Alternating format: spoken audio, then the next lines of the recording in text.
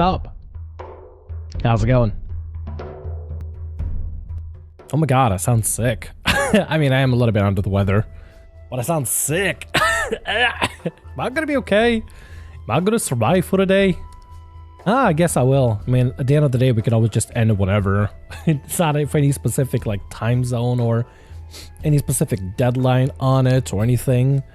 But what up? How's it going, everybody? How's it hanging? Hello, Dave. Feel free to say hi in the chat so I can properly welcome you. Hello. How's it going? What's up, everybody? Hope you're having yourself a good Friday. This is me, ya boy Morrow, trying to stick with a Friday schedule. And instead of playing Baldur's Gate again with more guns or playing something else in particular, I decided I would change things up a little bit. Could be good, could be bad, I don't know, but screw it, I just felt like doing it anyway. I went ahead and reached out to, the emojis of the eye and mouth. So good. At some point I should have like a little widget that makes the chat pop up on stream. I think that'd be kind of cool actually. I gotta figure out which ones people use nowadays and just have it up. I think it'd be kind of neat. But anyway, so I went ahead and reached out to some people that are working on third-party books. There's two specifically that I am currently interested in. Is the music too loud? I might need to turn the music down a little bit. I don't know if it's too loud or not. Hopefully it's okay. I just found some track that's copyright free. That seems like it's going good. I didn't want to do both. Although Baldur's Gate track would be, you know what? Actually, screw it. We gotta do some Baldur's Gate as well. We gotta do like a big Baldur's Gate mix. That'd be nice. Baldur's Gate is great overall.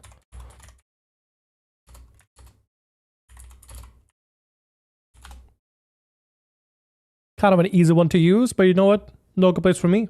It's nice and easy and chill. Oh, relaxing mix. Fantastic. Perfect. We'll just use that. That I think is going to be a little bit better. Nice. We could even just set it on loop too, honestly. I think that'll work really well. Sounds good to me. Heck yeah. So anyway, I've initially emailed a couple of... Okay, hold on, let me rewind that. My brain is all over the place. Still under the weather, so I guess probably that. Basically, there are a couple of books coming out, third-party books for D&D. One is Humblewood Beyond the Canopy, which is, I believe, the third book from Hitpoint Press for the Humblewood series, where they have like little hedgehogs and like cute little fairy tale creatures and stuff like existing there and living there. And I thought it'd be really cool to, you know, see what kind of stuff they do, because I don't know, I really liked the Humblewood stuff and the Humblewood setting and everything that going on. It feels very folky and cute. It reminds me a little bit of like Russian folk culture and just like Russian folk stuff, specifically in regards to like anthropomorphic animals, you know, living like a nice country life kind of thing. It feels very Slavic in a sense. Not completely, but a little bit, you know, it's like the same kind of folklore of like Baba Yaga and stuff like that. It's like, feels very, I don't know, I bond with it basically, I feel like. Hey Shane, how you doing? Hi. Did you guys know that apparently YouTube now has leadership or leaderboards for the top fans? Apparently it ranks you guys as top fans. I didn't realize it would do that, but apparently it does. And you actually get experience. I don't know how you get the experience. I don't know how it calculates it. What is the leaderboard? A place for fans to stand out in the community. Top 3 get special badges in live chat. It resets every stream, so you can always try again. Oh, so it's set up by chat. I'm guessing whoever comes in first or whoever sticks around longer. Maybe it's set up by, I don't know, super chats. I don't know how it's influenced. That's interesting. That's kind of funky. Never seen that before, honestly. Something new they added. I don't know how it's going to work off, but we'll see. I'm assuming YouTube's trying to push towards having more people stream on the platform, since not many people really do. I mean, I don't really know too much about the streaming culture, to be honest. I kind of have a little bit of pulse on it, but not really that much. I just kind of do my thing at this point. Anyway, so what I was saying is, the Humble Folk guys, the Pitbull Press, they're making another book for Humble Folk. Where Humblewood Beyond the Canopy, another book they're producing. which they released a beta for people to look back and review and give some surveys and feedback on what kind of stuff is released. I've emailed them asking them permission if it's okay for me to do like a stream like this to talk about it. They've yet to reply back. And I've also sent an email to Loot Tavern, who is working on another third-party book that we're going to cover today called Zaman's Guide to the End of Time and How to Fix It.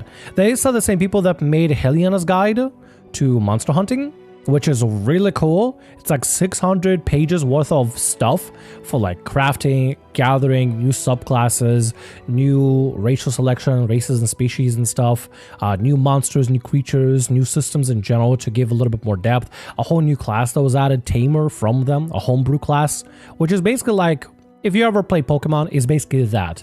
You just literally have a legally distinct Pokemon device that you put your creatures into, and you can capture and tame creatures around your D&D world or whichever campaign you play, which is kind of neat.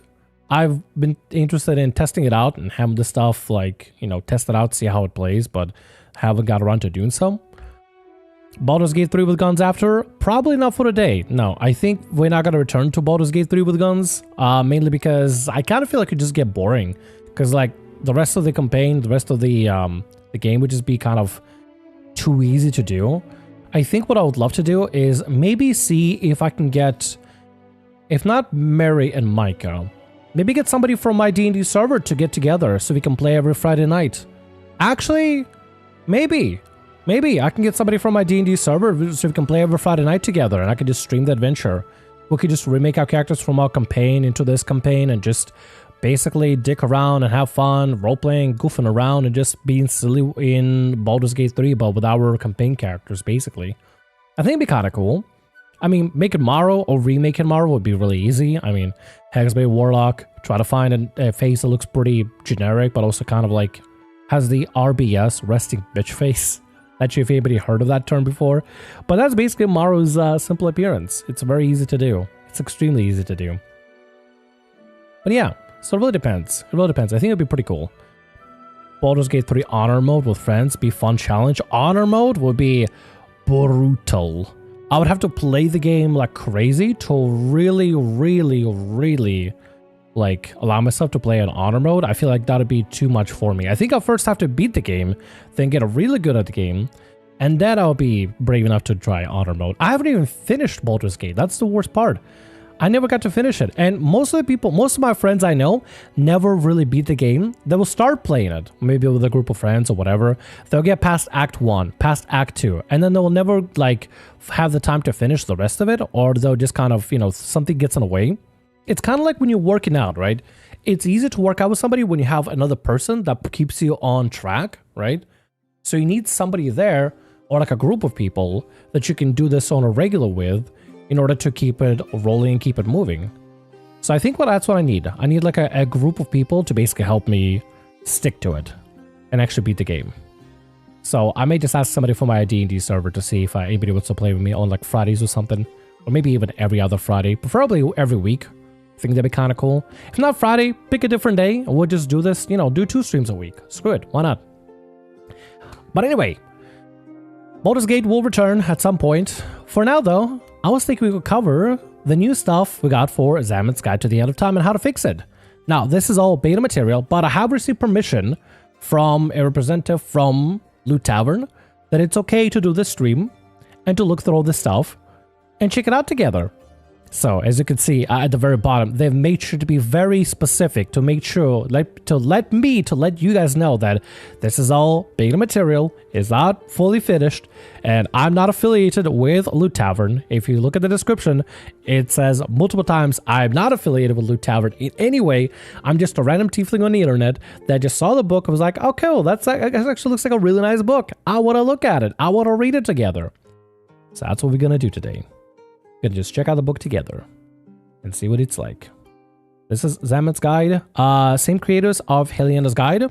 This is adding a big twist to everything, including a time mechanic and time dilation mechanic, and basically messing around with different timelines and realities, which is kind of cool, and I'd love to check it out together. But I think the first thing we might want to start off with is get to the actual art, which this looks gorgeous. For real. This, I don't know what the hell this is. I don't know what's its name, but this looks gorgeous. I love the white feathers and blue and everything. It looks really pretty. Whatever this creature is, kind of don't think I want to fight it. I just want to marvel at it. Capture it in like a glass box somewhere and keep it there forever because it just looks so pretty. For real, the art for this book is just stellar. For real. Kudos to the artists. Zaman's Guide to the End of Time.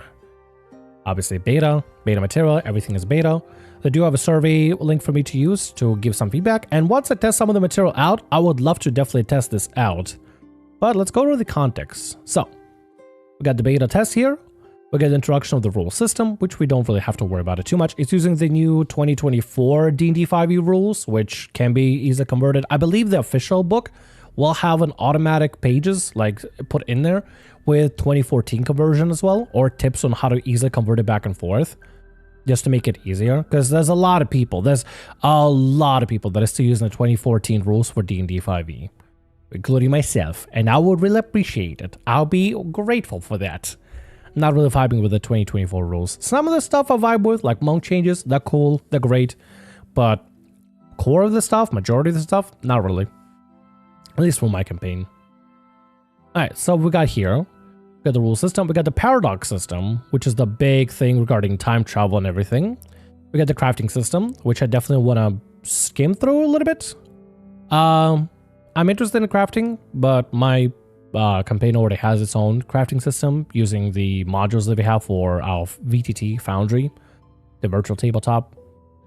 But we could check out the equipment and see what it looks like. I think it'd be cool.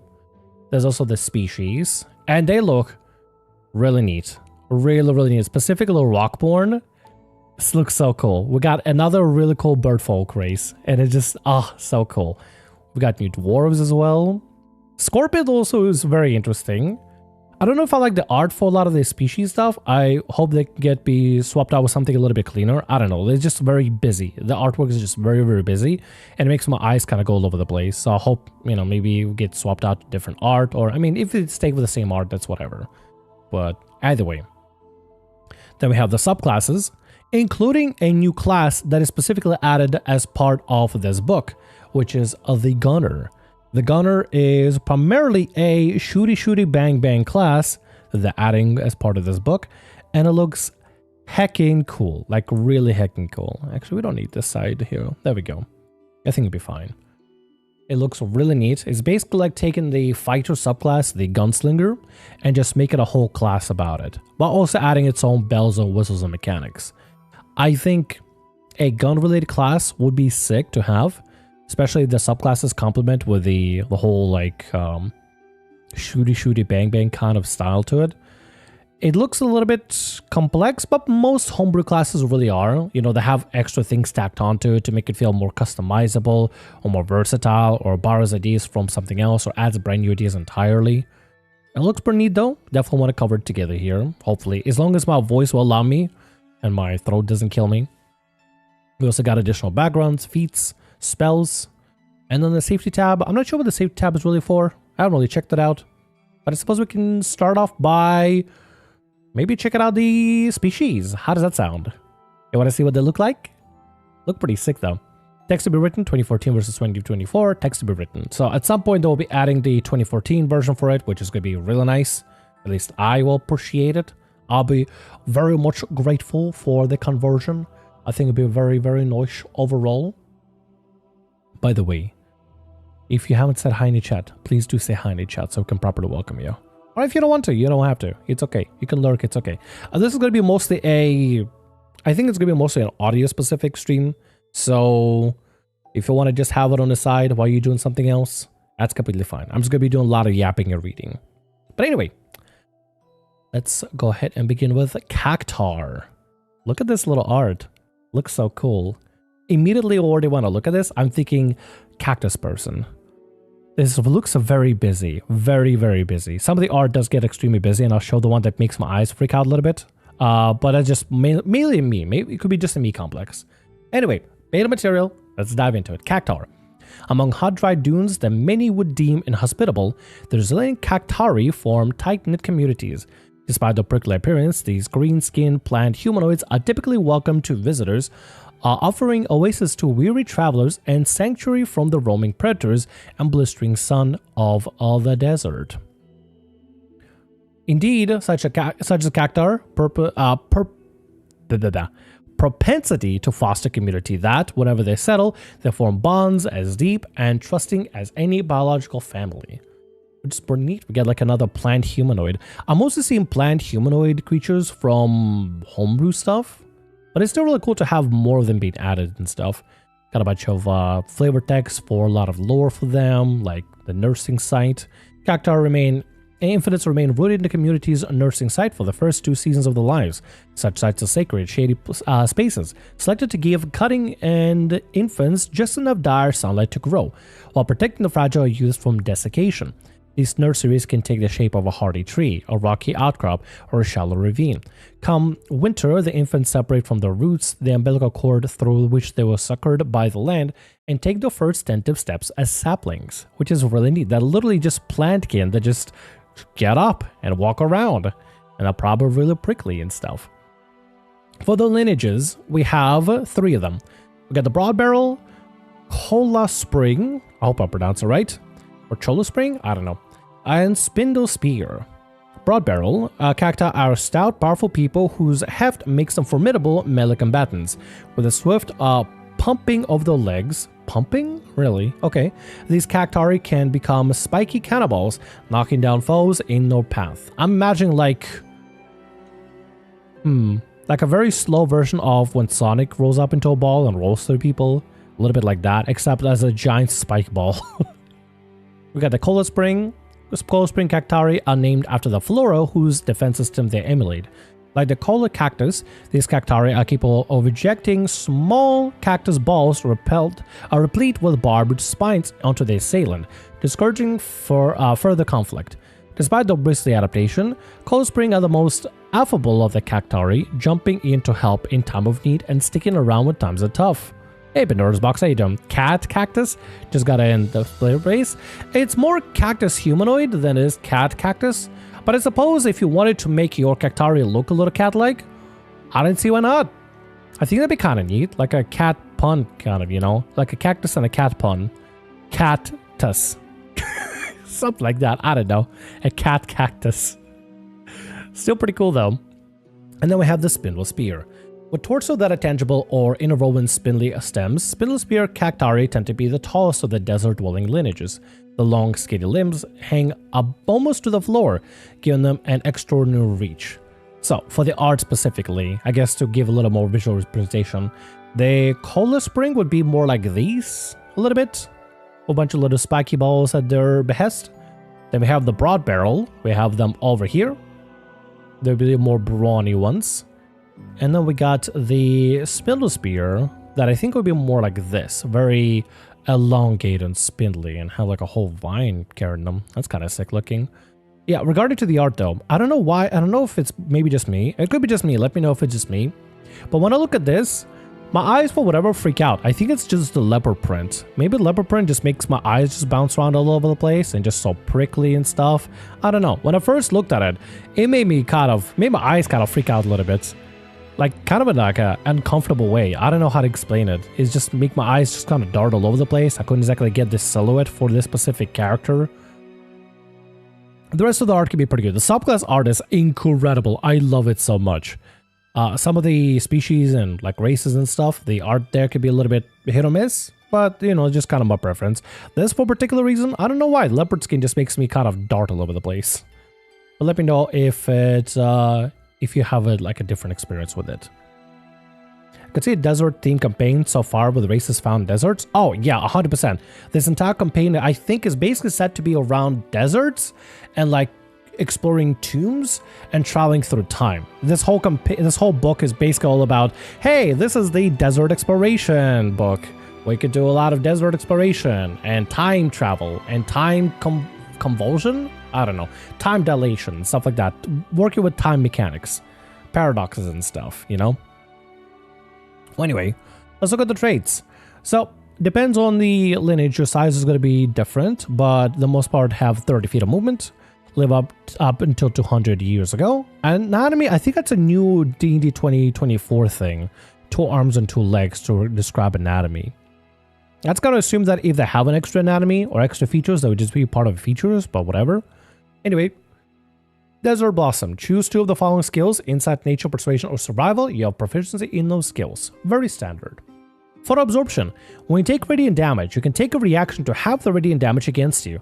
When you do so, you gain temporary hit point. Excuse me. Sorry about that. Little bit of burp. Hit points equal to the damage reduced to a maximum equal to Constitution modifier plus your proficiency bonus. Minimum of 2 temporary hit points, which is kind of nice. You're not going to see radiant damage be done often, but it's kind of sick anyway.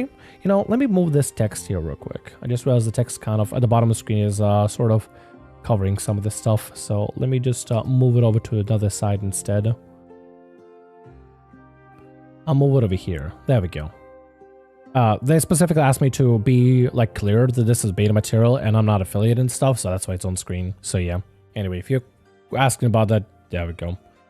Photosynthetic. Foregoing food doesn't give you levels of exhaustion if you spend at least 6 hours in direct sunlight or 12 hours in direct sunlight that day. Which is kind of sick. Basically, these guys don't need to necessarily eat as long as they got direct sunlight for 6 to 12 hours, which is fantastic. 6 hours in the first round trip, 6 hours in the last round trip. If you have a campaign where you do a lot of traveling, for the most part, as long as you don't have any overcast weather, you can just be out in the sun and enjoying yourself, which would be fantastic. In my campaign, yeah, there'll be a lot of traveling. We could just be like, yeah, I just don't have to worry too much about rations. I guess you have to have the DM roll to see how the weather is, you know, maybe like a percentile chance. I don't know. Still kind of cool. Still kind of neat. Sand Sipper. Body needs much less water than average. You require water for a day is 1/4 the normal amount for your size. Now, not every campaign is going to explore that or going to need that, but assuming if you're in a desert, basically you just don't need water as much, which would be fantastic. Sharpened spines. Your skin is covered in long, needle-like spines. Whenever you end up turn grappling or grapple by another creature, you can attempt to pierce the creature with your spines. Make a Constitution check, DC equals the creature's AC. On a success, the creature takes piercing damage. To determine this damage, roll a number of d4s equal to a proficiency bonus, add them together. Which is kinda sick. If you're gonna be a grappler or you're gonna be grappled, this would be pretty sick for you, for sure.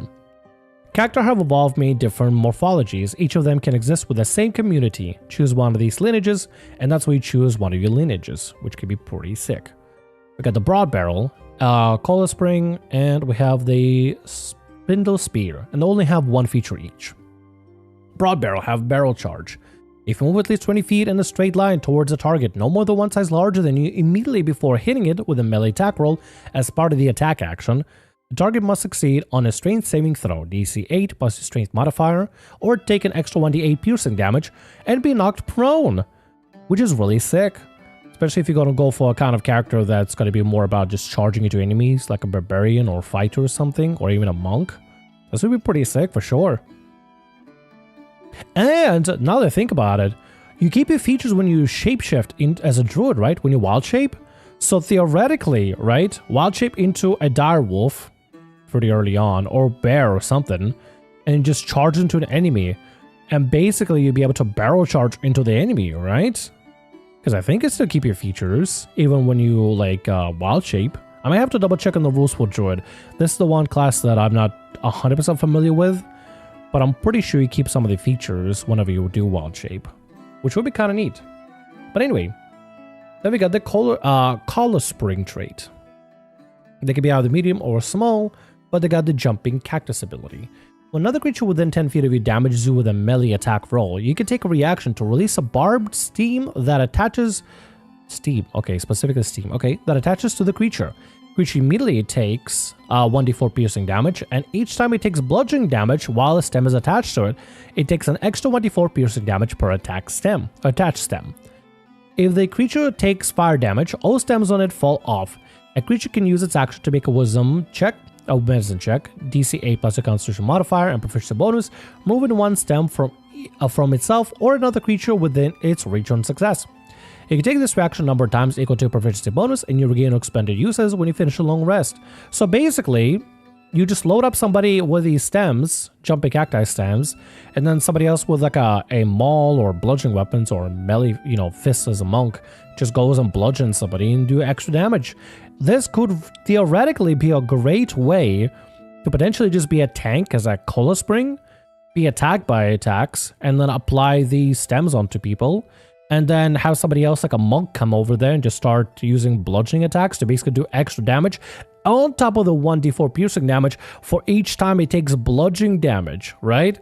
A monk, let's say level 5 monk, comes in, extra attack, flurry of blows, unarmed strike. Theoretically, you could be dealing 4d4 piercing damage with just a single stem.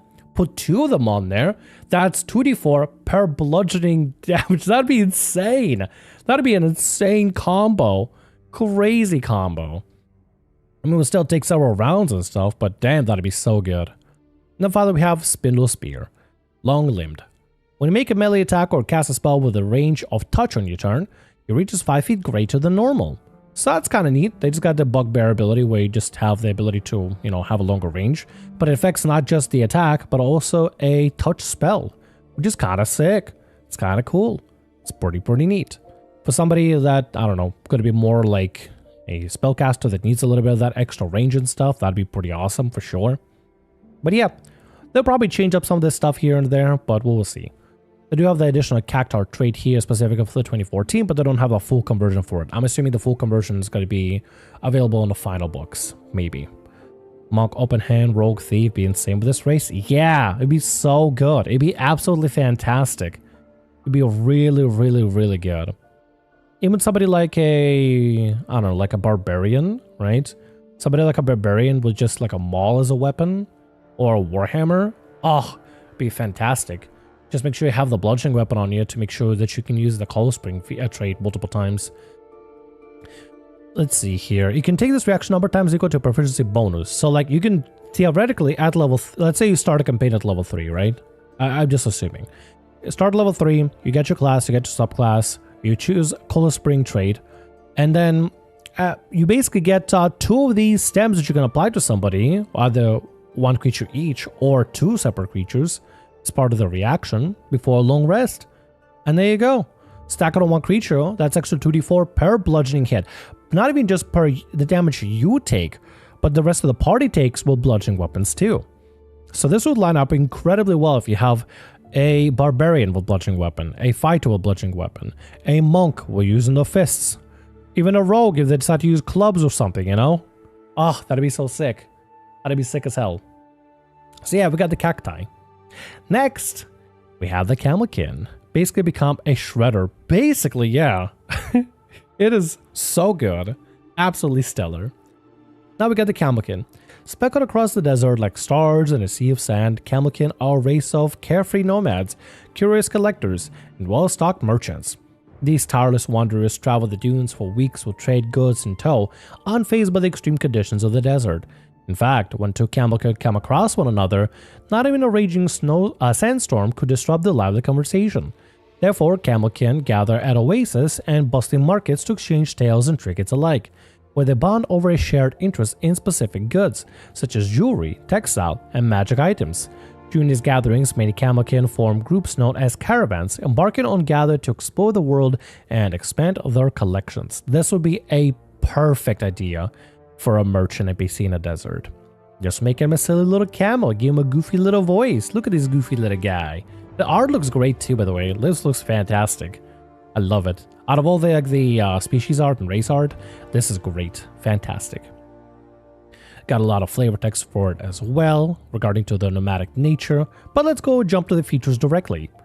So, we got the most standard stuff here. Medium creature, humanoid, desert adaptation. Your physiology allows you to better endure the harsh conditions of the desert. Be a fun NPC? Definitely. 100%.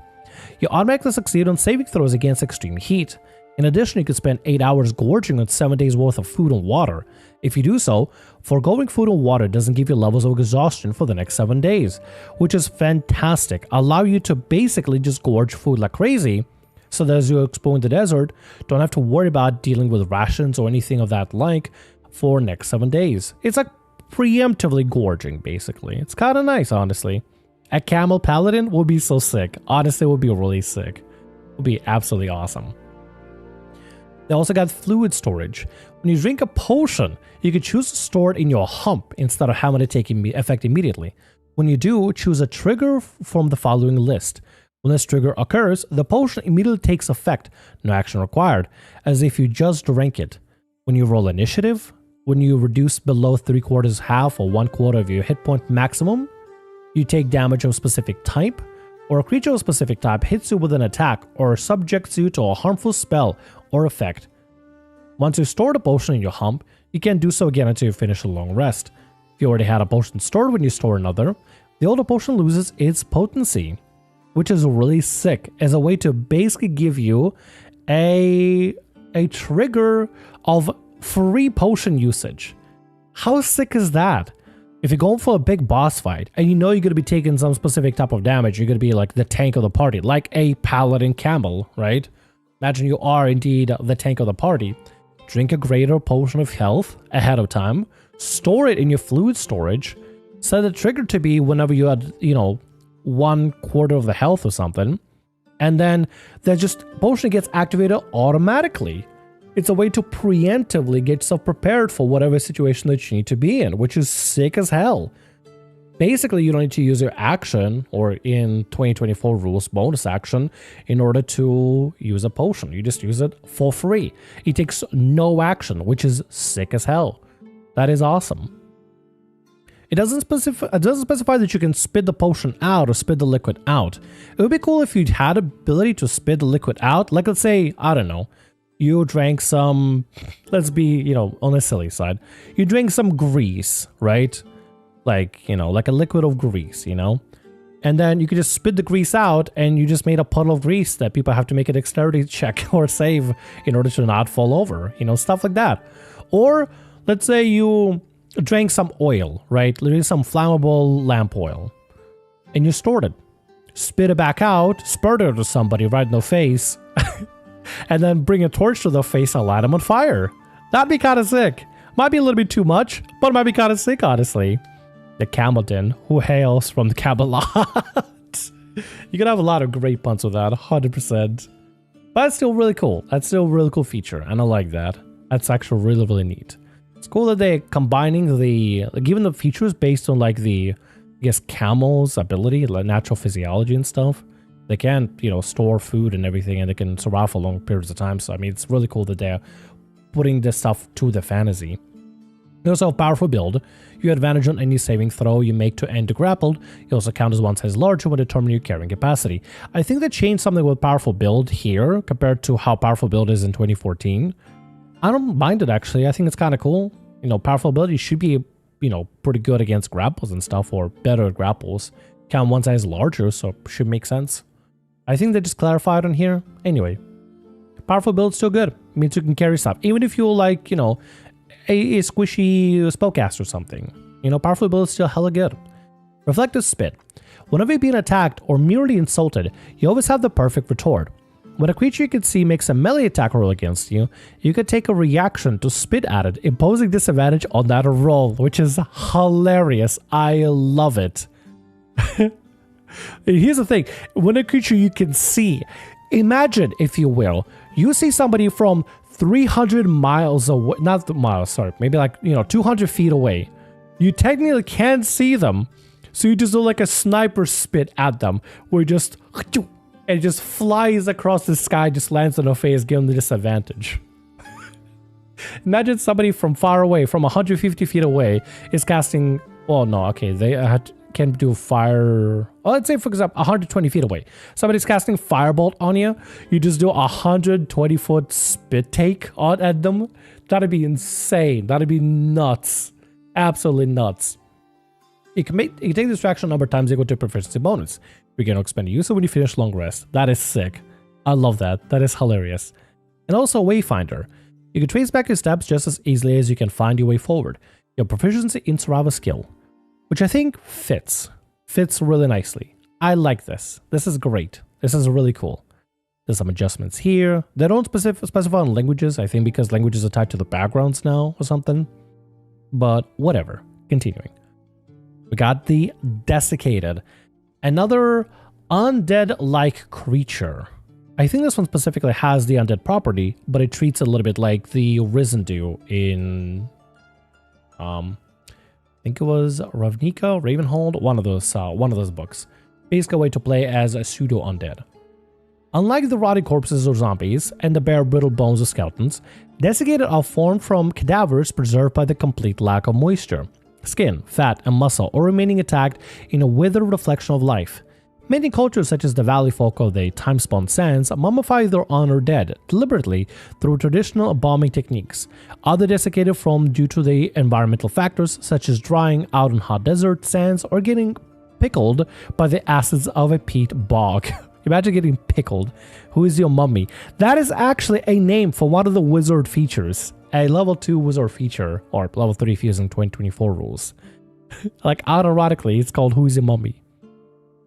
Whenever spontaneous, whether spontaneous or anthropogenic, a mummified corpse is an empty vessel and provides a pure enough shell to keep a silver of a soul intact.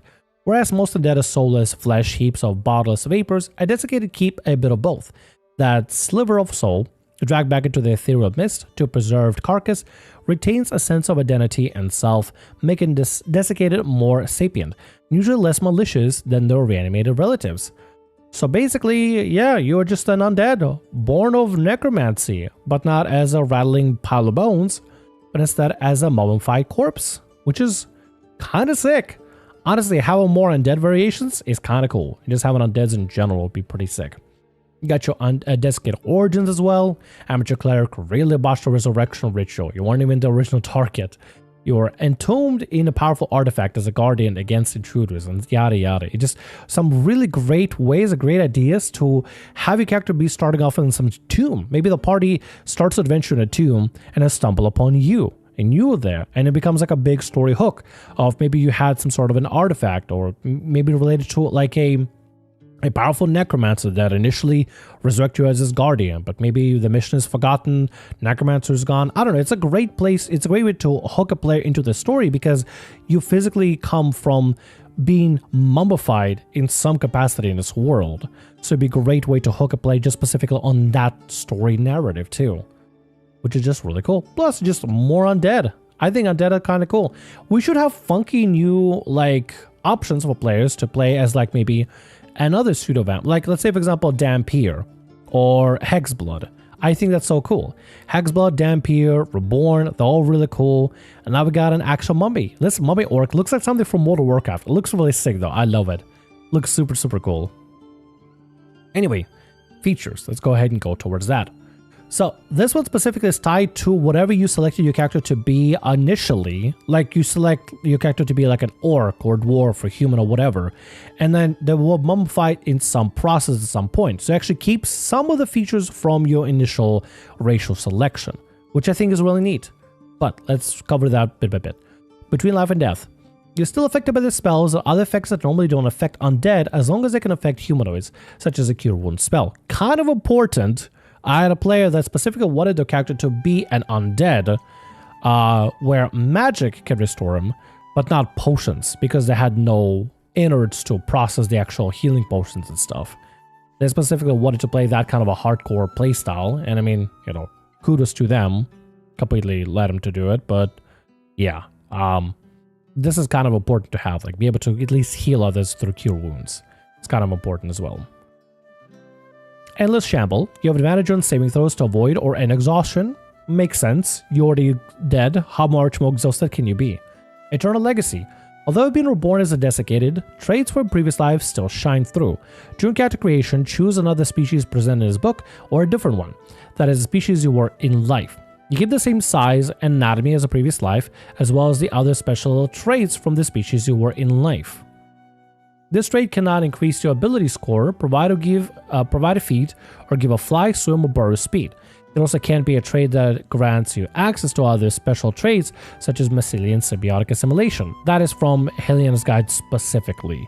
And in that book specifically, they have like a whole mushroom folk that you are, where you were a body, and then your body got infected by mushrooms, and you're like a part of a hive mind. You're kind of like a myconid from D&D.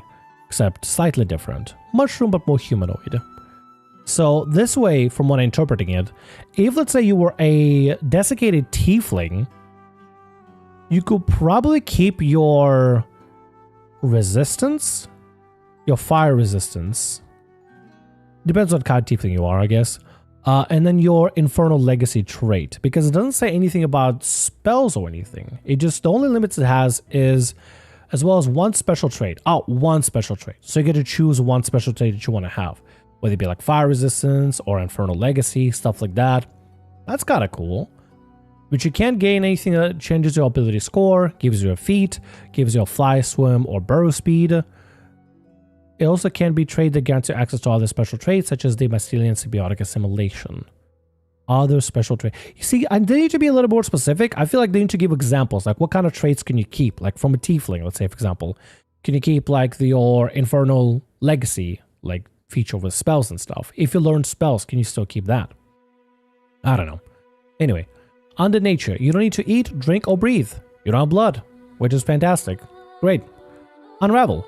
When you reduce to 0 hit points, but not killed outright, you could drop to 1 hit point instead, losing an arm, a leg, or your head in the process. Your choice. The body part detaches almost completely from your body, remaining connected by a length of skin or a piece of wrapping that drags behind you. Your speed is halved if you're missing a leg, if you lose both legs, or you fall prone and can't stand up, but can still crawl if you have at least one arm. Otherwise, your speed is 0 feet. And you can't benefit from any bonuses to speed. A lost arm can be used to interact with or hold items, make attacks, wield weapons, or perform somatic components of a spell. Without your head, you're blinded and deafened. You can use this trait number of times equal to a half proficiency bonus, rounded down, and you regain or expend your uses when you finish a long rest. You can reattach any of lost limbs or body parts over the course of a short or long rest, or when targeted by a lesser restoration spell or similar magic, which is insane. The thing that you could be literally unkillable as long as you keep using Unravel on yourself every single time you go down to 0 hit points, just to detach your arm, or detach your leg, or even detach your head if you really have to. And you can still somehow try to continue operating in some capacity. That is nuts. It's like an ultimate gambit. Yeah, you get to get back, drop to 1 hit point instead, but you also maybe lose an arm or a leg, and you just gotta keep moving somehow. It's nuts. What a cool feature, what a flavorful feature. I could see a lot of interesting interactions being done with it. What if, let's say, for example, you fall from a really high area, right? You fall from like a really tall cliff. Can you use the Unravel feature to just have like your arm fall off and like your leg fall off, and then you just sort of kind of drag yourself together and over short rest, fix yourself back up and restore yourself a little bit? That'd be kind of sick, actually. Be very interesting way to use this feature, but I think it'd be kind of sick. I like this. This is really cool. This option, these Desiccated are cool as heck. I like them a lot. I feel like they should also add the caveat that whatever languages your character knew prior to this, you would already know as well. So it should be, kind of part of it. Maybe give you an extra language. I don't know. Maybe like some sort of deep speech or something. I don't know. Some sort of language. Just a flesh wound. Basically, yeah, it's just a bandage wound. You'll be fine. Just rebandage yourself, dummy.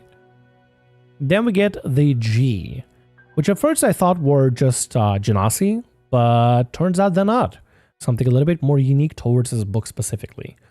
Although Jinn don't engage in relationship for the sake of reproduction, as they spring forth spontaneously from the imaginal plane rather than being born of the Jinn, they are no less capable of love, commitment, and connection to other beings. When a higher Jinn forms a union with a humanoid, however, the bond might transcend the boundaries of thought and matter, giving rise to a rare and wondrous being, a G. These extraordinary humanoids are part idea, part physical, blending the raw, unbridled creativity of the imaginal with the solidity of resilience of the material plane. I don't know if imaginal plane is something that was added in 2014 D&D or just always existed. I have no idea. But it sounds kind of cool having a different plane of existence to kind of originate the genies from.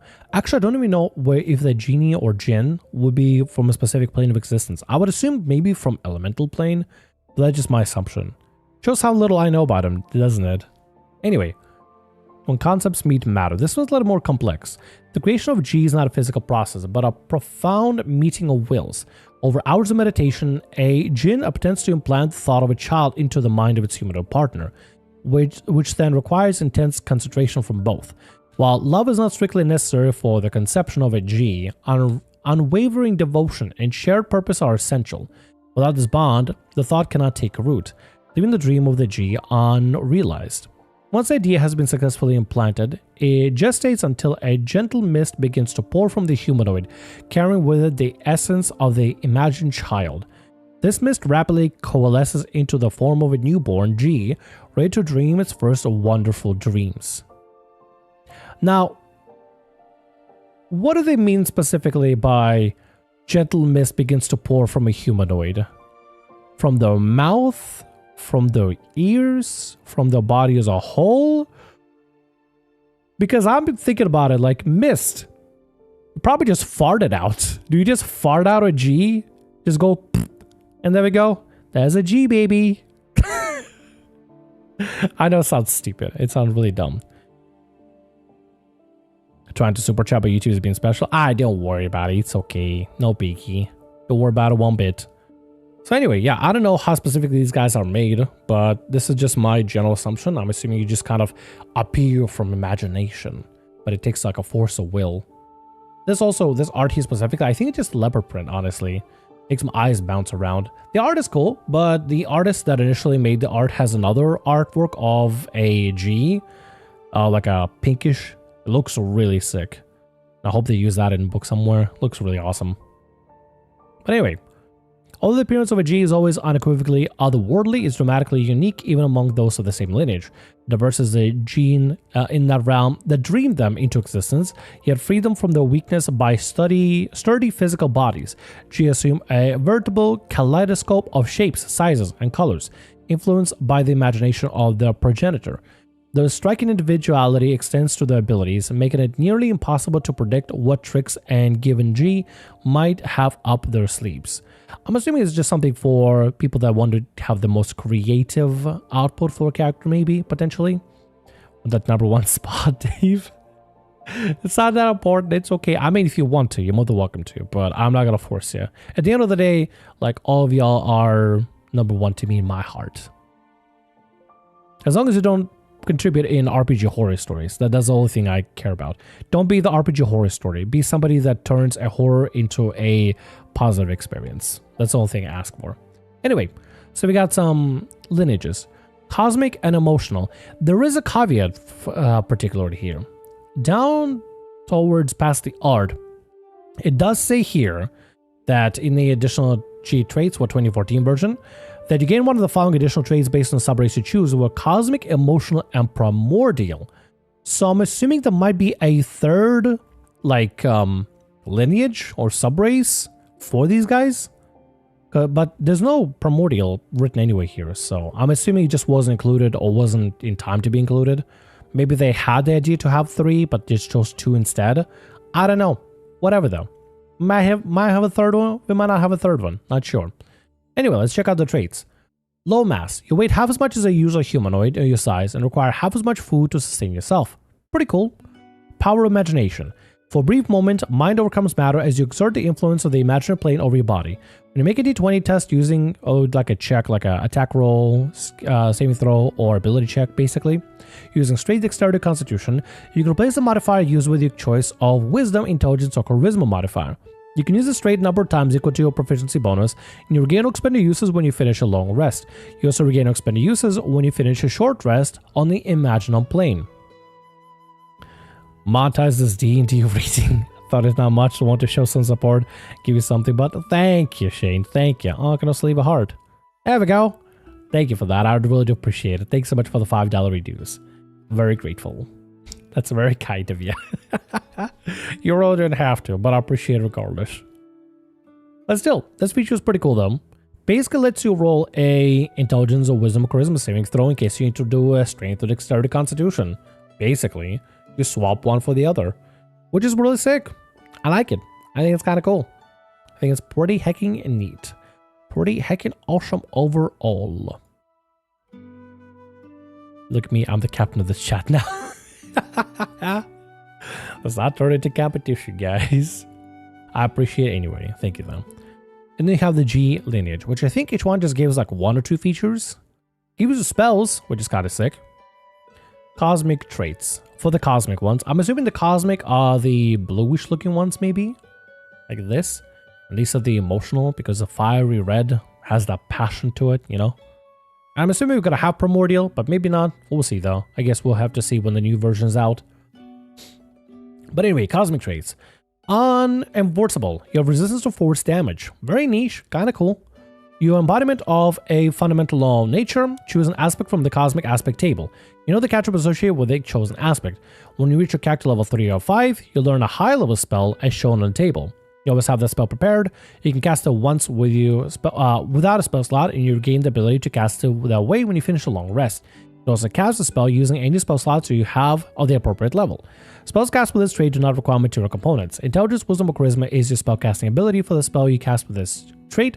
Choose the ability when you select the legacy. Basically, like, you know, when you're level 3, you get to one spell. You get to level 5, you get the other. You can choose between whether you have friction, gravity, magnetism, and time, which gives you a spell at level 1. Guidance? Really? Softness and... I guess it's all cantrips and stuff. And the 5th level gives you first level spells. Spike Growth, Gravity Lapse, Arcane Magnetic Repulsion, Protection. Out of those, I really know Spike Growth and Protection. Spike Growth, definitely king. Definitely king. Spike Growth just in general is just a great spell. It's just so good. I guess you do a Spike Skin as well at level 3 too. Spike Skin, Robusting Palm, Magnetism, Doom Future. Don't know anything about Spike Skin. Anything with an asterisk is usually a brand new spell that is not part of the initial D&D like spell list. Got D&D session starting. Quite a bit of leopard print clothing in this, isn't it? Yeah, there is actually, Pandora. But I hope your D&D session goes well. Biscuits, those captains has to run. See you next time. Sounds good, Shane. See you later. Bye-bye. Anyway, and you also have the emotional traits. Force of personality. You have advantage on saving throws to end or avoid being charmed or frightened, which makes sense if you're going to be more like an emotional being. Emotional magic. Basically the same thing. You know the detect emotions cantrip, which is interesting. Detect emotions. Yeah, that's a cantrip too? Interesting. I don't know why we need detect emotions. Can't you just roll insight? I mean, I guess detect emotions is just an easy way to just be like immediately no emotions. I don't know. Maybe it has a broader mechanic later on. Is this still going on after? I'll hop back in. Love you stuff. Thank you, Pandoras. I appreciate it. Thank you. Anyway, so for these guys, they only get 2 spells. They don't get cantrips. They get level 3 spell and level 5 spell. Initiative is a great one, by the way. Initiative is a really good spell. Basically, as a reaction at the start of the combat, you can spend your spell slot or spell points in order to give somebody advantage, yourself included, to the initiative roll. It's really cool. A great way to, let's say, for example, being a half caster or something, give you a little bit of that edge in combat. I think it's pretty cool. And the fact that you can start off with that immediately is kind of sick. It's pretty cool. Anyway, so those are the G. Let's get to the dwarves, the Dune Dwarves. You'll finally have more dwarves to add to the repertoire, which is cool. In ancient days, another dwarves settled in mountains and hills. Some peregrine clans journeyed to the most forlorn deserts of the world. There, under the scorching sun, they carved vast cities from the sandstone and tunneled deep within the earth. The desert molded these dwarves until, after many generations, their manes burned bright with fire. Their eyes cried tears of sand. They are on the desert. Woe to any who dare invade it. If they don't succumb to the heat, they certainly will to the dwarf soldiers hiding in the dunes. So basically, you're like a half dwarf, but also a little bit with that elemental side of things. A little bit of that fire elemental side of things, which is really cool. Or more like a genie? I don't know. Djinn symbiosis. As a ward of the deserts in search of sanctuary, the would-be Dune Dwarves were guided by the entity they came to call the Sphinx of the Sands, who recognized in the peculiar humanoids a shared yearning for solitude and beauty. These enigmatic spirits taught the dwarves a vital secret to enduring the land's unrelenting hardship, the art of harmonious communion with the Djinn who call to the sands home. To this day, Dune Dwarves uphold a sacred bond with the lesser Djinn to the dunes, honoring them as tutelary spirits. The Djinn provide warnings of imminent danger, shield the dwarves from raging sandstorms, and lead them into hidden treasures such as precious minerals or underground springs. In return, the dwarves offer what they can, their emotions. Under the light of the full moon, dwarves communities gather the catharsis, venting their fear, rage, and sorrow to feed the primal Djinn, who manifest among the masses to soak in the powerful emotions. The practice is so revered that it's common to hear the phrase "save it for the djinn" when a complaint or voiced or a child throws a tantrum. Although this emotional bloodletting has made the Dune Dwarves a laconic people who otherwise seldom express their emotions. That's gotta sound sick, honestly. It's like under a full lit moon, like every month or something, everybody just gathers together and just starts raging and just berserking and just going absolutely ballistic, just batshit insane. And then the djinn just come over, just slurp up all the emotions, and then just like, yeah, we got our system. Oh, not the djinn, but the dwarves. Got out of system, back to work. Save the rent for next month. Which is kind of sick, honestly. They get the same features as regular dwarves, I believe. They just get some extra stuff tacked onto it. And they get some quirks like, let's say, you cry tears of white sand. Your cough is always as dry as the desert wind. Sand sterilizes your most minor wounds. You can sense underground water sources down to a distance of 30 feet. When enraged, your hair turns to harmless fire. It's kind of cool. It's kind of neat. Give a little bit of flavor to it. Look pretty cool too. But the main features are, they get all the dwarf features, but then they also get desert resilience. Custom to blistering sands and scorching heat, you have the resistance to fire damage. Dune Delver. You have a burrow speed of 15 feet. While burrowing through sand, you have a burrow speed of 30 feet. Additionally, difficult terrain composed of sand, gravel, and other loose earth doesn't cost you extra movement. Emotional bloodletting. Millennia of offering emotions to the djinn have ingrained to people a supernatural ability to suppress emotions. When you're charmed or frightened, you can take an action to vent your emotions, ending the charmed or frightened condition on yourself. When you do so, you gain 1d10 temporary hit points. Once you use this trait, you can't use it again until you finish a long rest. So not only do you break charmed or frightened condition, but you get the 1d10 temp HP as well, which is sick. Once per long rest, but still pretty cool. I think it's awesome. And obviously you get all the other dwarven features as well. Depends on which rule set you're using. I'm using the 2014. Instead of the dwarven's poison resistance, you replace it with fire resistance. So that's pretty cool. Pretty neat. Then we have the bugs. And of course we're going to have the bugs. These bugs look funky. Looks like this guy kind of, look at this eyelashes. Looks so crazy neat. And maybe even whiskers. I mean, I guess bugs do have hair as well, so it actually kind of makes sense. But it's still kind of cool though. So we get new bugs. No longer Rakine are the only bugs that we have here. Some of the bugs do look kind of creepy. There's this art over here, which looks extra creepy. Look at that smile. That's not a smile of like a happy, friendly bug. That's a serial killer psychopath that's gonna kill you. 100%. That is horrifying. Anyway, so we get the Entomorph. 6 limbs, mandibles, and an exoskeleton that shimmers beneath the desert sun. From a distance, entomorphs are easily mistaken for oversized ants.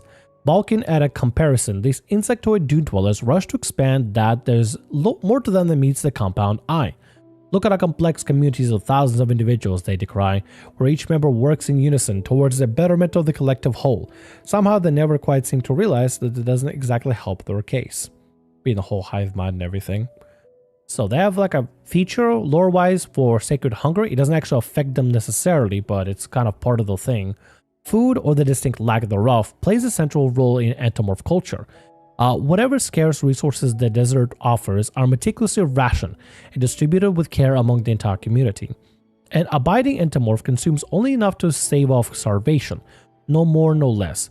For this reason, their characteristics, lingering hunger, is seen as a sacred virtue, testament of the practiced restraint necessary for the colony's survival. With it being, with them being out in the dunes with difficult to gain resources and stuff, it kind of makes sense that they would have this feature. But it's also kind of neat to have like a little bit of tidbits of like the culture beat left over here. I like these lore bits. They're really cool. They're really neat. The Greater Good for the Appetite in Exile. If you're interested in reading that, basically it's just being part of the hive mind. The Greater Good. What benefits the colony is benefit for individuals. So colony over individual kind of thing. Like regular hive mind with bugs and stuff. They got 2 types. They got the Calypsid as the subrace and have the Scarabid. Scarabid probably look a little bit more like this. Calypsid look a little bit like this.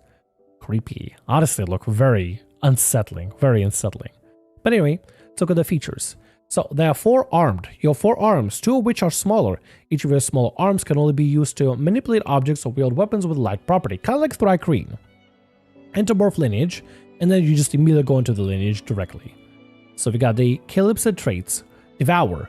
Your jaws are natural weapons, which you can use to make unarmed strikes. When you use your jaws to deal damage with an armed strike, you can deal piercing damage equal to 1d6 plus your strength modifier instead of the strike's normal damage. In addition, when you deal damage to the plant creature with an unarmed strike using your jaws, the attack's damage is doubled against that creature. So you can just straight up just eat. I think it's more like a locust than anything. I think it's supposed to be like a locust bug type of creature, which is sick though, because if you have plant enemies, you just deal straight up just double damage as long as you bite. Locust leap.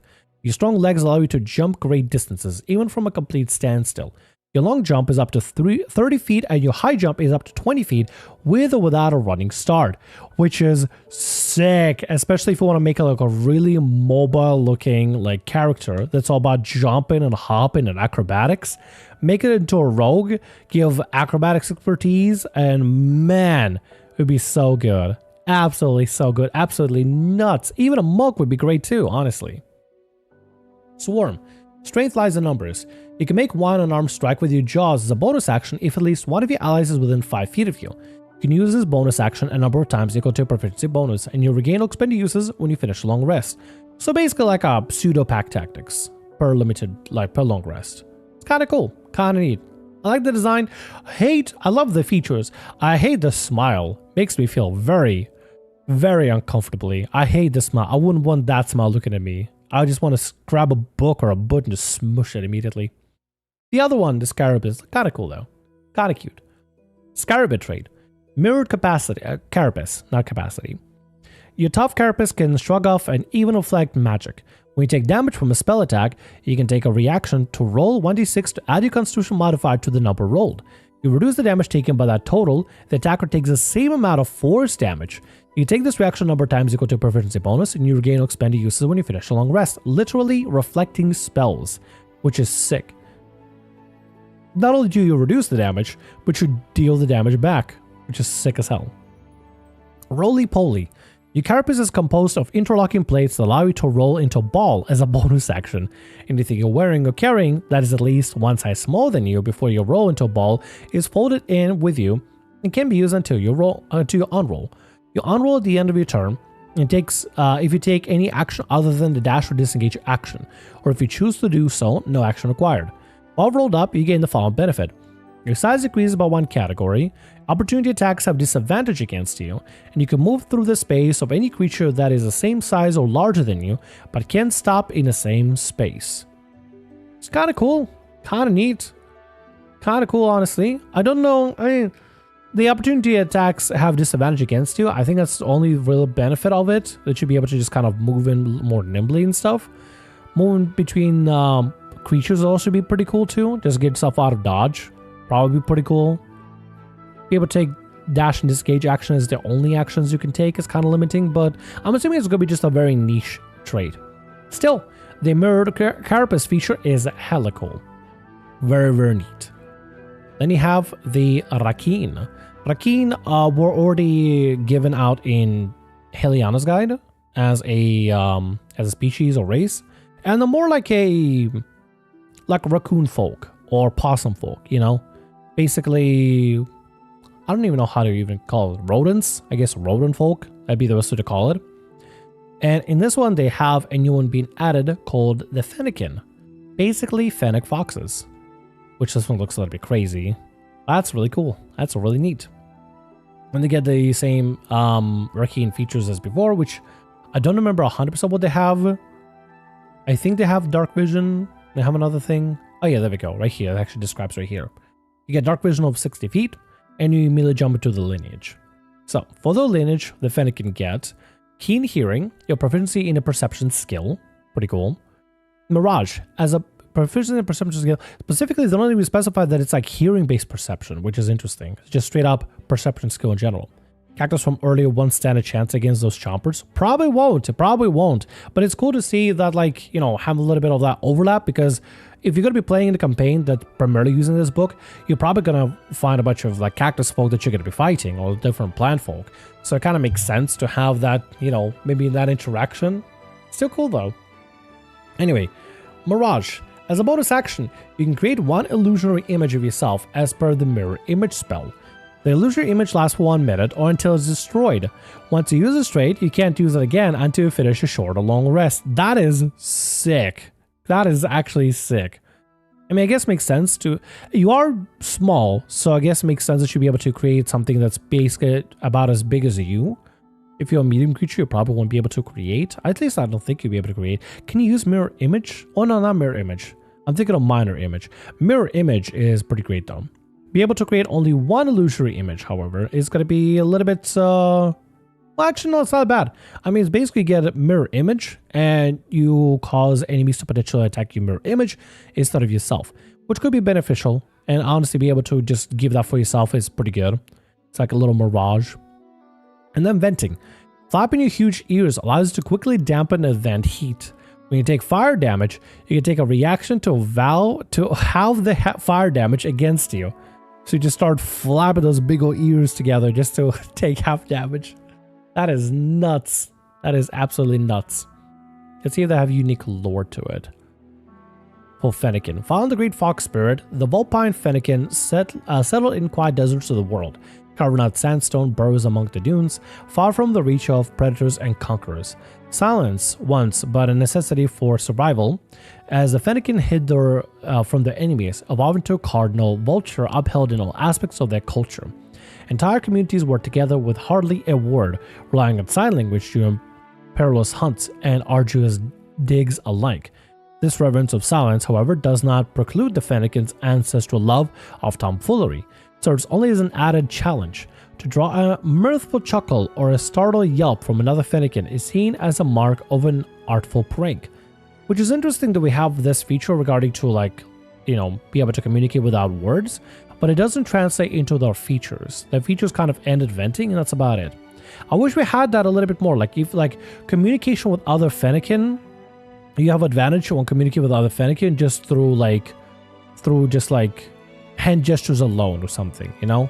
That'd be kind of cool. A very minor feature would be a very niche feature, but if you're going to be having a campaign where you have a lot of Fennekin walking around, then this could be very, very beneficial. You know, maybe like a secret language. Maybe like one of the language is you know how to communicate with other Fennekin by sign language alone, using your unique gestures, you know, stuff like that. It's an audible language, but requires both hands to be able to communicate it and stuff. You know, that'd be kind of cool. That'd be really neat. But anyway, there we go. The Rockborn. Look at this art. Look how cool it looks.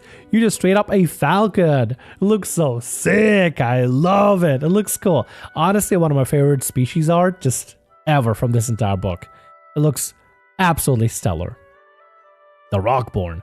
The Aven Rockborn trace their origins to the cannibalization of the Rock Mother, the last dire rock of antiquity.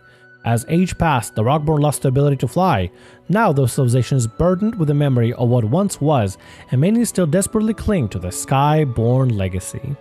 Which is sick. You can just literally just make a character and talk to your DM and say, I want a Rockborn that eventually finds, like, through all their entire campaign until the finale with the fighter with the BBG, just has a dream to restore the grace of the Rock Mother and regain the ability to fly, you know? And they're able to fly towards the final battle, and, you know, whatever happens, happens. Gotta go from there. Birds of a Feather. Eons ago, when magic surged wild and raw through the world, dire rocks ruled the skies over the time-spun sands, vast thunderous shapes that even the mighty dragons dare not challenge. Yet as this primordial magic waned, so too did the power of the Skyborn Titans, who relied on Rakine to hold their colossal bodies aloft. One by one, they plummeted from the heavens, their death ravaging the earth with devastating quakes. And each time, the dwindling survivors gathered to consume the flesh of their kin, desperate to absorb whatever magic they could from their carrion. When their Rock Mother, last and great of their kind, fell to the sands, so suffused was she with magic that the ordinary birds that feasted on her corpse emerged from her in nards, or emerged from innards, as the first generation of Rockborn. Soaring majestically across the skies, the Rockborn ruled great empires atop remote peaks and floating isles. But like the forebearers, their command of the sky was not last. The loss of the flight was neither merciful nor sudden, rather it came in generations of dying magic and faltering flights, which led to the gradual decline or eventual collapse of their hegemony. Nowadays, only the strongest Rockborn can summon the strength to fly, and only for mere moments at a time. The weak can only glide upon the winds, a cruel mockery of the people's former glory. That is so sick. I love the amount of flavor there is there. I love it so much. It is so good. It is so good. They have 4 lineages. They have the Blood Talents, Death Talents, Long Talents, and Mana Talents. We're going to go ahead and cover them here. Blood Talents, I would assume they could probably look a little bit more like this. The Death Talents look a little bit more like vultures. We got some art over here. These guys. These guys would be more like Mana Talents, I would say, because of the whole magical aspect to them. And then they have the Long Talents, which I don't think I was able to find any art of what they're supposed to look like. But from general description, it looks to be like the kind of like ostrich folk in a sense. Kinda. They have a feature where it's like head in sand, which seems very ostrich-like. Anyway, let's cover the features. So, they got Glide as a reaction to extend the wings. When you do so, you take no damage from fall.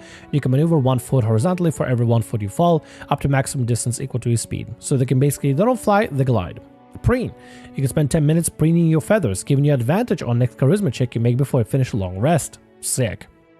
Talents. Unarmed Strike is basically a 1d6 plus strength or dexterity modifier, which is sick. Means you can play as either a roguish character or a monk character, and you start off with a 1d6 dexterity or strength modifier, which is great. It's awesome. Having like a natural unarmed strikes weapon that uses either dexterity or strength is cool. Most of them use primarily strength. This one uses dexterity is really cool. Anyway, starting off with their lineages. Blood Talon get Keen Sense, you have proficiency in perception skill. And Peregrine. You can take the dash action as a bonus action. If another feature or ability also allows you to do so, you can make 1 unarmed strike with your talents as part of that bonus action. So if you're playing as a rogue, technically this won't overlap with you with cunning action, but this allows you to also take unarmed strike with your talents as part of that bonus action. So you could just disengage, take that unarmed strike, move away, and then you still got your main action, which is really sick, which is so awesome. I love that. So not only does it like have a collision, like it removes the collision issue of like, oh, but what if I want to play as a rogue and I have Blood Talent trait, or what if I want to play as a monk and I have my Step of the Wind? You know, it kind of like adds to it. It doesn't take away from it or doesn't replace it. It just adds to it, which is awesome. Death Talent traits. Carrion Eater. Your exceptional constitution allows you to safely feast on carrion without risk of disease. Additionally, when you reduce a creature to 0 hit points with an unarmed strike using your talents, you gain temporary hit points equal to your proficiency bonus. You also gain this benefit if you use a bonus action to touch the corpse of a creature that has died in the last 10 minutes. You can gain temporary hit points from the same creature only once, which is sick. You just, after battle or mid-battle, touch a corpse. Oh, I feel so much better. Death Talon. When you deal damage with an armed strike using your talents, you just deal necrotic damage instead of its normal damage type. And Mortal Insight. You know what the creature you can see within 60 feet of you is bloodied, poisoned, or diseased. Bloodied, it could be a very niche thing. I don't know how many campaigns really use the bloodied condition. Maybe some of them do, maybe some of them don't. But like if you're using VTT Foundry, you can always just mouse over to the creature and we have like a little health estimation module. Tells if a creature is barely injured, injured, badly injured, or near death, or unharmed completely. So it kind of would be, a little lackluster, but whatever, it's okay. Long Talent traits. Head in the Sand. You have advantage on saving throws to end or avoid being charmed or frightened. Additionally, when you're charmed or frightened, you can take a reaction to end the charmed or frightened condition on yourself. When you do so, you're blind until the start of your next turn. The fact that it didn't go into flavor of you physically strike your hand to the sand is interesting, but that's the only reason why I think maybe you were like an ostrich or an emu when you choose a Long Talon. Also, your speed is 40 feet, so that's pretty heckin' fast. Blaze Runner. You're accustomed to traveling long distances. You can travel up to 12 hours a day without gaining exhaustion level from extended travel, which is cool. Powerful build. You have advantage on any saving throw you make to end being grappled. You also count as one size larger when determining your carrying capacity. So I'm thinking Long Talon is basically like an ostrich folk, kinda. And then Mana Talon. Mana Saturated. You know one cantrip of your choice from the Sorcery spell list. Charisma is your spellcasting ability for it. Semi-Prescience. You add a proficiency bonus to your initiative rolls. Very simple, very small, but still kind of cool. I like them. I think they're kind of cool. I think they're kind of neat. Anyway, moving on to them. I do like the art. Specifically, I do love this art here. God, it looks so sick. It looks so good. But moving on from there. And back. Welcome back, Shane. You're just in time for us to check out the Scorpid. Scorpids are an arachnid-esque people that dwell underground, often in deserts. Duty and democracy are the heart of the Scorpid culture, and deep below the desert, the societies flourish, greased by a biological choice made in puberty. So there we go, we got another creature type. Oh, I just saw the weird feet. Are those feet or claws? I can't tell. I think it's supposed to be feet, but also claws because they have the rest of the body. It looks so disgusting. I'm not a huge fan of arachnids, just not a massive fan. But anyway, our mother is back. Motherhood is a pillar of Scorpid society. Viviparous Scorpids, Viviparous? I don't know.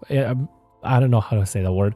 Scorpids give Scorpids birth live children instead of eggs, like other arachnids. Seldom does a mother birth less than 3 children at a time. Closely resemble scorpions, these infants are translucent and stingerless. Here they are most vulnerable, so they cling onto the mother's back with abdominal pincers. The world is fraught with peril, but a specialized hormone spares the mother from one need to sleep until her children's first molt. A month later, the entire brood simultaneously molts over a few hours. The first ever molt hardens to the exoskeleton, inducing pigmentation. It transforms the abdominal piercers into legs. No longer do they cling to their mother's back, but begin to explore the world as toddlers. Stingers grow with every monthly molt until, after a few years, they're weapons in their own right hand. Venom develops slowly over the next decade. And I have like a whole thing in regards to the lineages where it's a little bit more like democratic and everybody kind of has their own purpose in the colony, I guess, in a sense. I guess very insectoid-like, hive mind-esque culture. They got the Great Mites, which are mostly like a drive of duty and honor of place and strength, compels the pubescent Scorpid to metamorphosize into a Great Mite. Strong of arm and stronger of carapace, Great Might Scorpids are the backbone of society as laborers and soldiers. Then we got the Luminaries, lead the way of a Scorpid civilization. Trained as scholars, emissaries, leaders, these individuals accept the burden and managing society, warts and all.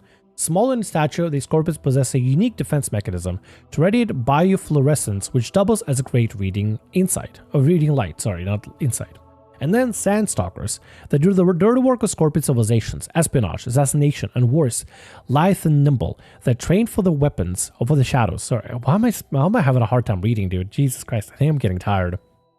Anyway, the train for the shadows, be it for the government or illicit organizations. Cunning and ambitious are the chief emotion to bend a Scorpid toward the Sandstalker metamorphosis. In Scorpid society, Sandstalkers are respected but also feared, and even disdained.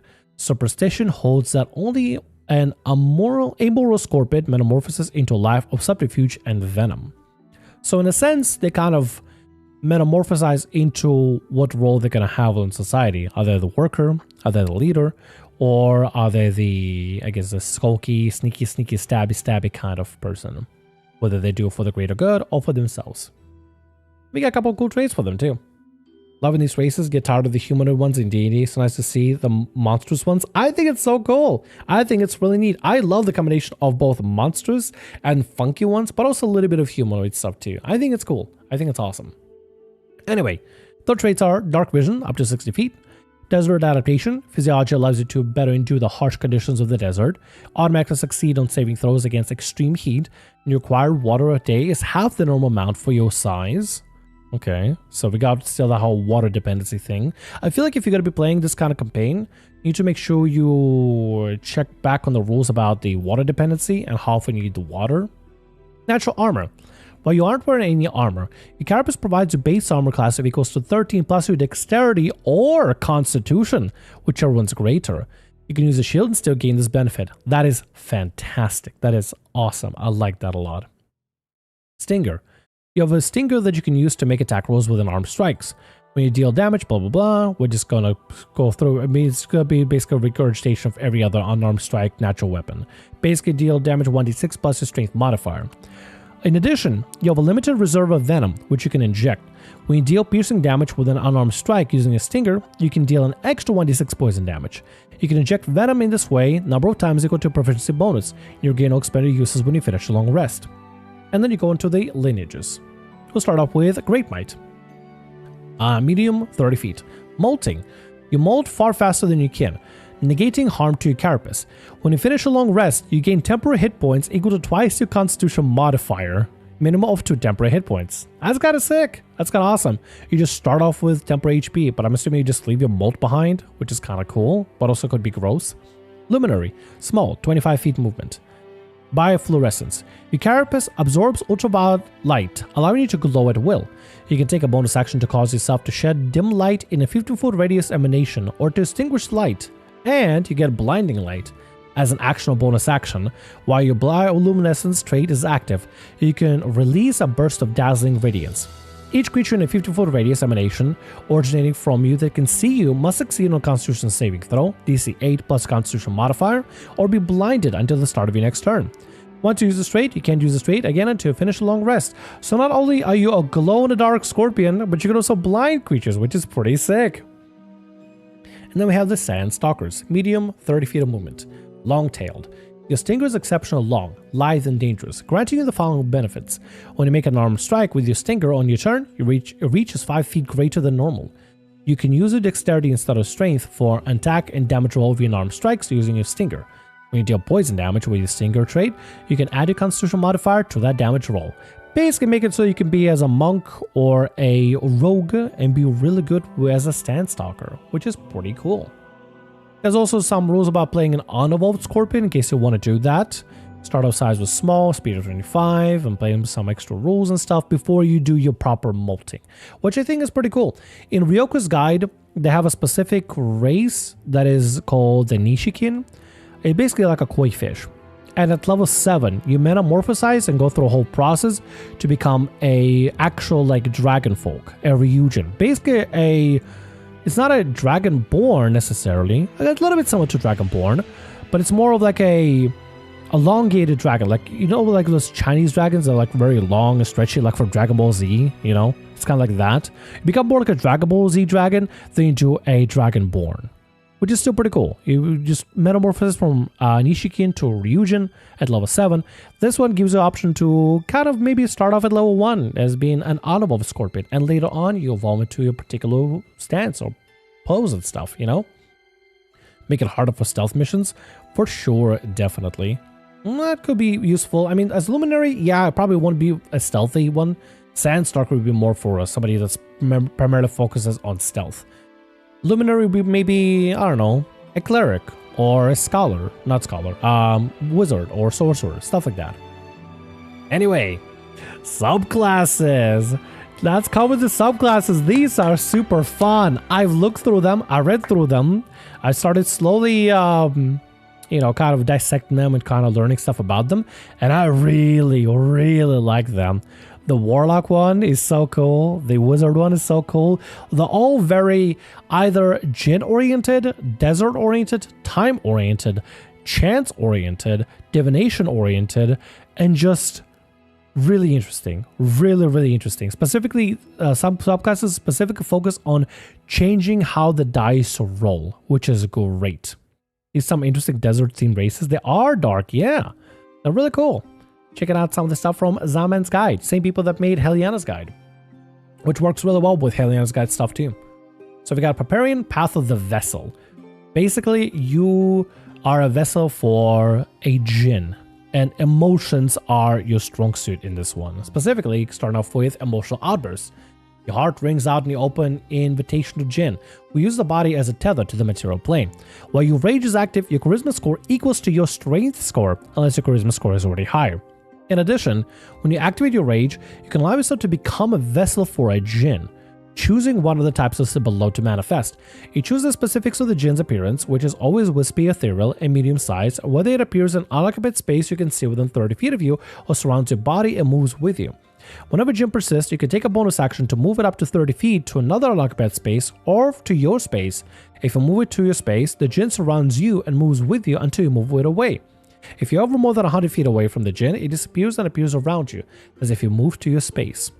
The djinn remains until your rage ends. While it lasts, it exudes an aura of 10-foot emanation, which basically just 10-foot radius, originating from it that produces the effects based on the djinn's chosen type. And whenever you summon a djinn, you choose which one you summon. You have anger, fear, joy, or sorrow. Anger. Creatures of your choice within an aura gain a bonus to the damage roll to the melee attack equal to half your rage damage. Which means if you just got bunched up together with a bunch of melee party members, everybody does extra damage, which is sick as hell. Which is awesome. Including yourself, technically. It doesn't say creatures other than you. Creatures of your choice within the aura gain a bonus to the melee attack roll equal to half your rage damage bonus. So it means you can theoretically give yourself extra damage on top of that. So let's say, I don't know, you're level 3 barbarian and you do extra 2 damage. Do extra 2 damage on top of that. So you do 4 damage. I mean, at the end of the day, extra 2 damage doesn't seem like a lot, but over several rounds, it stacks up and does amazing. And the fact that you can also give this buff to allies, fantastic. Fear. When a djinn first appears, each creature of your choice within the aura must succeed on a wisdom saving throw, or become frightened of both you and the djinn until the end of your next turn. Amazing for crowd control. As joy, at the start of each of your turns, creatures of your choice within the aura gain temporary hit points equal to your rage damage bonus. Constant regeneration of temporary HP is amazing. It's sick. It's great. It's awesome. And the fact that you can move the djinn 30 feet to a specific place, you can always move it around to help other allies that are far away from you. Maybe somebody from the back line. You know, somebody is hurting. Give them some extra temporary HP just to give them a little bit of soaking, a little bit of soaking over shields. Sorrow. Creatures of your choice within the aura are overwhelmed by depression and apathy and can't take reactions. You just straight up give them depression with Eugene. It's insane. That's nuts. And they can't take reaction. Cool. Empathy, another level 3rd feature. Your connection to the emotional djinn has sharpened your own empathy, granting you a keen insight into the emotional state of others. You get proficiency in insight skill. In addition, you learn to detect emotion cantrip. Charisma is spellcasting ability for this spell. We'll definitely have to check out the detect emotion cantrip at some point, because I'm curious to see what specifically it does. Because I feel like if you just have proficiency in insight, you might be able to tell what the people are feeling, We won't really need a cantrip unless detect emotion does something more than just that, Speak from the heart, level 6. Emotions are magical all its own, and through the djinn, you may give it a voice. You can cast a spell listed in the Path of the Vessel's spells table without material component. Charisma is your spellcasting ability for these spells. While your rage is active, you know what? I know they say that the charisma is your spellcasting ability, but I think in this situation, it might have been just easier to say strength is your casting ability. Because if your charisma becomes same as your strength, just say your charisma bonuses use your strength bonuses whenever you rage. Just simple as that. I don't know, maybe just a weird language thing. While your rage is active, you can cast and concentrate on a spell this way, but only the one associated with the djinns you've chosen. You can choose to cast a spell using a bonus action instead of an action. Oh yeah, that's pretty cool. Be able to focus and concentrate on a spell that is part of this specific thing, but no other spell. It's kind of neat. Once you cast a spell using this feature, you can't cast any spell using this feature until you finish a short or long rest. Cool. Get a rage, frighten, interesting cheer, calm emotion. The only one I know is calm emotion, which can be kind of useful, but all these other ones were unique to the book. I don't know what they do, but I'm assuming they do something with enrage, probably enrages somebody, frighten, probably frightens them, and enthusing cheer, probably cheers them on, I don't know. I ain't your dad. Emotional damage, level 6. Fueled by your raw emotion, your manifest djinn joins you in pummeling your foes. When you take the attack action, you can replace each of your attacks with a weapon attack made from the djinn's space. The attack uses statistics, but deals psychic damage instead of the attack's normal damage type. In addition, if a creature that you can see moves in over your djinn's reach, or out of your djinn's reach, while in the same distance as your own, you can take a reaction to make an opportunity attack against the creature as if it were your djinn's space.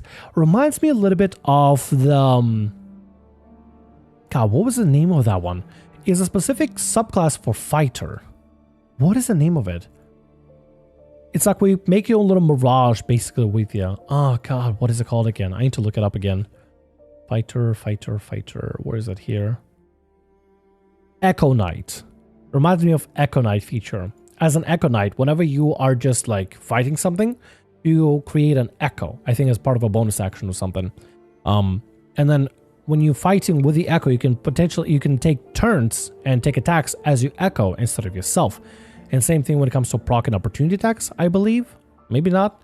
Either way, it's still really cool though. It's still really cool to have that be as a feature. And the thing is, the djinn can't even be attacked. It's not like an attackable creature. You can't attack it, you can't damage it or anything. It just kind of floats there. But it does attacks. It's just unreachable mass that can keep pummeling enemies while being far away. So technically you have a solid range stack as a barbarian. Unyielding Resolve. You can bring yourself back to bring through sheer will and pure passion. After you make a death saving throw, you can expend the use of your rage to add your proficiency bonus to the result.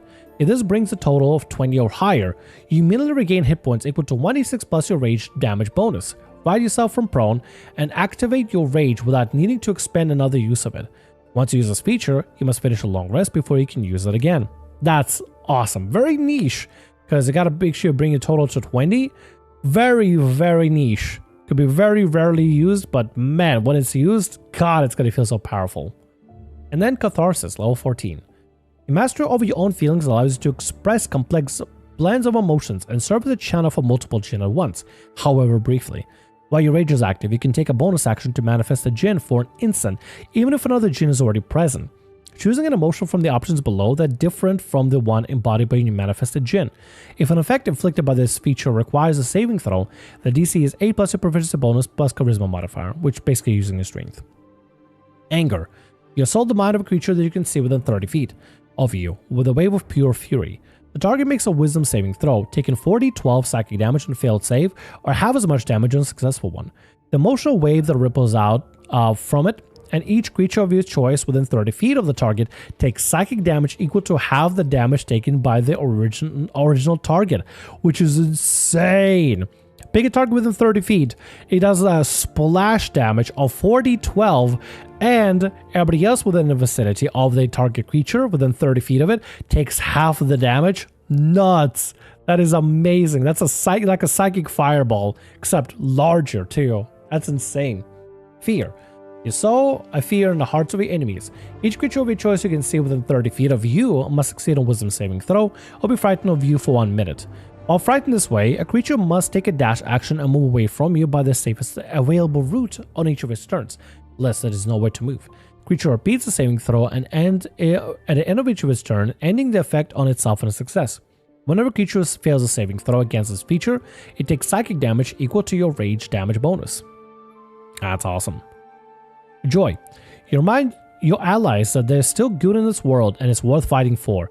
You restore a number of hit points equal to 10 times your rage damage bonus, dividing the hit points among creatures of your choice within 30 feet of you that you can see. That is gonna be nuts. At level 14, you just giving out how much temporary HP can you give out? Hold on, let me check on that. Let me check the barbarian table. I think the barbarian rage damage table is still the same between 2014 and 2024 books. At 14th level, you deal extra 3 damage. That's 30 temporary HP you can divvy out. At 60th level, that's 40 temporary HP you can divvy out between party members. That is sick. That is so good. Oh my god. That is nuts. That is actually so cool. I love that. That is so neat. Anyway, let's get Sorrow. You overwhelm a creature you can see within 30 feet of you with unfathomable sorrow. The creature makes a wisdom saving throw. On a failed save, it becomes incapacitated until the end of your next turn. If it fails the saving throw about 5 or more, it becomes stunned for the duration instead. Sick. Once you use this feature, you must finish a long rest before you can use it again, and unless you expend the use of your rage to do so. So theoretically, you can keep using this as long as you have rage stored up. That is awesome. That is so awesome. A literally emotionally driven djinn, kind of like djinn infused barbarian is really sick. I also like this art here specifically. It looks really cool. I like it. We're perfect for dwarf, like the Dune Dwarf, because they have the whole thing with like the djinn and stuff. Now we got Bard. College of Mathematics. When I first read this specifically here, I was like, uh-oh, people are not gonna like this. It has math in it. I mean, some people love math and stuff, but When I look at math, I don't think, yay, excitement, whoa, whoopee. I think, oh, no. I don't want to do calculus. I don't want to do trigonometry. Don't make me do it. It's actually nothing of that. It's literally just changes the dice numbers and stuff, which can be kind of cool, which can be kind of sick. Parts of the College of Mathematics test that, contrary to popular belief, beauty can be objectively defined. It lies not in the vacuous whims of emotion, but in numerical patterns inherited to all things. The mesmering spiral of a shell, perfect fifth of a musical scale, and delicate arrangement of scales on a pinnacle are each symptoms of the grand equation that is the multiverse. These bards strive to replicate the precision of their own craft, believing that the highest form of art is not passion, but perfection. Weirdly enough, it's not an intelligence-based bard. It still uses charisma, which is weird. I would think a mathematics bard would be more intelligence-specific over anything else, over charisma. You control the math rocks. You actually do. Like, unironically, you genuinely control the math rocks with this one. Unironically.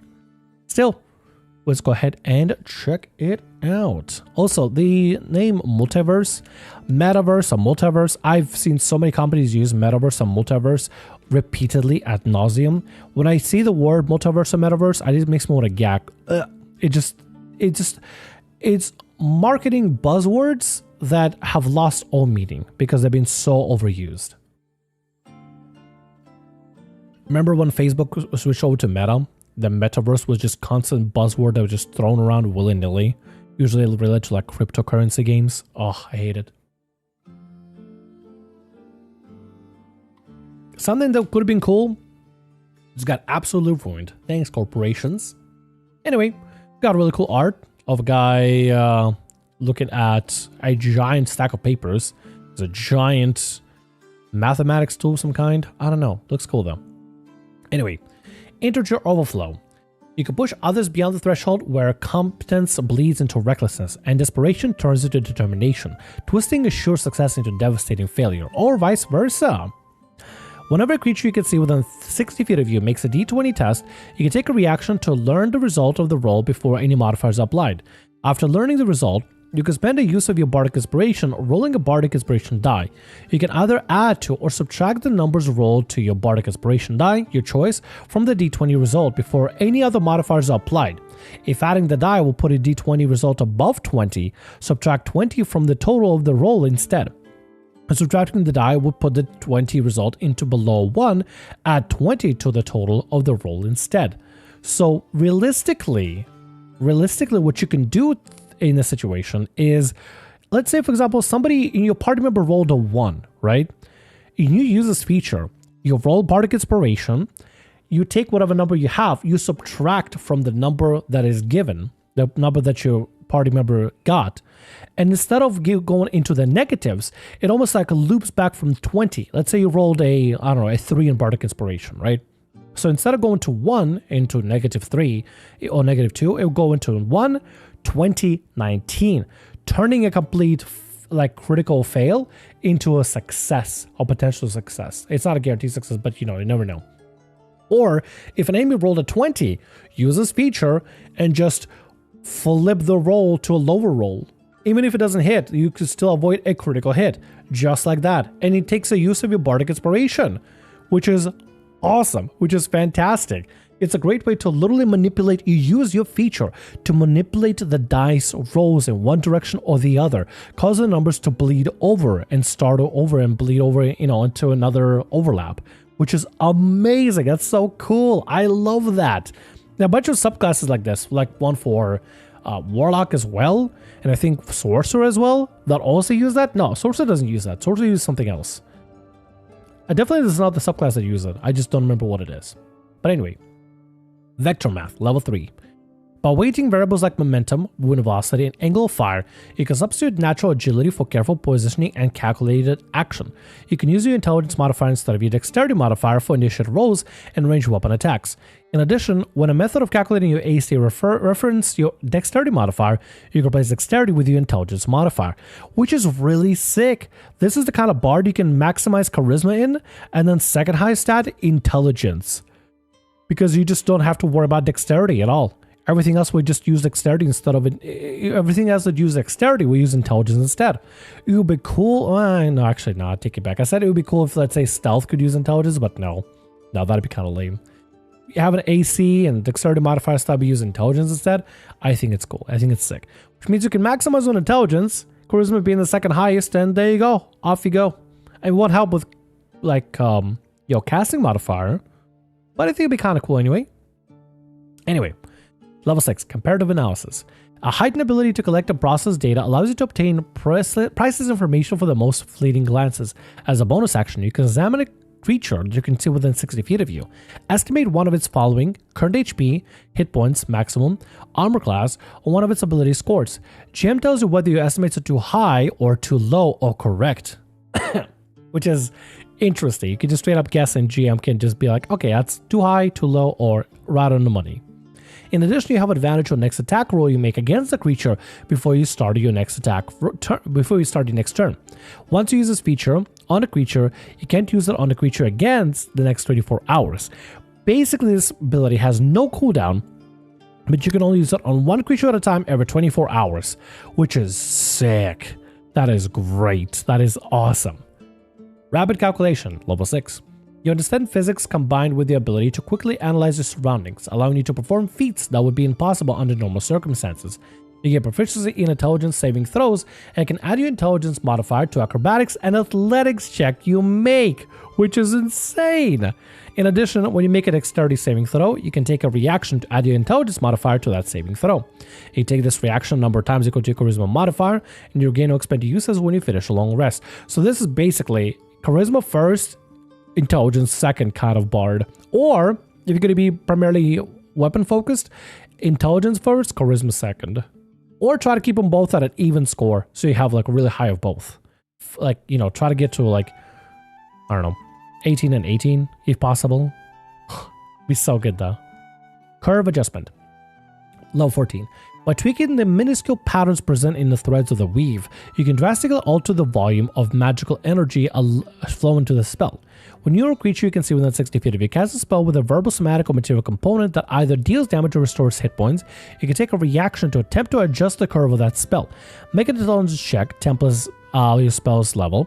On successful check, you can alter any dice roll to determine the spell's damage or the hit points it restores, increasing them by one size to a maximum of d12 or decreasing them to one size to a maximum of d4.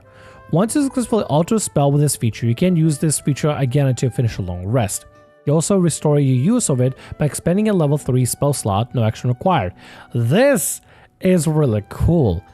Basically, if somebody uses Cure Wounds, it uses a 1d8 plus modifier. You can change to a 1d12. And let's say, for example, they cast it at a higher level, a 3rd level. So that's what, 3d12?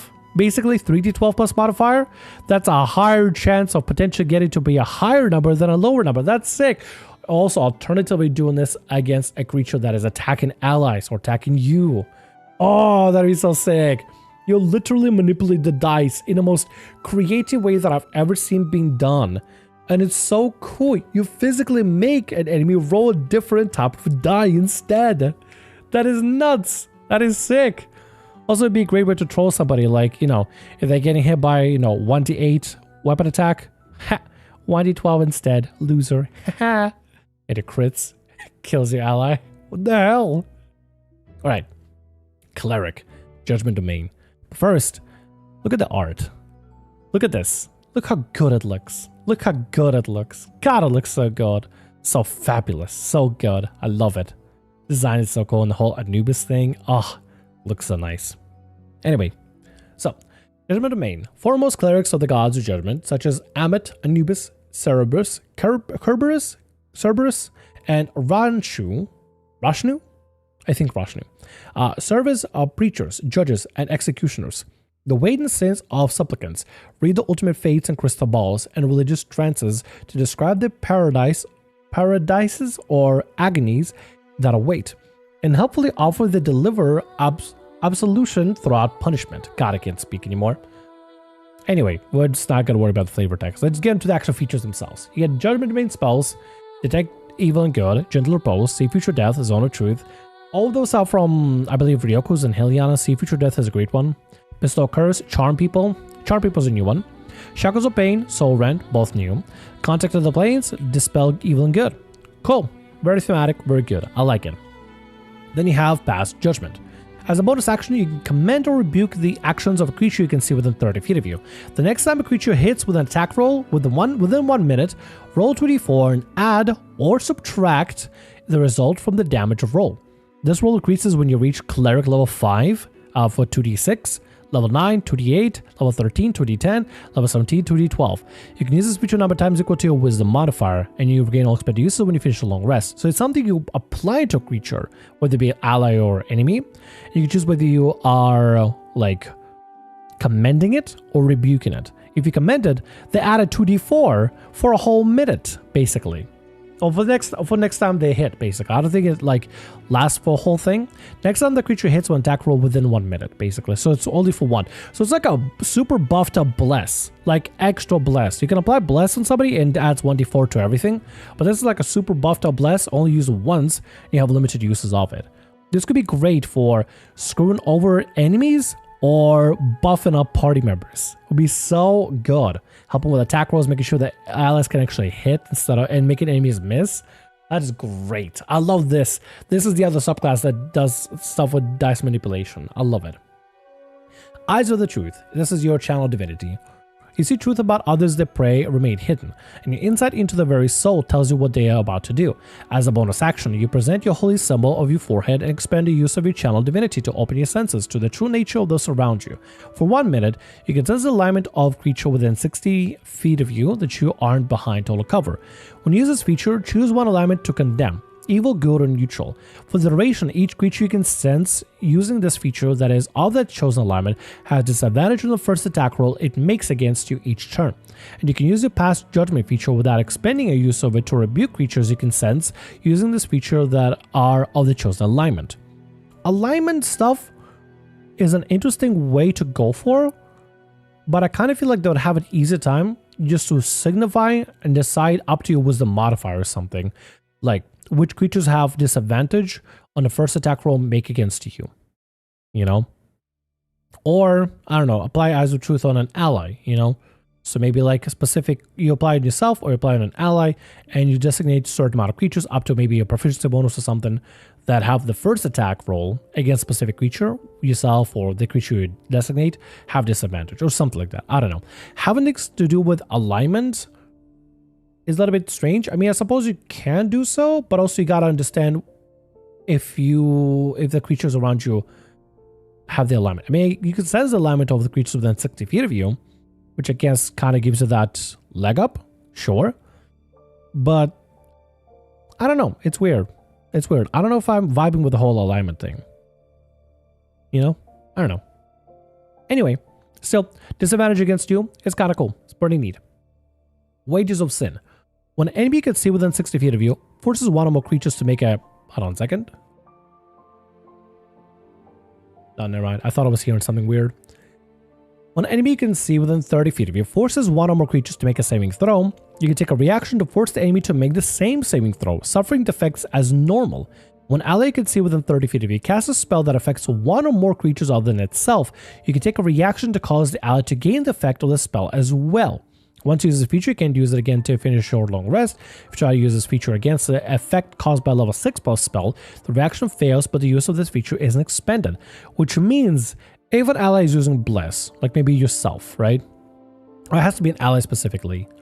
If an ally is using Bless, you just do like, okay, you know what? Here you go. You also have Bless. Why not? Or if, let's say, they use Shield of Faith, you also apply Shield of Faith on them as well, just for free. Or if an enemy forces, I don't know, everybody to make a dexterity saving throw from a fireball, and they're within 30 feet of you, say, nope, you also got to take that too as well. Might as well. That's cool. I like that. Wages of Sin is really neat. I love it. Both for use against allies and against enemies. Really cool. Sight Beyond Sight. Your eyes open to the ultimate truth, that's level 17. Your eyes open to the ultimate truth of not only the living soul, but reality itself. When you use the Eye of Truth feature, the distance at which you perceive a creature at 120 feet, you gain true sight within the area, and the effect lasts for 10 minutes. In addition, the ranges of a past judgment and Wages of Sin feature increase to 120 feet. I mean, true sight at 120 feet at level 17? Sick. be able to use a past judgment without, like, for the range of it. Also sick. This is really cool. I like that this complements on the previous abilities too. A little bit, there's not a lot of text, but it adds a lot to it. It basically lets you do what you can do already. You just do it better now, basically, which is cool. And in fact, lasts for 10 minutes too, which is also good. Nice little buff to it. Usually Channel Divinity, like level 17 feature for clerics, is usually just an improvement to the Channel Divinity. But this is an improvement to Channel Divinity and extra. I like it. It's really nice. Druid, Circle of the Sands. Now the art for this one looks sick. It's just like a druid with a funky looking snake sword and riding on a sand snake. Looks so cool. I love it. Looks great. Circle of the Sands. Druids of the Circle of the Sands see a desert not as a desolate wasteland, but as a glittering expanse of hidden life and untapped mysteries. They believe that by given a silver of their soul to the arid expanse, they are rewarded with the power and knowledge. These boons, however, are unpredictable as the shifting dunes. One druid may learn the secrets to summon a mighty maelstrom or cutting sand that can shed a foe to ribbons, while another discovers the secrets of preserving cactus fruit for 3 days until using a dash of lemon juice. Truly, the desert's wisdom is as boundless as it is inscrutable. Some of this flavor text is, I can't tell if they're being serious or being silly. Kind of a mixture of both, honestly. But anyway, let's focus on the features. Circle of the Sand spells. You get Create or Destroy Water, Sand Skin, nice. Silent Image, Snake Bite. Silent Image is good. I don't know about Sand Skin, Snake Bite. I'm assuming Sand Skin is a little bit like Bark Skin, maybe? Maybe? I don't know. Elevated Earth, Sand Hydra, Hallucinatory Terrain, Sand Tomb, Arcane Hand, the hand is made of sand, and Sandstorm. By the names of the spells, I can kind of imagine what the spells are like. Sand Skin probably protects your skin, maybe gives you extra bonus to AC, or maybe it gives you some sort of proficiency or resistance against specific type of damage or something, maybe slashing or whatever. Snake Bite probably summons this giant snake over here. There goes Hess and bites. Sand Hydra, probably this thing. You just like straight up just summon a snake hydra that just conjured in. Sand Tomb probably entombs the creature into like some sort of rocky terrain. Sandstorm, probably a snowstorm, except with sand. Just whoosh.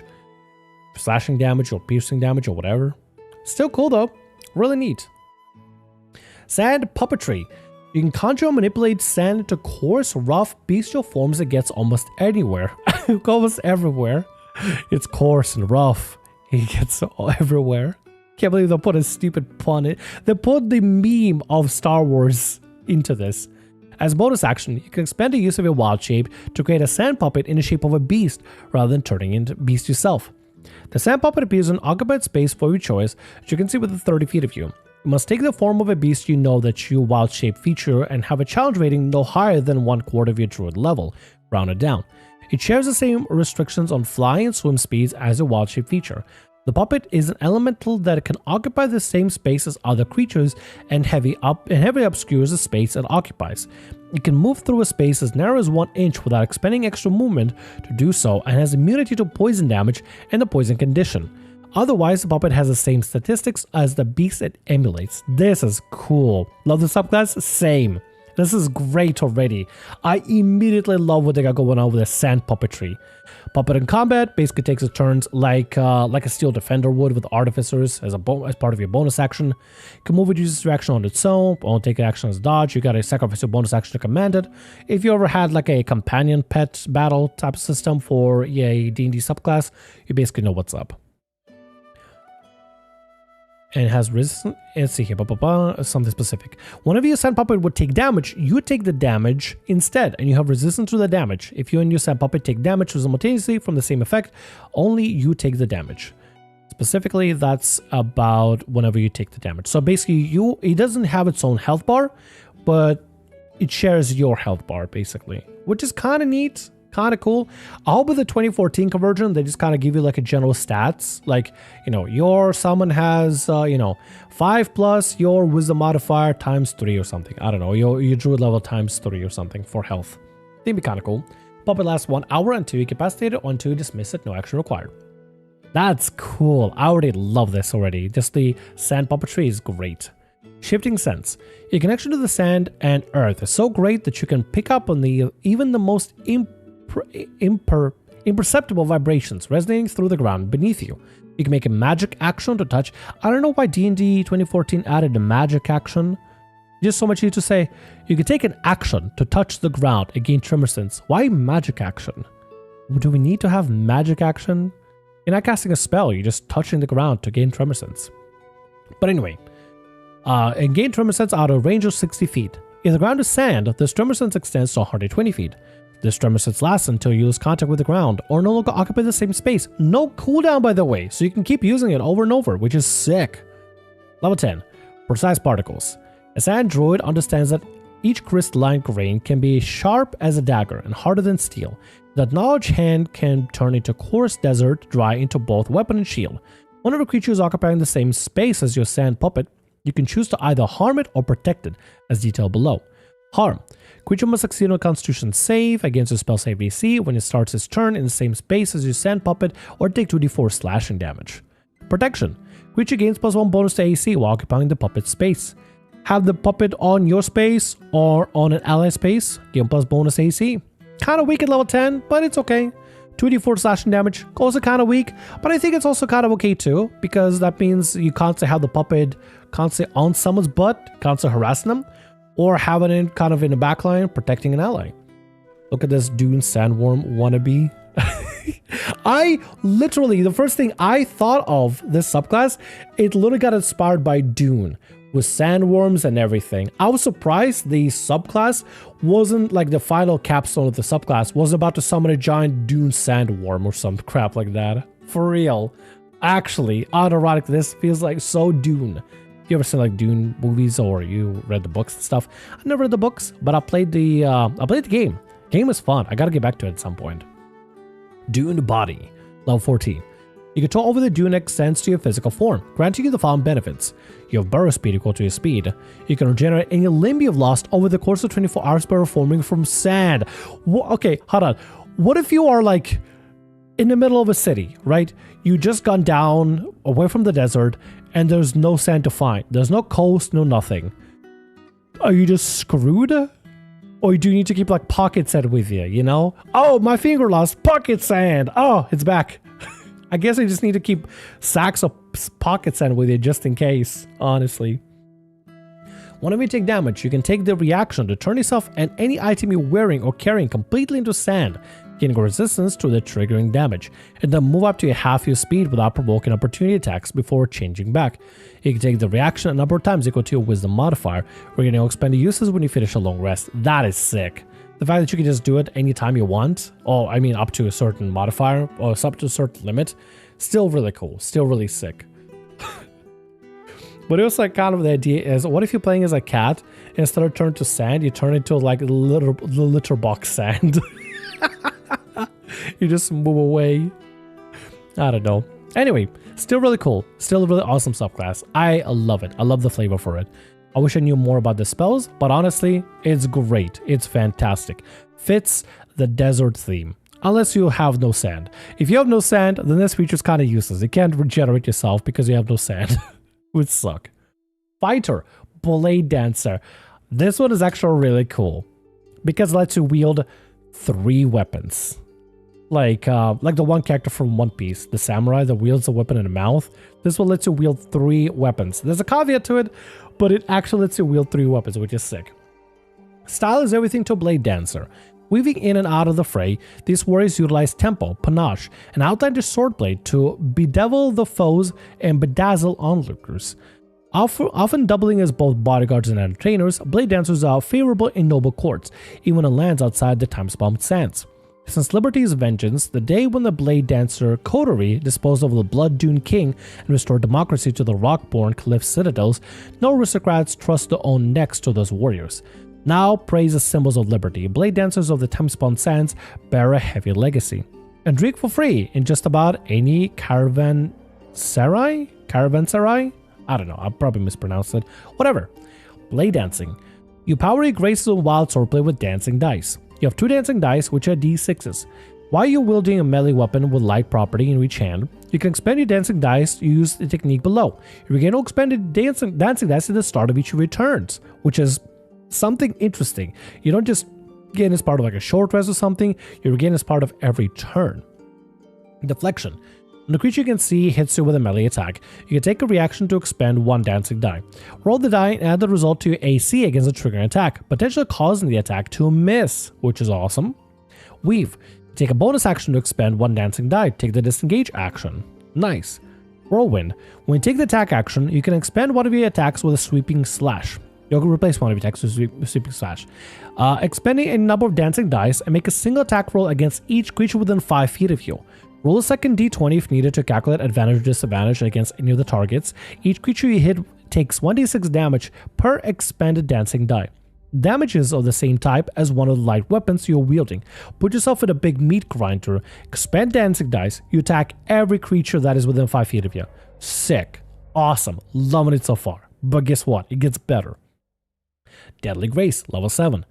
Whether on a battlefield or before an enraptured audience, you have only your agility to perform daring and delightful feats of acrobatics. You gain proficiency in the acrobatics and performance skills. If you already have either of these proficiencies, you instead gain proficiency in one of the skills from the Fight to skill list. In addition, your speed increases to 10 feet. Not much, but level 10 is where it gets great. 3rd Grade Swordsman. Defying reason and practicality, you can now wield a 3rd light weapon in an outlandish way, such as by juggling it, holding it in your mouth, tail, or similar appendage, or even holding it aloft telekinetically. You gain a 3rd dancing die. In addition, when you use a deflection technique while wielding 3 melee weapons with a light property, you can spend 1 additional dancing die as part of that reaction.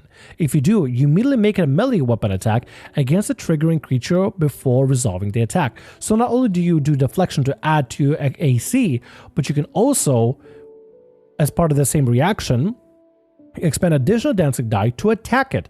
And you get the dancing die every turn anyway, so it's an unlimited resource that you can just get every single time it's your turn, which is sick as hell. I love it so much.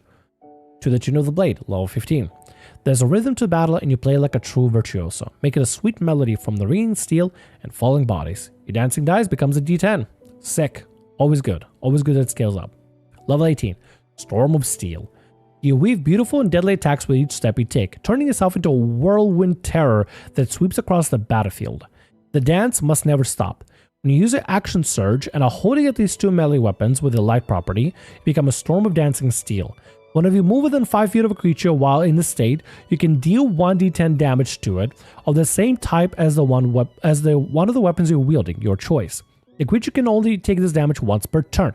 You basically become a freaking whirlwind, and you constantly spin to win. The state lasts 1 minute, and you must take a bonus action on each of your subsequent turns to maintain it. It ends early if you end... Wait, no, you don't turn to whirlwind, you turn to Beyblade. Bobby Man, how you doing? We talk about a Beyblade subclass. You just straight up turn into a Beyblade, spin around, spin to win, and just move around everywhere. You can bonus action maintain the spin, disengage as a main action, right? And just keep moving around in circles, just constantly slicing at everybody you move through, basically. It ends only if you end your turn without having done so, if you end your turn without having moved, or have an attack against an enemy, if you're not wielding at least 2 melee weapons with a light property, or you become incapacitated. So basically you just spin to win, continuously, constantly, all the time, every single time, no matter what. Because this is an automatic, like, guarantee you win, basically. Whenever you move within 5 feet of a creature, you can deal 1d10 damage to it. Just immediately. Just instantly. No attack roll needed. This literally skips the attack roll necessary. You just straight up just keep dealing damage as long as you keep spinning to win for a whole minute. Which only works whenever you use action surge, which means you can save action surge for that one moment where you need to spin to win. You just keep spinning to win all the time. Beyblade, Beyblade, let her rip. Literally, yeah, you become a Beyblade with 3 blades. It's insane. And the art for looks so cool. Look at this. I love it. It looks awesome. And the idea of a Dragonborn wielding a weapon in their tail, that is sick. As a tiefling with a tail, oh, that'd be so cool too. Gunner. We do have the Gunner class, which I think we may want to cover towards the end, because it is unique in its way, but it comes with a lot of really cool things. I mean, I mean, I guess we could probably cover it here, but we'll cover the other.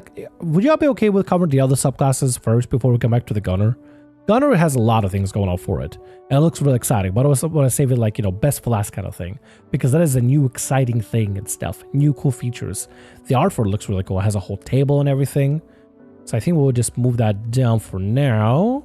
Don't worry, we'll come back to it. I definitely want to talk about it. There's a lot of features for it. It's stuffed, not even including subclasses too. Had to play the root sandstorm anytime you see the druid of the sand subclass. Yes. Let me scroll down. Some of the art is kind of cool though. Like there's a subclass specific of it being like a melee focused gunner. But anyway, monk, rift warrior, also known as rift walkers, carve their way through life by opening portals to roam the world, outwit their enemies, and escape the inescapable. Capricious though they may seem, the rift warrior's path requires just as much commitment as any other traditions, and only those who crave freedom at any cost can truly embrace its esoteric mysteries. You basically create tiny portals to punch somebody that is like 15 feet away or in the next zip code, and then you just come back again. You make little portals big enough for your fist or your foot, kick somebody far enough away, and then you come back easily. It's all about portals. It's just thinking with portals, but as a monk. Portal strikes. To merely throw a fist is to enterprise a lesser monk. You know, swifter avenues of attack. Gain a portal range, which is distance equal to your bonus granted for your unarmed movement feature. Which, as a monk at second level, you get the unarmed movement, or maybe it's first level. You already get extra 10 feet of unarmed movement. So you get a range of 10 feet ahead of time. And as you level up, the higher your unarmed movement goes, the bigger range you get. And then you'll be able to hit somebody and punch somebody from 30 feet away. Into a whole other zip code, dude. That's nuts. That's crazy. You can open small portals to strike at foes from a distance. When you make an attack roll with a monk weapon or unarmed strikes, your reach is increased by the amount equal to your portal range, which is great. You also get rift walking. Walls of the world is too weak. Basically, when you reach a monk level specified on the table below, you can cast a list of spells by expending indicated number of focus points or key points if you use the other 2014 system, using a wisdom as a spellcasting ability. So at level 3, you can just straight up use your focus points or key points, a resource you get on a short rest, by the way, an extremely easy, affordable like resource to cast Misty Step. You already are a mobile machine. You already are a mobile moving machine like crazy as a monk already, and it gets better and better as you level up. And you get Misty Step to spend one focus or key point just like that. You're going to be extremely mobile, zip-zapping across the entire battlefield without issues. And because Misty Step is a bonus action, it just eats up your bonus action. So you punch, bonus action Misty Step away, keep moving extra 40 feet, because why not? It's going to be insane. Misty Step, it's like an iconic, greatest movement-based spell out there, and you can spend focus points or key points on it, which recharges on shortest. Basically, as a level 3 monk, you get free 3 Misty Step as a short rest. Nuts. Absolutely nuts. Teleporting 30 feet away is crazy, and you just get that for free, on top of your 40 feet movement as well. So 70 feet. And then you dash as well as a main action. That's what? Extra 40? 110 feet of movement. Nuts, dude. Monk Thief will work here too. Use potential to rob people at distance. Definitely, 100%. You have a portal just to punch someone in the balls and they get accused of doing it? Yes, exactly, yeah. Imagine the amount of bar fights you'll be able to start.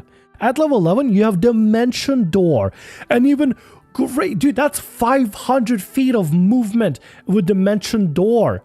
That is insane teleportation. At level 17, you straight up get teleport. I mean, the higher levels, sure, but Dimension Door moving 500 feet and moving your party at 500 feet as well. I think it lets you take people over with you. I don't know how many people it lets you take over. I'll have to double check with Dimension Door. Maybe a single creature, but still, that is insane. You go into a whole different zip code as somebody else, dude. Imagine shit talking someone online and suddenly out of nowhere you get slapped in the face. Basically, it's insane. It's crazy. Imagine the ability you'll be able to do. Okay, so if your DM is generous, imagine if you could use portal strikes to create a portal on the other side of a door and just unlock the door, as long as you can see where the portal is supposed to go. If your DM is generous, That'd be so sick. That'd be so sick. Like, you know, you gotta go through a door. You don't want to bust it open. You just want to be able to get it open. You see a latch on door. There's a window nearby. Gives you a line of sight on door. Use the portal strikes feature to just flip the latch. And you go in. Oh, that'd be so sick. That'd be so sick. But only specifically requires you, GM, to be cool with that sort of thing. Itinerants. Level 6. Seldom can a foe land a blow on you. For a quick reflex allow you to tear open a fabric with space in order to redirect their attacks. You can use a deflect attack feature, or deflect missile feature basically, when your creature within your portal range is targeted by an attack. If you reduce a melee attack damage to 0 with your deflect attack feature, you can spend 1 focus point or key point to intercept the attack with a portal, redirect it towards a target you can see within your portal range. A floating portal opens within range space attack targets instead of you. Somebody tries to punch you. You create a portal and it targets another enemy. So you have one guy punching another guy. So now you have just 2 dudes just punching each other basically inadvertently using this portal. A guy goes over to try to stab you with a knife. You create a portal. It stabs their buddy instead, right in the spleen. It would be nuts. Which this was a ranger class. Ranger has a really cool subclass that is about like past, present, and future. Like adopting different stance of time itself. It's really cool too. It's really cool.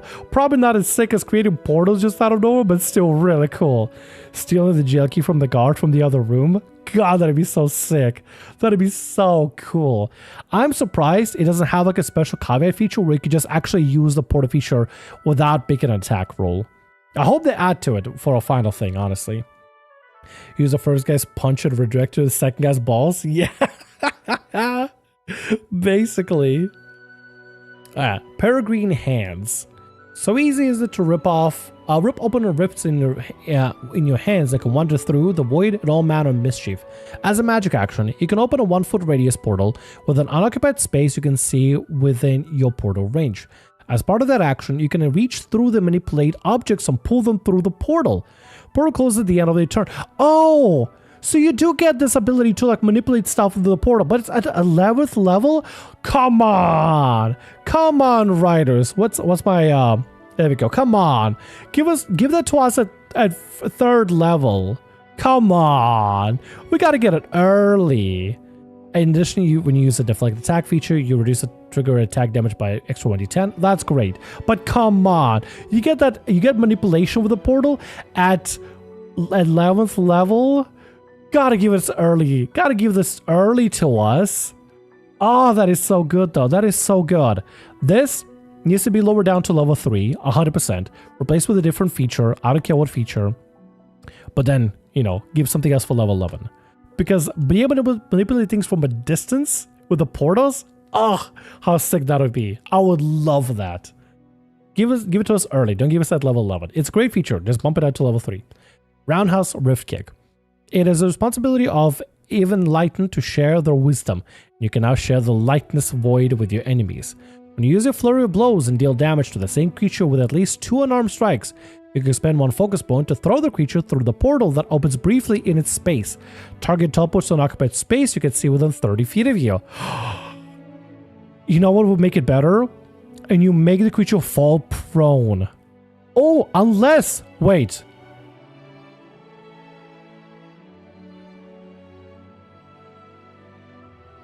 Target teleports to an occupied space you can see within 30 feet of you. In the air? Can you teleport the target to the air and make him fall 30 feet? Make him fall through the portal, fall down, taking what? What? I think every 10 feet you take it, what? 3d6? Or was it every 5 feet? 66? Whatever fall damage? I forgot already. I literally never use fall damage like ever. At least I haven't got to. But that sounds sick! Push somebody off a cliff with this feature. Or throw them up in the air and make them fall down. How crazy would that be? Oh, this sounds sick. Oh, this sounds sick. As a capstone, that is sick. There's so much style and play to it. I love it. My only feedback is, take Peregrine Hands, put it at level 3, replace it with something else. I don't care what you replace it. Could be something really tiny. Just let me manipulate objects from a distance with portals at early level. That is all I ask for. This alone would be god tier. Well, along with Portal Strikes and Peregrine Hands, god tier. So good. Monk could spend key to make enemy prone too in 2024. True! That is actually very true. But this would be also a great way to manipulate enemies around. And you get at 17th level, which kind of sucks. You have to be, playing that campaign that reaches up to 17th level. But if you ever get to use it on like a large creature, like a giant dragon, man, that'd be so good. Or like something that doesn't have fly speed. Man, that'd be so good. Ah, it'd be so great. Anyway, amazing subclass. Love it. Paladin. Oath of the Timekeeper. This one is very interesting. Very, very interesting indeed. Also, let me expand the little thing here for the window real quick. Let me expand it out a little bit. I do realize it's a little bit too close for no reason. There we go. So you can see the full art now. Alright. From the humble squire, striving to make their hourly bell heard above the clatter of rain falling on tin rooftops, to seraphic Templars orchestrating the defense of the presence against the interloping temporal anomalies, Paladin under the oath of the Timekeeper, uphold the orderly march of time. Timekeepers are investigators of the inconsistent, the protectors of who untangle paradoxes, and the portcullis that intercepts suspicious travelers from alternate timeline, to speak the oath to proclaim timeless order and the present as a pinnacle of virtue. You're basically the time police. Literally just time police. The armor looks kind of cool, very steampunky, but you basically are the time police here. Live in the present, all are judged in time, keep time, go with the flow. That's how you get tenants and stuff. There's a little bit of extra, like Order of the Timekeepers, a little bit more lore to it in case you want to play in a specific world, but having a paladin that not like a plane or traveler or intercepts creatures from another planes, but it intercepts creatures from a different time and changes in time. Kind of sick. Let's go ahead and focus on the spells though. We get Command and Doom Future at level 3, Augury and Whole Person at level 5, Haste and Slow at level 9. Top tier. Banishment Divination. Great, love Banishment. And Endure and Legend Lore. Endure, I think I know that. It's from either Heliana's or Ryoko's. I think both of them. Pretty sure it's... I can't think off the top of my head, but I think it's a good one. Legend Lore makes sense though. Let me see here. Picture this. A geriatric man with long white hair and beard clad in golden plate has a hard time moving or doing day-to-day actions. As soon as combat starts, he regresses 40 years to be young. Basically. That he kicks butt as Timekeeper. I mean, I suppose you can play your character however you want to. You could be like a character that maybe has that specific gimmick. Flavor is free. That's my favorite part about D&D, is that flavor is absolutely free, and you can make your character be that specifically if you want to. As soon as the combat stops, he turns back into his old age. So when he is non-combat, geriatric. When he is combat, young and ready. Option feature, Paradox Purge. If you're using the Paradox system, the GM can add this optional level 3 feature to the Oath of the Timekeeper subclass. When you gain 1 or more Paradox points, you can choose to gain 1 fewer Paradox points. Once you use this feature, you can't use it again until you finish long rest. And let's go with the whole Paradox mechanics that they got going on for this book. Heliana's Guide has all about monster hunting, tracking, slaughtering, carving, crafting, stuff like that. This one specifically focuses more on the paradox mechanics, the time dilation, the time loops and everything, breaking in different timelines, crossing timelines, all that jazz. It goes a little bit extra to add some bells and whistles too. Crying is a free action. Crying is indeed a free action. That is true. Father Time. I like that concept, honestly. Shane, I love that concept. Right. We get 2 channel divinities for this one paladin. Tactical Tardiness. As a magic action, you can spend one use of your channel divinity to delay the impact of harm against a creature. Choose another willing creature that you can see within 30 feet of you. For a number of rounds equal to your charisma modifier, the creature doesn't take any damage, although all damage that is dealt to the creature is recorded. At the start of the creature's turn, after the period has elapsed, the creature immediately takes all the recorded damage in a single instance. This would be interesting. Very interesting to do.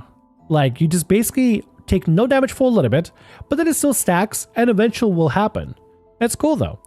Just stick someone and time loop them, stunning the foe, and he is done. Yeah. Actually, you could probably even do this on specifically on maybe an enemy creature or something. Oh, that'd be kind of sick, right? put it on an enemy creature, make him fall, make the damage, just if you want to pull a prank at somebody, right? You put it on an enemy creature, you push it off a cliff. It falls down, hits the ground, goes, I'm alive! I'm alive! Ability takes off, poof, they explode. It'd be kind of messed up. I think it'd be more like an ally protection feature than anything, or like a self-protection feature. Still pretty cool though. ReZero style? Oh no. Temporal dilation. You can use Chant Divinity to secrete creatures in pockets of nearly frozen time. Choose a number of creatures you can see within 30 feet of you, up to a number equal to Charisma modifier. Each creature must make a Charisma saving throw. On a failed save, until the end of your next turn, a creature is incapacitated, has its speed reduced to 5 feet, can't speak, can't interact with the world around in any way. If the creature takes damage, is hit by an attack, becomes afflicted by a condition, is forced to make a saving throw, or is moved, this effect instantly ends for it. This is sick. Not only is the creature incapacitated, but its speed reduced to 5 feet, a maximum of 5 feet on its turn. So you can basically set up your allies for all kinds of crazy stuff and just boom, boom, boom, boom. Everybody sets up a ready action and just attack together. A cast of real life lag, basically. God, it's so good. I love it. It's so great. If you wanted to like go off of that, like make it seem like lag, you seem like running a place, like glitching around too, just as flavor. God, so good. Aura of Stasis. Whenever a creature moves in or within your aura of protection, or basically within 10 feet, you can take a reaction to force it to make a charisma saving throw against a paladin spell save DC. On a failed save, creature's speed is reduced to 0 feet until the start of its next turn. Just lag switch. This is just lag switch, dude. This makes me think this is not a this is not a Paladin Oath of Timekeeper. This is Paladin Oath of laggy Call of Duty lobby. Like from Modern Warfare 1, where people just like lag and they just run in place. That's basically what it is. That's what it is. Oh, it's great. Future Conditional, level 15. You've learned how to borrow vitality and endurance from your past self. When you start a long rest and when you start a long rest and either have spell slots or have at least 1 hit point, you can choose one of them to store. Hit points. You store a number of hit points up to an amount equal to a paladin level. You can't reduce yourself below 1 hit point this way. When you finish a long rest, you gain a number of temporary hit points equal to the number of hit points lost this way. That is sick. Imagine, right? After a battle, you still have maybe 25 HP left over. And before long rest, you take the hit points, you put yourself to 1 HP, and after a long rest, you get 24 HP. Whatever hit points left over you had, you can store them, and after long rest, you maintain them as temporary hit points. That is so good. And spell slots. You sacrifice 1 spell slot of any level lower than the highest level paladin spell you can prepare. When you finish a long rest, you gain an extra spell slot equal to the level of spell slot sacrificed, in addition to those normally restored at the end of long rest. This extra spell slot disappears when you finish your next long rest. You use that to yourself and give yourself like a positive lag, like an extra overshield or extra health or an extra spell slot to spend. If you use spell points, man, that'd be so good. That'd be insane. Whether you use spell slots or spell points, this would be an amazing feature for yourself. You just cast pointy finger, say no you, and they lag, basically. Paladin's still OP, but they're falling off. How can we make it more OP than this? Time manipulation, broken mechanics, cool themes, likes sended. You know, as long as you're using the 2014 version of Paladin and Divine Smite is not a bonus action or a spell, but instead like a just unique feature, then Paladin aren't bad. Paladin, honestly, gotta be honest, guys. I don't know why WotC released 2024 update to the D&D 5e formula. Like, it works. It works incredibly well in 2014. It works just fine. I generally have no idea why they did the changes they did for the 2024 version. Generally doesn't make sense to me. It worked so good in 2014. I generally have no idea why they changed all the Paladin stuff or Ranger stuff for the 2024 stuff. They honestly should have kept it all the same. Like, for real. If they just wanted to release a new book just because they were, like, short on money, just make another book like this. Make another cool book that adds cool mechanics like this as, like, an optional thing if people want to use it, I mean, these publishers, right? that Loot Tavern, they are publishing this stuff and they're working this stuff, and clearly they're having success to it, to the point where D&D Beyond is putting their stuff as third-party material onto D&D Beyond. Like, I don't know. Either way, whatever they want to do is whatever they want to do. Once they wanted more money, most of what added wasn't Tasha's, which is crazy. They could just release something similar to Tasha's or Xanathar's. They could literally just make their own. They could literally make their own content, make money making good original content that adds more flavor and love to the game itself, instead of just rewriting the rules in slightly different manners. That could be a little questionable. Doesn't mean you can make yourself a sponge by being full health, using it out of yourself for 1 HP and doing a long rest and have almost double HP. Yes, Bobby man. Yes, very much so. Which I think maybe this feature might change up, but you could theoretically, right? Before you leave for adventure, right? Or before you go into this deep dungeon, you have full HP, you reduce everything except 1, and basically give yourself double HP. Basically, practically. Which will be insane at higher levels. Hell, at level 5 paladin, how much health does a level 5 paladin have? Like, let's say they have 35 health, realistically, theoretically, right? Level 5 paladin has 35 health. Right before they go into deep dungeon, you know, take a long rest with the party, reduce the HP to 1. As long as nothing happens throughout the long rest and they don't have to worry about getting killed off or something, right? They wake up, they have 35 HP, 34 temporary HP. They're good to go. They basically have double HP, which is nuts to me. Nuts. They might have to nerf this feature to like only half the temporary HP or something. But yeah, anyway, let's continue with Future Perfect. Now this is going to be very interesting. This is a level 20 capstone. Usually paladins never get to reach level 20 from what I understand. Not many gamers don't reach up to level 20, but really they should. You tap into the steady metronome of the multiverse, playing with the grains of its flow with unparalleled precision. As a bonus action, you gain the following benefits for 1 minute. Once you use this feature, you can use that again to finish long rest. You can also expand level 5 spell slot to do this feature again. You have immunity to the exhaustion condition, and it can be magically aged. You can take 1 additional reaction each round, which you regain at the start of each of your turns. You can only take 1 reaction per turn. As a bonus action, you can force one creature you can see within 30 feet of you to make a charisma saving throw against your paladin's spell save DC. On a failure, creature speed is reduced to 0. Can't take reactions, can only take an action or bonus action on its next turn. Not both, you literally apply slow effect. That is sick. As a magic action, you can force one creature you can see within 30 feet of you to make a charisma save against your paladin's spell save DC. Creature takes 8d8 force damage on a failed save, or half as much damage on a successful one. As a magic action, you can cause time to move quicker for one creature you can see within 30 feet of you. Until the end of its next turn, its speed is doubled and has advantage on dexterity saving throws. On its next turn, it can take 1 additional action. Nuts! You basically become a haste and slow machine all in all together for a whole minute. Sick. I'm not one for third-party content, as I often find most overpowered or similar already out there, but I'm really liking this book. Shane, I highly recommend to check out this publisher, Loot Tavern. They are great. They put together Helliana's Guide, which is stellar, so good.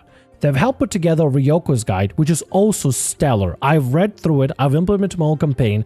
I love it so much. And this is looking to be absolutely amazing too. I recommend checking out Hit Point Press and Loot Tavern. These are the guys that are making Loot Tavern. These are the guys making Zaman's Guide, this one right here, and Helliana's Guide, and help publish the Ryoko's, which is also fantastic. And then they also have, I also recommend Hit Point Press, Humble Folk. It's not as grand as this, but it's very adorable. Imagine little folk like, little hedgehogs, little hedgehogs or fox folk or like chicken folk and stuff. And they'll live in like little folky village and stuff. It's very cute and very awesome. Honestly, I recommend it. So good.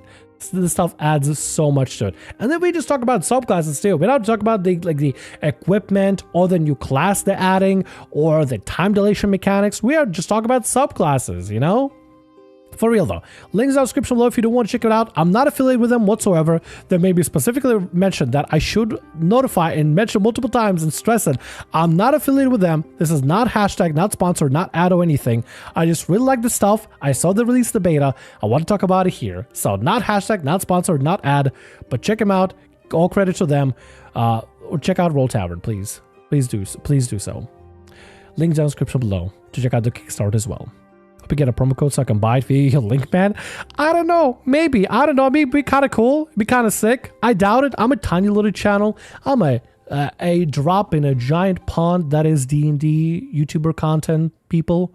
But if I ever do, I'll make sure to let you know. See if maybe they can do like a little percentage off or something. I'll try to fight for that. Even a 5% off. Even a 6.9% off, dude. Just for the funny number. Anyway. Ranger. Chrono Nomad. Renegades who sail the sand of time, chrono nomads reject the rigid doctrines of established temporal institutions. To them, time is not only an orderly flowing canal, but a tangled estuary, forking, overlapping, and ripe with possibility. These temporal vagabonds flit between past, present, and future, altering decisive moments in time when you hesitate, without hesitation, in order to overcome any obstacle, whether it can be a heavy guarded dungeon or a horological century close to on the tail. Basically, it's like the Time Paladin, except instead of Time Police, the Time Bandits, basically. It's kind of sick. I love the art too, though. I love this art. It looks so sick. Pulling out a blade from the cloak. I bet it's like a magic item included into this thing. Looks so cool, though. Right. You have the Chrono Nomad origins as well to kind of give a little bit of flavor. Maybe you'll banish from your time to a different time. And that's how you're roaming around here. Maybe you'll have some sort of magical contraption that lets you travel through time. Maybe you, I don't know, inherited some sort of a treasure and you travel through time to learn and own your skills and you just keep traveling through time. Stuff like that. Temporal state, level 3. When I'm finished a long rest, you can choose a temporal state to assume, past, present, or future. You draw power from the moment in time in that comprise your chosen state, getting its respective benefit until you choose another temporal state. If you're using 2014 rules, it does say that basically you get Hunter's Mark for free. As part of choosing the subclass. It kind of relies off of using Hunter's Mark. Ranger 2024 specifically says, hey, Hunter's Mark is your bread and butter, even though it's a spell, and I think anybody can just grab it, which is really strange. Honestly, they should have just came up with a different feature. And favorite foe probably worked a little better than Hunter's Mark. They should have made it non-concentration based. That's all my opinion is. Anyway, past. You can capitalize on the success of your past. When you roll an extra damage of your Hunter's Mark, you can choose to mark the result, unmarking any previously marked result. Next time you roll the marked result for extra damage from Hunter's Mark, the damage is tripled and the result is unmarked. So, you shoot somebody with a longbow, assuming, or you hit with a weapon, and Hunter's Mark damage triggers. You can choose to mark it and not have it activate now. And then when you hit it again next time, instead of doing regular damage, it does triple the damage. So it's boom, boom, boom, boom, like a whole cascade of damage, which is a great way to maximize the damage. Instead of just double damage, it's triple damage. Present. There's no time like the present. While maintaining concentration on Hunter's Mark, you can concentrate on one additional effect. If you're forced to make a saving throw to maintain your concentration, make a single saving throw. Your concentration on either effect ends for any reason other than you willingly ending it. Your concentration ends on both effects. So not only do you concentrate on Hunter's Mark, but you can concentrate on something else. Really cool. Agree with Hunter's Mark, shouldn't be concentrated. Rogues get sneak attack and don't need concentration, not right. Yeah, just in general, make it a unique spell that basically nearly anybody can grab, or almost anybody can grab. Be so stringent on one specific class, it's just weird, you know? I feel like abilities like features like Divine Smite should only be for Paladin. Features like the Invocations should only be for Warlock, right? Features like, or maybe not Invocations necessarily, but maybe like the Pact of the Blade, you know, Tome, Chain, stuff like that, should be for Warlock. Features like spells like Hunter's Mark shouldn't be just for Rangers to be intrinsically all about it. There should be a unique feature that is just for Rangers, like Favorite Foe, that shouldn't require concentration, that should be very versatile and very easy to work and use, that adds something extra for the ranger specifically to interact with. Making it so intrinsic about, oh, you get Hunter's Mark and that's basically your main spell. You always have it prepared and you always got to use it because your whole build, your whole class is going to be revolving around Hunter's Mark, feels silly, you know? It's like locking Warlock to Hex. Warlocks don't have to grab Hex. They can if they want to, but they don't have to. You don't need to have a Warlock that grabs Hex in order to tie everything to Hex. Otherwise, it feels like Warlock is you're just a Hexadin. That's all you are. You're not a Warlock. You're just a Hexadin. Allowing you a little bit of that wiggle room. You can grab Hex if you want to, but you don't have to. You can grab Hunter's Mark, but you don't have to, you know? There needs to be something else there that has the backbone to the class itself. I feel like they've really missed the Hunter's Mark, haha, so to speak, with the D&D 2024 edition. But anyway, continuing, future. First time on each of your turns that you make an attack roll against a creature under the effect of Hunter's Mark, you gain a glimpse into the future, allowing you to anticipate the target's motions and coordinate deadly attacks with your allies. Next time a creature other than you makes an attack roll against the target before you end on your next turn, it has advantage. So you give somebody else advantage or you give yourself advantage, which could be pretty useful in general. Overall, it's kind of okay feature. Kind of okay. I mean, probably in the long run, it probably helps greatly because being able to let you maintain concentration on Hunter's Mark and something else sounds great, like Zephyr Strike or something, or Hail of Arrows, you know, stuff like that. That'd be great. Past, also really good to maximize damage on just the Hunter's Mark alone.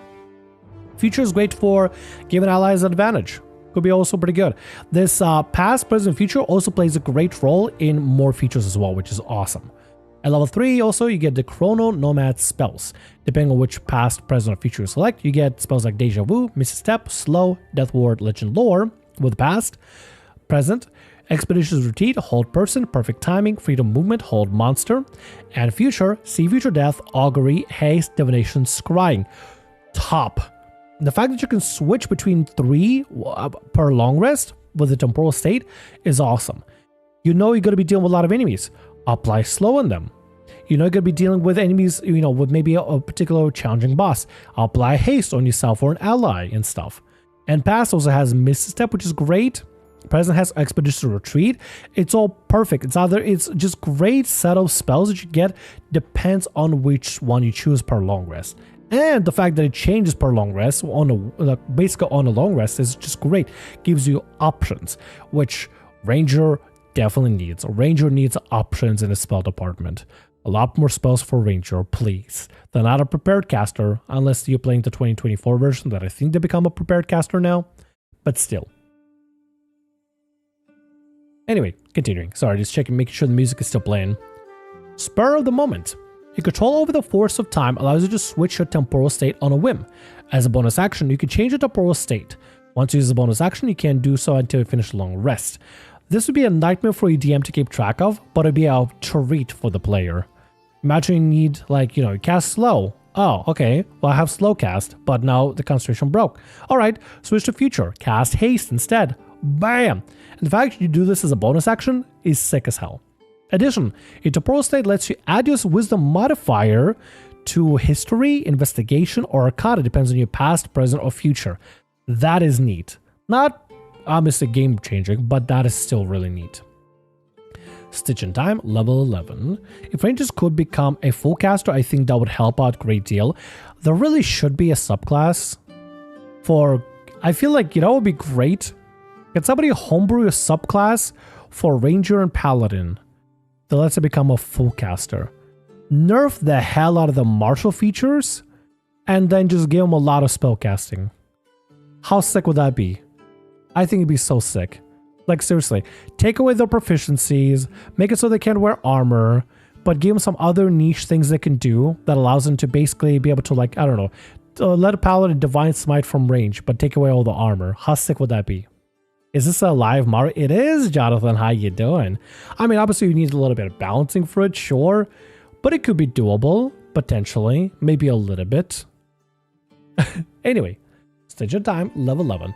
You learn to set a fixed point in time to which you return after a brief moment. As a bonus action, record your current hit. You know what it is?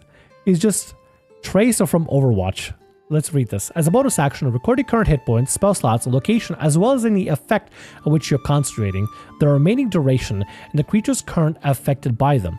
At the end of the next turn, You teleport to the recorded location with the recorded number of hit points and spell slots. If the location is occupied, you instead appear nearest unoccupied space of your choice. You can choose to be concentrating on any recorded effects with the recorded duration and affecting the recorded creatures. Even if your concentration ended on a creature, stop being affected in the meantime. If you're already concentrating on a different effect, you lose concentration on that effect unless a creature such as your temporal state feature allows you to concentrate on more than one effect at the same time. Once you use this feature, you can't use it again until you finish a long rest. So basically, give yourself haste or give an ally haste. Set this as an ability for bonus action. Oh, on an enemy turn, on boss turn, they made you lose haste concentration. Okay, no problem. I'll just rewind time. And I'm back to my health, back to full health, back with my spell slots, back to all my resources, and I'm still concentrating on haste for the fighter. Insane. Insane. You just like tracer your way through from Overwatch. Sounds very 3.0 for the full caster ranger.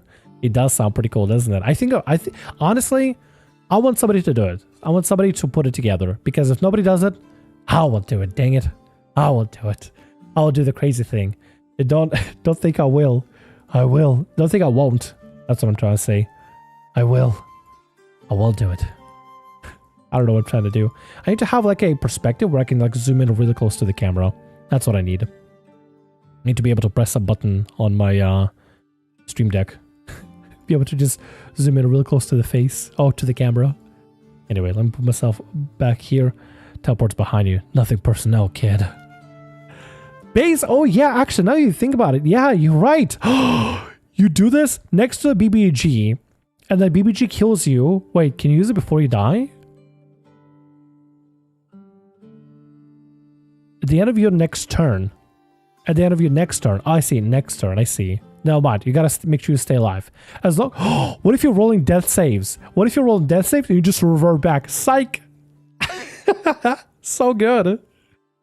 Alright, Temporal Talent, level 15. Mastery over the sands of time manifests itself in dazzling feats of temporal tampering. Also, by the way, I don't know what the hell is going on here in this art. I'm very confused.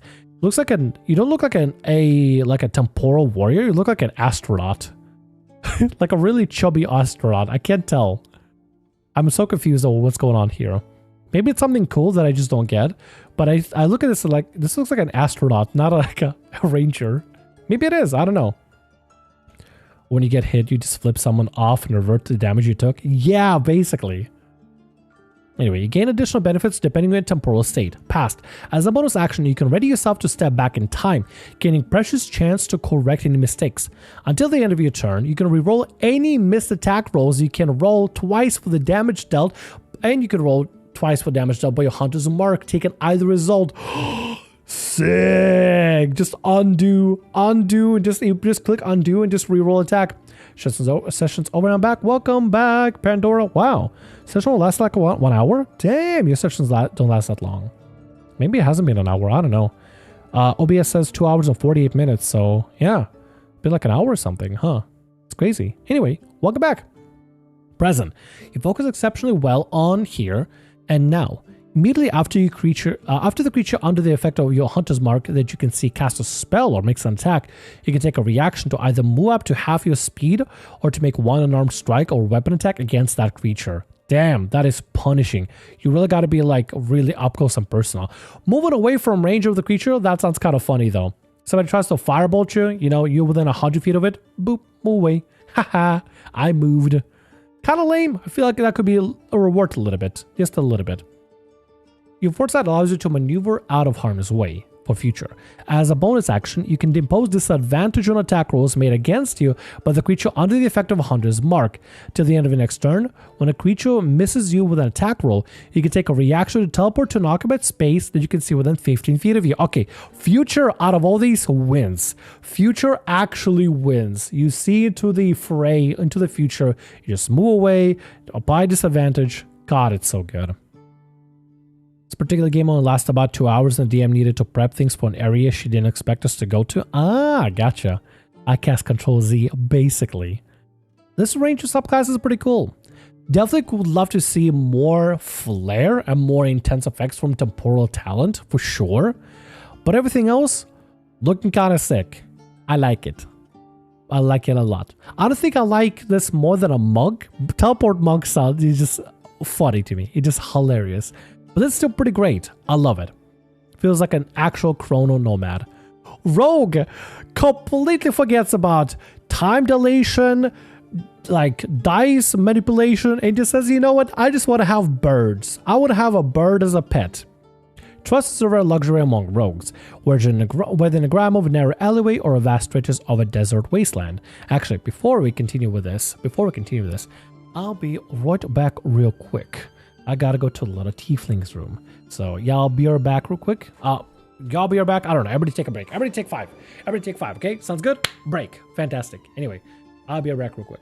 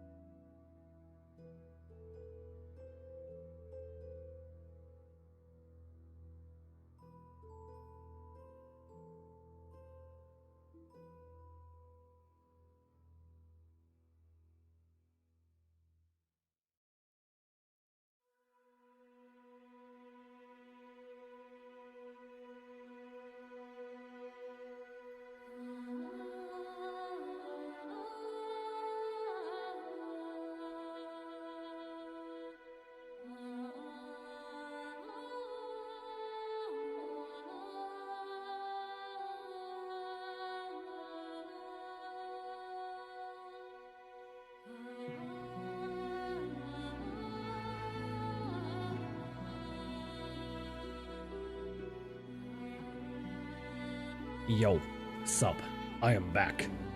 Your tiefling boy is back. What have I missed? Hello. How you doing? What have I missed? I'd love to see someone make a subclass that is basically a Power Ranger for the Ranger class. Yes, we need that. We need that. We need like you know what we need? You know what I'd love to see now that you say it? More tech for like the subclasses. I think there should be like some sort of a tech, like a steampunk or like some sort of like a magitech kind of like third-party book that's developed, and just to add Ranger as a Power Ranger. They literally get like combine Magitech and Cosmos together. They get the power from the Cosmos given by some sort of like a tech god, and they're able to do some amazing tricks of, flips and everything. Literally everything that Power Rangers can do, including summon like some sort of like a power armor that fights alongside of them. That's a mechanical construct. Will be so sick. Will be amazing. And literally have the entire mechanic where every subclass can summon some sort of a powerful construct that is like part of their like great patron or whatever, and then combine it into like I think it was called a Megazord or something. Combined together to giant construct. That'd be so sick to fight against other giant kaijus. Kaijus, cosmic creatures, and constructs combined together. Add Power Rangers and kaijus and mechs together and make that as a third-party book. Oh, that'd be so sick. That'd be so sick. Anyway, so back to rogues. Falconer. Basically, your rogue with a falcon. That's basically it. And you can summon more falcons as well. You get falcons, carrion birds, owls as well. They got this cute little art over here. They got this giant bird, which I don't think you can have as a part of the features, but if you can get that as a mount, like a giant bird like this, that'd be kind of sick. That'd be actually pretty sick. Is this a griffin? I think it's supposed to be a griffin. It might be a griffin, actually. It doesn't give you a griffin as part of the feature, but it really should. It really should. That'd be so kick-ass. So, as part of your level 3 feature, you get the Feathered Accomplice. You gain companionship of Fierce Bird of Prey, which becomes your steadfast partner. It's friendly to you and your allies, and obeys your command. C is game statistics for the raptor. When you falcon, blah, blah, blah, you choose either to make it a falcon, an owl, or a condor. And it has different, like, I don't know, features and changes and stuff. Depends on what is going on. Depends on what it's doing. So that'll be, more towards the stat block down below. It basically works the same way. It works on your bonus action in combat. Otherwise, it just takes the dodge action and stuff.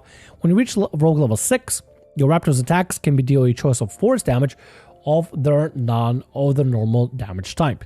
If you're playing with 2014 rules, you just, deal magical damage for the sake of overcoming resistance to it, Restoring the raptor. It's not a magical creature, it's an actual beast, so you do have to restore it and stuff after a short, long rest. Oh wait, it does disappear, never mind. You can use a token to resurrect the raptor with all of its hit points. Never mind, it does disappear. It's like a spirit of some kind. That's kind of cool. Additional raptors, you get 2 raptors at level 9 and 3 raptors at level 13. You can only have 1 raptor summoned at a time. Other raptors go into the pocket dimension contained within your token. When you finish a short or long rest, you can switch your raptor with a different one inside your token. You can, however, at later point, summon them all 3 at the same time. You just have like a bird, just bunch of birds flying together. I'm assuming for flavor, you can also replace it with like a bald eagle. If you really just want to be like a Captain America type character, you just have a bald eagle flying in, I suppose. I don't know. But anyway, spitballing, but maybe you'll get a bonus if you're working with other members of the party. The collaboration and working with other members of the party is something that was covered greatly in Ryoko's, because when you're fighting kaiju, you got to be winding up for those like power team attacks to try to properly take him down. The way they did on Ryoko's, I'm not exactly keen with, because it feels like it's a little bit underpowered, but I would love to see a book that implements like combo attacks together, where you attack together as a team, or there's some sort of like a triggering mechanism, almost like a limit break in Final Fantasy XIV or something, where one person sets it up for a big bang, and everybody else kind of assists to it and contributes to it to set it up for a big explosion, big power damage together, I think that'd be really sick. Love to see D&D in the future. I know it can flavor any of the campaign into a futuristic version, but it'd be cool to actually see something come out of it. Definitely, 100%. Definitely. Anyway, Raptor is pretty weak. I mean, it's not gonna be super strong. It's not gonna be super weak. It doesn't have the flyby feature, which lets it fly away without taking opportunity attacks. It does have nimble flight, which makes it so opportunity attacks against it or have disadvantage, which is kind of neat. I mean, for the most part, you can have this bird basically just there to do some damage and just to fly around and basically be a nuisance. Depends on the type of raptor you summon. If it's like a falcon, it gets a shredding skydive, where you basically can just like nosedive at an enemy, deal 1d12 plus 3 plus wisdom modifier piercing damage, which is kind of sick. Silent Watcher, if you have an owl, it can get a blindside range of 30 feet for 1 minute, which can be pretty good and pretty useful. And the Scent of Death for the Condor. Raptor has advantage on attack rolls against bloodied creatures, which could be really, really useful against creatures that are slightly wounded and stuff, you know? I'd be pretty sick. It depends on the bird you choose. You always get more birds and stuff, and basically you can have all three at some point. It's pretty cool. It's pretty neat. Plus, having like a tiny beast that kind of works as a familiar but can do damage could also be very useful as well for allies, especially giving them help actions and stuff. Be very good. Then we have level 3 Bestial Connection. A Falconer is bound with their raptor is forged in fires of mutual respect and sacrifice. When your raptor takes damage that would reduce it to 0 hit points, you can take a reaction to grant it some of your life force. When you do, the raptor is reduced to 1 hit point instead, and you take 1d6 necrotic damage, which can't be reduced or prevented in any way. Once you use this feature, you can't use it again until you finish a long or short rest. In addition, the bond improves your ability to connect with other creatures of the natural world. Get proficiency in animal handling skill. So it's a way to save your raptor from death by sacrificing a little bit of your health, which is kind of neat. Level 9. Eyes in the Sky. Your raptor acts as your eyes up above, serving the land of hidden dangers and fleeing quarrels. Your proficiency bonus is doubled for any wisdom perception check your raptor makes. In addition, while your raptor is touching you, you can telepathically communicate images, emotions, or directions to each other, which is interesting. You would think you'd be able to communicate from range? That'd be pretty cool, actually, if you can communicate, like, if it could communicate images from what it sees from its eye to you within, like, a specific limit. But it only communicates when it touches you. I'm assuming you can send it out like a scouting party, like a scouting scout. It comes back, it communicates everything it's seen back to you, and you kind of learn what it's seen. That'd be kind of cool. It's like a... I know there's a meme of like birds being government security cameras, but it basically becomes a government security camera, basically. Synchronized Dogfight. In display of flawless teamwork, you and your raptor have learned to chain attacks together with a ruthless efficiency. Once per turn, when an attack you make deals damage to a creature that your raptor damaged this turn, your attack deals extra damage equals to your wisdom modifier. Once per turn, when you attack, your raptor makes deals damage to a creature that you damage this turn, the creature must succeed on Constitution saving throw, or be blinded until the start of your next turn. That could be very useful. Very useful. And the fact that you get both those abilities at level 9 is great. Means this is going to be a rogue that stacks a lot of wisdom, which makes sense. Wisdom scales off of animal handling and stuff, so makes sense. Apex Predator. You and your raptor have mastered specialized combat techniques, which you use to hunt down your foes. Depending on which classification of raptor you have summoned, you have one of the following benefits. Falcon. Attack rolls made by you or your raptor score a critical hit on 19 or 20 on the d20. Nice. Twilight Hunter. You and your raptor have advantage on attack rolls made against creatures in dim light or darkness. Nice. Vigor from Death. Condor. Whenever you or your raptor reduce a small or larger creature to 0 hit points, you each gain temporary hit points equal to your proficiency bonus plus your wisdom modifier. Also nice.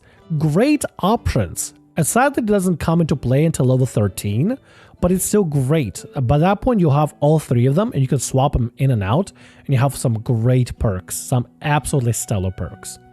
Fury of the Flock. Your coordination when your raptor is unmatched, allowing you to command your entire flock at once. As an action, you can summon all 3 raptors to 8 for 1 minute. Go, my pretties, go, fly! Your raptor then, if the raptors that weren't already summoned appear in occupied space within 5 feet of you. While all 3 are summoned, you gain all benefits of the Apex Predator features, which is great.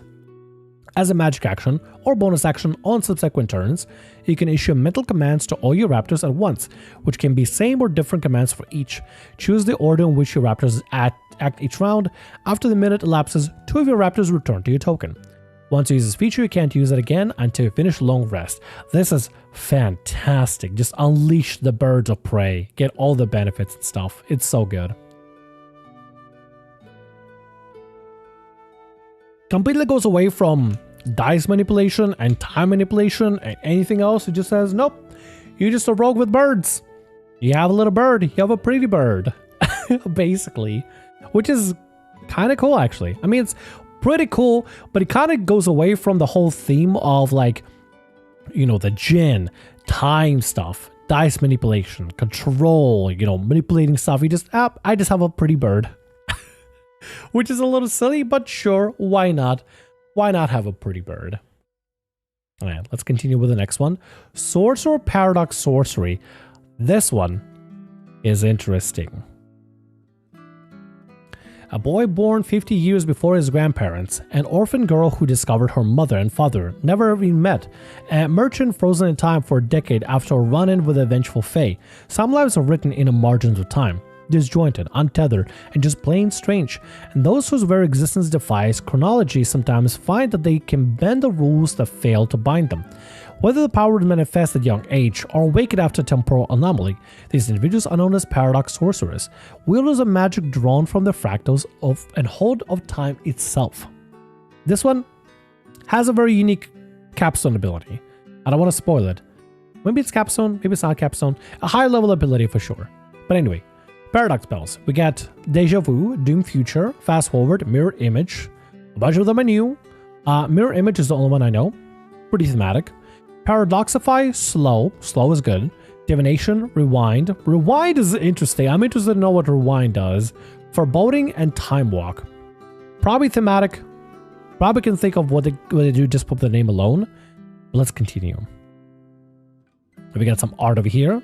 This looks pretty cool. It's like you're drawing a clock out with your hands.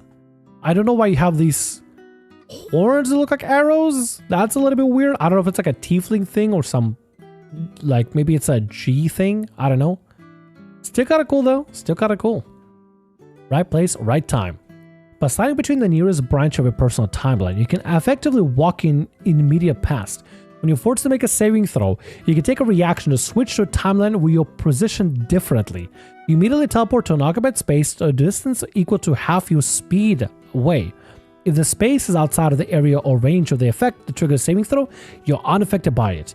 You can use this feature a number of times equal to charisma modifier, and you can regain all expended uses when you finish a long rest, which is sick. You literally just flip yourself to a different timeline where you weren't standing there. Oh, I'm standing in a range of fireball? Nope, I'm not. Not on this timeline, motherfucker. So good. Love it. Borrowed time. Level 6. Borrowing vitality from your future self allows you to make your life expectancy more flexible, but time is a collector of whom you can hope to run. As a bonus action, you can roll a number d6 equal to charisma modifier and regain hit points equal to the total. Next time you finish a short or long rest, you must roll a number d6 equal to charisma modifier and take necrotic damage equal to the result. This damage can be reduced or prevented in any way. Once you've used this feature to regain hit points, you can't use that again until you finish a short or long rest. So this, in a sense, is like a heal, but it will hurt you later. Bootstrap Paradox. Now this one is fascinating.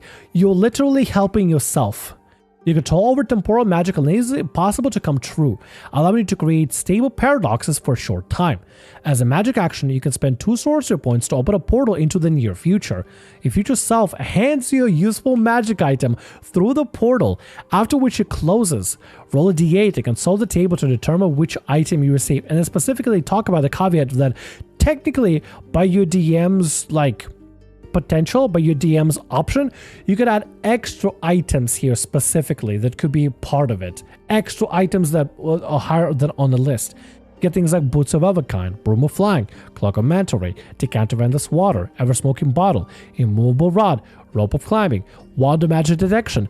All those items could be stellar, depends on the situation. The thing is, you gotta roll a d8, you don't choose the item, but you'll roll a d8 and that's the item you receive. Could be very situational, especially you don't need to detect magic, but you get a Wand of Magic Detection anyway when you need a Boots of Other Kind. I think this feature could be changed a little bit so that you get a unique item specifically.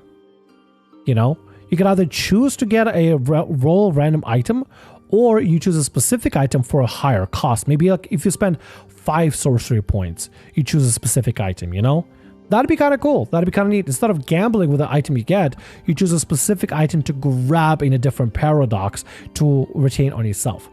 If the item requires a saving throw, it uses Sorcerer's spell save DC instead of an item spell save DC. In addition, you spend an additional 2 sorcery points when you take this action to ignore the roll and choose which item you receive. Oh, never mind. I just had to read a little bit more. I'm stupid, guys. I'm dumb. After 8 hours, when you use this feature to produce another item, the portal reappears until the end of your next turn, allowing you to give the item to yourself in the past. If you fail to do so, your body is racked by a burst of temporal energy. Make Constitution saving throw against a spell save DC, taking 3d8 force damage on a failure or half as much damage on success. The item then vanishes. That could be extra punishing. That could be super punishy if you just don't do that. So I guess at the end of the day, you do have to return it anytime. Split reality. Oh, this one is great. The pinnacle of temporal manipulation is creating two stable branches of possibility that exist in harmony. As a magic action, you can split your timeline into two, creating a duplicate version of yourself that appears in unoccupied space within 5 feet of you. Your duplicate shares your initiative count, your statistics, and your resources, and has a copy of all your equipment, including magic items. If it would lose hit points, spell slots, changes or uses of charges of use of an item, or use of any feature, use this item as well. After 1 minute, choose one version of yourself to recombine with the other and disappear along with any of its equipment. You become the remaining one, retaining all of the memories and experiences of both versions. Once you use this feature, you can't use it again until you finish a long rest or you spend 7 sorcery points to restore your use of it. Now, I need a clarification from the writers. Do you just get to take a second turn as well at level 18? Because the way I read it is you make a duplicate that also has the same initiative as you, and is also an entity that is part of the combat. So what I'm reading is, while you share the resources, you basically get to take 2 turns then, right? Is that what this means? You just take 2 turns and after a minute choose which one stays and the other one morphs into the other? Is that what it means here? You just play out 2 realities at the same time? We need a clarification on that. We need a heavy clarification because being able to take 2 turns at level 18 is nuts, especially with the amount of spells you get at that point. It would be insane. It would be insane. Too much, maybe. Maybe a little bit too much. Sounds like it. We need a clarification. We need this to be clarified because we need to know. We need to know. At least I would like to know. Warlock. Elder Sphinx Patron. First of all, style. Style. Maybe not every Warlock style, but that is style. That is, I think that the proper word for it is chic. Maybe. I'm not sure. Still. Elder Sphinx Patron. Warlock bound to Elder Sphinxes, timeless, inscrutable creatures with control over the tide of possibility, often become a cryptic and enigmatic as their masters. For those who enter a pact for a noble cause, such as joining a sphinx like Aeon in its eternal vigil over time, this transformation is a mark of pride. Less fortunate few who are pressed into the service after losing a contest of riddles, on the other hand, resentfully resist this creeping change. In the end, exposure to the unfathomable mysteries, inherently to the very nature of the Sphinx, inexorably after those who serve it, and yet many still flock to do so. Allured by the promise of forbidden knowledge and ancient secrets, no matter where, when, or who you are, you feel burdened with burning questions, and Elder Sphinx almost certainly holds the answers. Obtaining them, however, is a different matter altogether. This one specifically messes with your dice, and I love it. It's called Fashion Brenda. Look it up. It's called Fashion Brenda. Look it up. So good. Alright, let's look at the spells. Alter Self, Augury. Initiative, See Future Death. All pretty good. All pretty good. Pretty solid. Freeze Frame, Slow. Divination, Lion's Roar. Legend Lore, Modify Memory. Modify Memory might be thematic, but also might be kind of weak. I don't know. Is Modify Memory a powerful? I mean, no, it might. You know what? Actually, that would be incredibly powerful, especially if you're messing with somebody that you want to really psych him out. Modify Memory will be pretty good as long as it sets up for you to be able to use it. This one, I already love that it's a 3rd level feature immediately. Twist of Fate. It's so interesting. You know what you physically do? You tip the dice. You know how like in RPGHorrorStories sometimes you have like, people cheating, with D20s and stuff, or like moving them or having to weigh the dice. You don't weigh the dice. You just like push the dice with your physical hand and you tip the dice in a specific direction. Your mind becomes attuned to the swirling whims of fate, allowing you to nudge destiny in unusual directions that others can't foresee, while simultaneously standing firm in the chaos. After you or an ally you can see within 30 feet makes a d20 test, ability check, saving throw, or attack roll, before the GM announces the outcome, you can alter the roll by shifting the d20 to an adjacent face, no action required, to which you then add applicable modifiers as normal. If you don't have physical d20, refer to the table below. You physically nudge the dice in a direction to on the adjacent faces, basically. If somebody rolled a 1, you could nudge it to be a 7, 13, and 19. If somebody rolled a 20, you could turn it into a 2, 8, or 14. You physically nudge the dice in direction you want them to be for yourself or others, which is insane. I love it so much. You can use this feature a number of times equal to charisma modifier. The range of 30 feet is limiting, but the power behind it is amazing. You are so you're like a divination wizard, except not at all. But you physically nudge the physical dice, which is insane. I love it. Your DM is going to hate you for this, especially if you use it on enemies that are doing well in order to nudge them in the wrong direction. And they'll also hate you. Maybe they'll love you as well for turning like your own losses and your allies' losses into wins as well. Imagine, your ally rolled a 2. Nope, you did a 20 because that's what I say so. How good is that? How good is that? I love it so much. Enigmatic Soul. You study under a master of riddles, become inscrutable and Thomas as a tutor. You can magically age and immune to magic that allows other creatures to read your thoughts, determine whether you are lying, know your alignment, or know your creature type. That could be great for flavor, great for roleplay. Branching possibilities. Channeling your patron's magic, you can split the timeline into multiple potential futures and choose the path that hinders your opponents most. When you're attacked while concentrating a spell, you can take a reaction to roll a d6. On a 1 or 2, the attack continues as normal. On a 3 or 4, the attacker has disadvantage in the attack roll. On a 5 or 6, the attacker must choose a new target or lose the attack. You can use a Twist of Fate feature on this d6 roll. Use the table below if you don't have physical d6. So you can just be like, branching possibilities. And you rolled a 1. Nope, motherfucker, Twist of Fate. I'm changing it to a 6 or a 5. Insane, dude. Insane. That is crazy.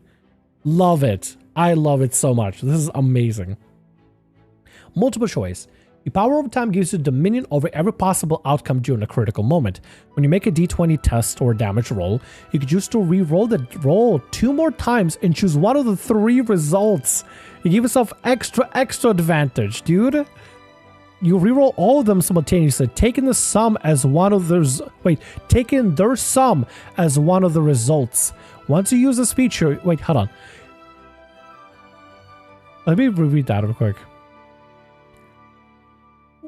You can choose to re-roll the dice 2 more times and choose one of the 3 results. Okay, if multiple dice are rolled, okay, so part let's say for example you roll like a, I don't know, 2d10 for firebolt or something.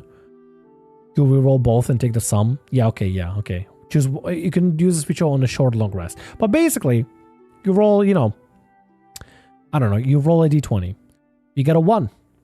Nope, I get to roll 2 more d20s. If one of them is a hit, then we're going with that one. That is so good. I think it'd be fun to play in a D&D or in a TTRPG, honestly, game with you. I would love to open up myself to be able to like play games with other people and stuff. For now, I'm just kind of keeping it small because, life can only take me for so much. But at some point, I think it'd be cool to open up myself to interact with more people out there, play more games and such. Potentially, maybe in the future. We'll see how the future holds, though. Maybe even have, I don't know. Ideally, I don't want to romanticize it too much or theorycraft about it too much, but it'd be cool to have like a Discord server with, a few people from the community, just be able to like chill sometime. Maybe do some silly one-shots. That'd be kind of sick. But, let's continue. Time Walker. You are a traveler through time, adrift in the mysterious currents. You always have a Time Walk spell prepared. You can cast it once without expending a spell slot, and you regain the ability to cast it this way when you finish a long rest. I'm interested to see what Time Walk is. I'm assuming it has something to do with walking and time. Maybe like Misty Step, but through time. You go back a few turns. Alternatively, when you gain a Mystic Arcanum class feature, you can spend the use of one of your Arcanum spells to cast a Time Walk spell without expending a spell slot, but as if you expend a spell slot of the same level as the chosen Arcanum spell. You could spend the use of one of your Arcanum spells to cast a Time Walk spell without expending a spell slot, but as if you expended a spell slot of the same level as a chosen Arcanum spell. So you can cast Time Walk at a higher level than basically for free. Interesting. So you expend the Arcanum, but then you cast Time Walk at that level. Sick. If it was a public server, I'd absolutely join. I've considered it. I've genuinely considered it. I feel like the channel's a little too small, and I gotta focus more on making more and more videos than I do about setting up Discord servers and stuff. Plus, I'm already in a lot of Discord servers already, so it'd be a lot of a plate to manage. It'd be a lot. If you didn't know, I do stuff outside of Tales Tomorrow as well. That also has something to do with being part of various different Discords and stuff. So, yeah, it'd be a little bit a lot. It'd be, actually, that's a paradox. A little bit a lot. It's not a paradox. It's dumb speak. I'm being dumb. I would just have a lot on my plate. I would love to do it one day, but not anytime soon for sure. Chronostasis. The Master of Chronomancy allows you to freeze yourself and a foe in time for a brief moment. When a creature you can see within 60 feet of you starts its turn, you can take a reaction to force it to make a wisdom saving throw against your warlock spell save DC. On a failure, the creature is stunned until the end of your next turn. You are stunned while the creature is stunned in this way, but don't lose concentration on spell or other effects as a result. After a creature fails its saving throw against this feature, you can't use that again until you finish a short or long rest. That is sick. You just say freeze, and you actually freeze. That is amazing. I love it. I love it. And last but not least, Wizard, Order of the Embalmers, with that feature called Are You My Mummy? Told you that'd be there. Told ya. Alright, let's go ahead and cover through it here. Keep us as the gates of death. Embalmers use the magic to ferry spirits back and forth between the realms of the living and the departed. Unlike a necromancer who reanimates rotten flesh puppets and brittle bone marionettes, an embalmer offers a contract, letting a deceased soul taste the joys of the living for a short time in exchange for its service. Many embalmers even include a small offering of food, a drink, or a trinket as part of the contract. These tokens of gratitude make embalmers allegedly far more popular in the lands of the deceased. Book of the Dead. By calling the dances of the dead rather than the living, you're able to summon a wide variety of creatures to your aid. Any spell that contains the word conjure or summon in the name and summons a creature within a stat block is considered a wizard spell for you. The golden time you must spend to copy one of these spells into your spellbook is halved, which is amazing. You can conjure way more things now than usually before. Are you my mummy? Though not necessarily related to a biological mother, creatures... I love how stupidly punny they are with some of the descriptions. Like when they mention about the sand being coarse and rough and getting everywhere. Oh, these writers are great. I love it. Though not necessarily related to a biological mother, creatures you summon may manifest in the form of mummies. Whenever you summon a creature by casting a wizard spell, you can choose to mummify it. Any creature summoned with a spell not normally of the wizard spell list is always mummified. A mummified creature has its statistics changed the following ways. It has undead instead of normal, it has resistance to necrotic damage, it has immunity to poison damage and poison condition, has vulnerability to fire and radiant damage. Attacks it makes with a natural weapon deal extra 1d4 necrotic damage. If a creature has no natural weapon attacks, it gains one that deals necrotic damage equal to 1d4 plus constitution modifier on a hit. If a creature would normally be unable to attack, such as one summoned by the Find Familiar spell, a mummified version can attack, which means theoretically you can use Find Familiar and it can physically attack, which is amazing. When it's reduced to 0 hit points by any damage other than fire or radiant damage, it explodes into necrotic dust. Each creature within 5 feet of it explodes must make Constitution saving throw against a spell save DC, taking 3d6 necrotic damage. Everything with summon just goes poof. Imagine summon a mummified squirrel. It goes biting somebody. Somebody, slaps her for 1 health point. Boom. 3d6 necrotic damage. You literally create a little bomb, little ticking time bomb inside a mummified squirrel. Nuts! In addition, immediately after you cast a first level necromancy spell, you can choose one of your mummified creatures that is within 120 feet of you. That creature gains temporary hit points equal to 5 times the spell's level, which lasts for 1 minute. So if you cast something at 5th level, they gains 25 HP, temporary HP. That is nuts! It's so good! Runic Wraps. Using the latest trend in arcane cloth wrapping, you can empower your summons to react in new ways when exposed to necromantic energy. When you grant creatures temporary hit points using Are You My Mummy feature, you can empower the creature with one of your following glyphs instead. Glyph of Decay. Mummify a creature exudes a sticky rotting aura for 1 minute or until empowered with another glyph. For the duration, any creature that hits a mummified creature with a melee attack takes necrotic damage equal to 3 times the level of the spell that created the glyph. Creature that takes the damage can't regain hit points until the end of its next turn. Glyph of Despair. Mummified creature emits a low droning wail of sorrow for 1 minute, or until empowered with another glyph. For the duration, any creature that starts its turn within 10 feet of the mummified creature or enters a space within 10 feet of it for the first time on a turn has its speed reduced by 5 times the level of a spell that created the glyph until the start of your next turn. So theoretically, the higher the cast or the higher the spell, the slower the enemy can be, which is great. Glyph of Terror. When a mummified creature grants this glyph, each creature within a number of feet of the mummified creature equals to 5 times the spell's level must succeed a wisdom saving throw against the spell save DC or be frightened for the mummified creature for 1 minute or until you empower the mummified creature with a different glyph. Creature can repeat a saving throw at the end of each of its turn, ending the effect on itself on a success. Glyph of Terror sounds like it'd be great for crowd control. Glyph of Despair would be great to put something really heavy in there to just slow enemies down like crazy. Glyph of Decay is great for forcing some sort of a tanky creature, maybe like in a dark, like in a tunnel, like in a hallway, and force enemies to attack that creature specifically, and they'll be taking the extra damage basically. As long as a creature, wait, hold on, let me reread that. Any creature that hits a modified. Yeah, okay, good. Yeah. Basically, force enemies to attack the tanky creature and get them to basically take 3 necrotic damage every time they hit, which is great. Let them melt themselves, basically. Preserving Death. You learn to treat your own flesh and organs with embalming salts and salves, halting the slow decay of time and freeing yourself from bodily needs.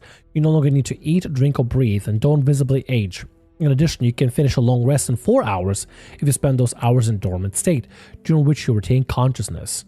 Pretty great feature, nice little caveat. Rite of Mummification. Mixing your bombing techniques with a dash of transmutative magic allows you to a living creature to temporarily exist in space between life and death. You can spend 10 minutes performing a special ritual on a willing, non-undead creature of your choice.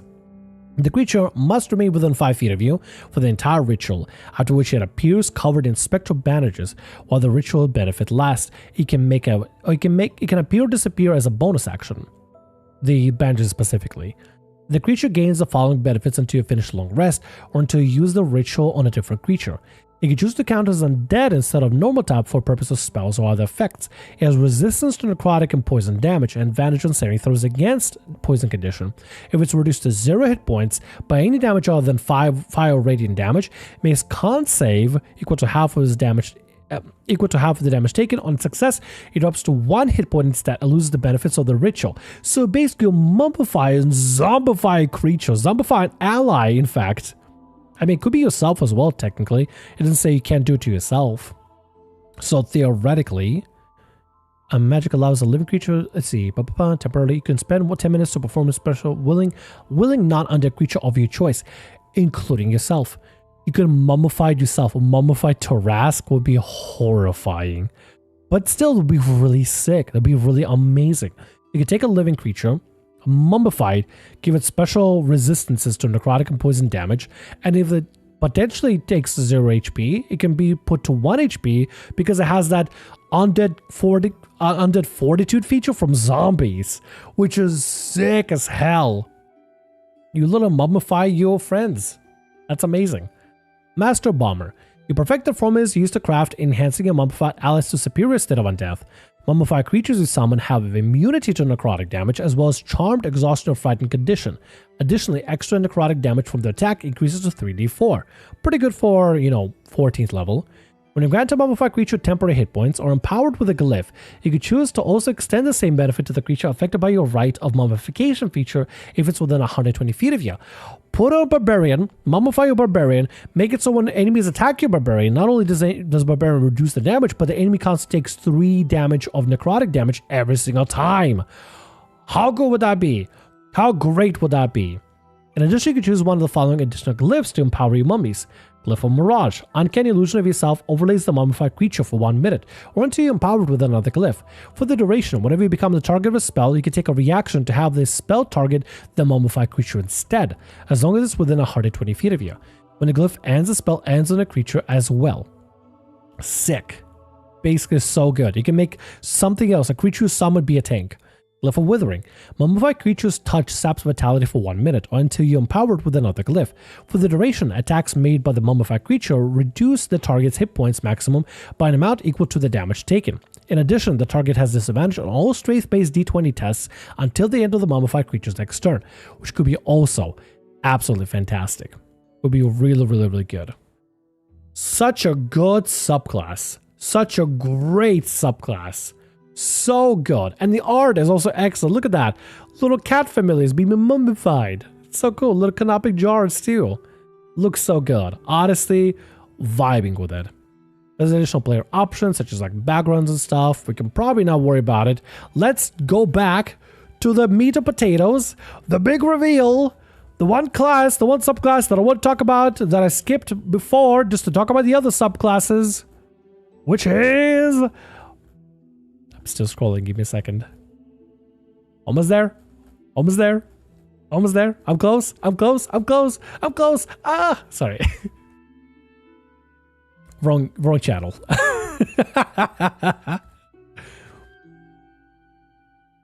We're horny only as a tiefling because of horns, not anything else. Okay. Anyway, continuing. Gunner. The class, the big reveal for this book specifically is to reveal the Gunner class. So, what do we got going on here? We got D8 for our hit points, saving throws, don't specify, but I think it's dexterity and charisma from the other PDF they have. But you get to choose between acrobatics, athletics, intimidation, perception, persuasion, sleight of hand, stealth, or survival. Good skills. 2 proficiency, either smith tools or tinker's tools. Makes sense.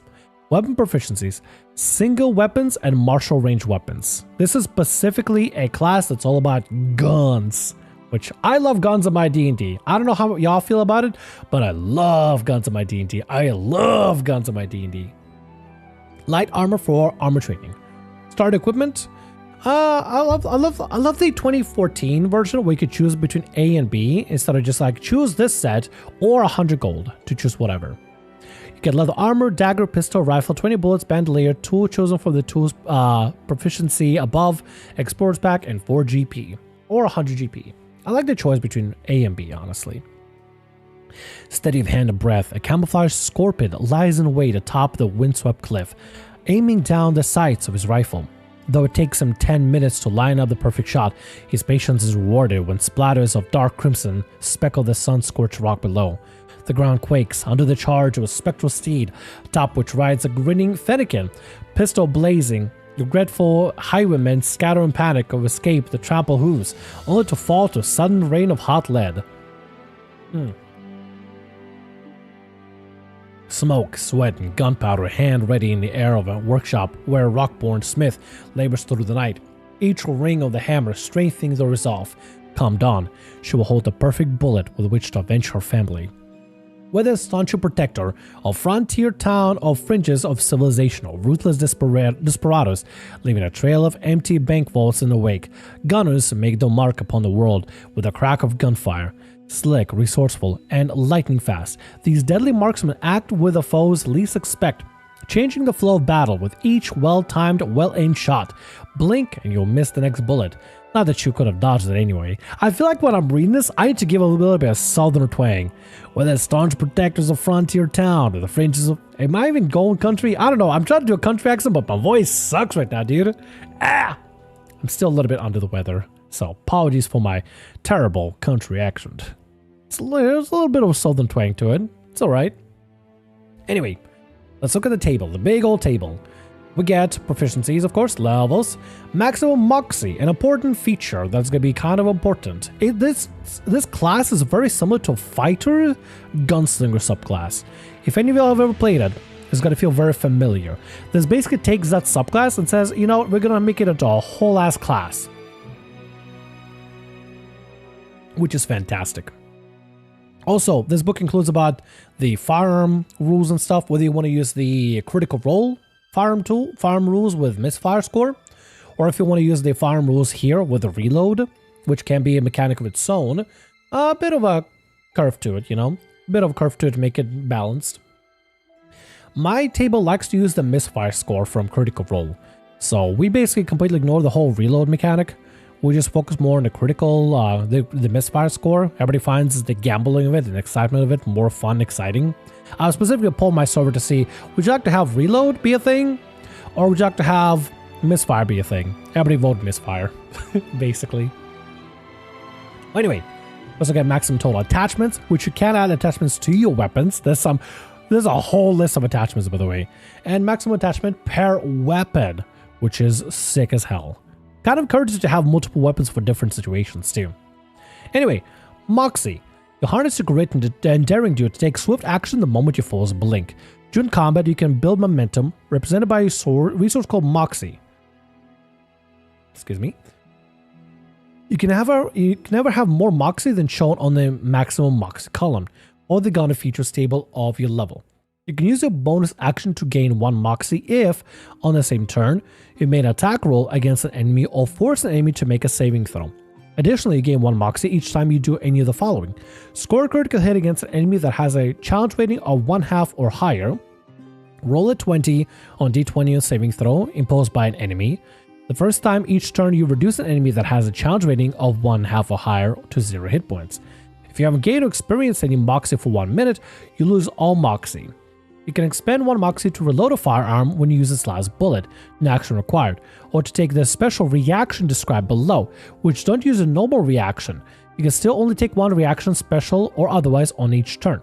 This literally gives you a special reaction to take as well. It's a special ability, but counts as a reaction but doesn't take up your reaction. Point blank. When your creature you can see leaves your reach using its action, its bonus action, or when a creature that you can see leaves your reach using its action, bonus action, or reaction, or one of its speeds, you can expend 1 Moxie to make an opportunity attack against that creature. This opportunity attack can be a ranged attack with a firearm you're holding instead of a melee attack. Second chance. When you fail an ability check, you can expend 1 Moxie to reroll it and must use the new roll. True Grit. When you start your turn, or when an enemy starts his turn within 60 feet of you, you can spend 1 Moxie to gain temporary hit points.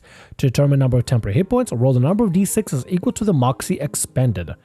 Which could be great for sure. What you could say, but I gotta work tomorrow, so I need to head to bed. Good night, Dave. Night, buddy. Probably gonna try to fly through this pretty quick though, because it is 9 o'clock for me, 9:30.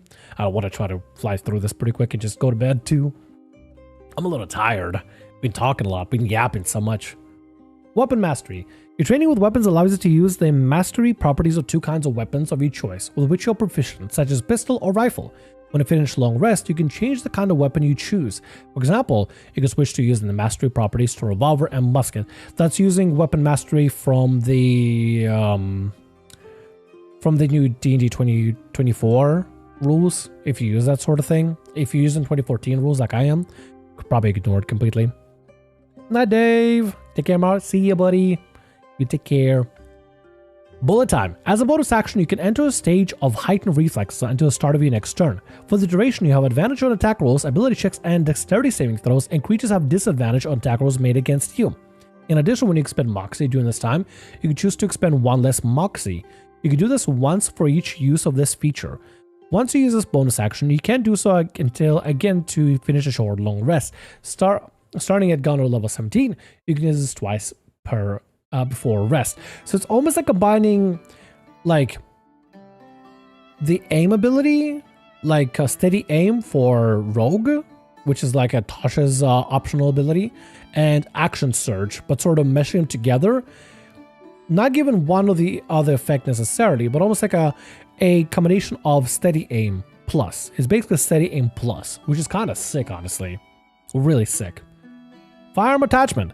A marksman is only as good as the weapon, and you've learned to improve yours with special attachments. You can apply one attachment of your choice, such as expanded capacity, to different firearms you're holding. Each firearm can have the same attachment to a different one. Attachment is described in the firearm attachments option section later in the class's description.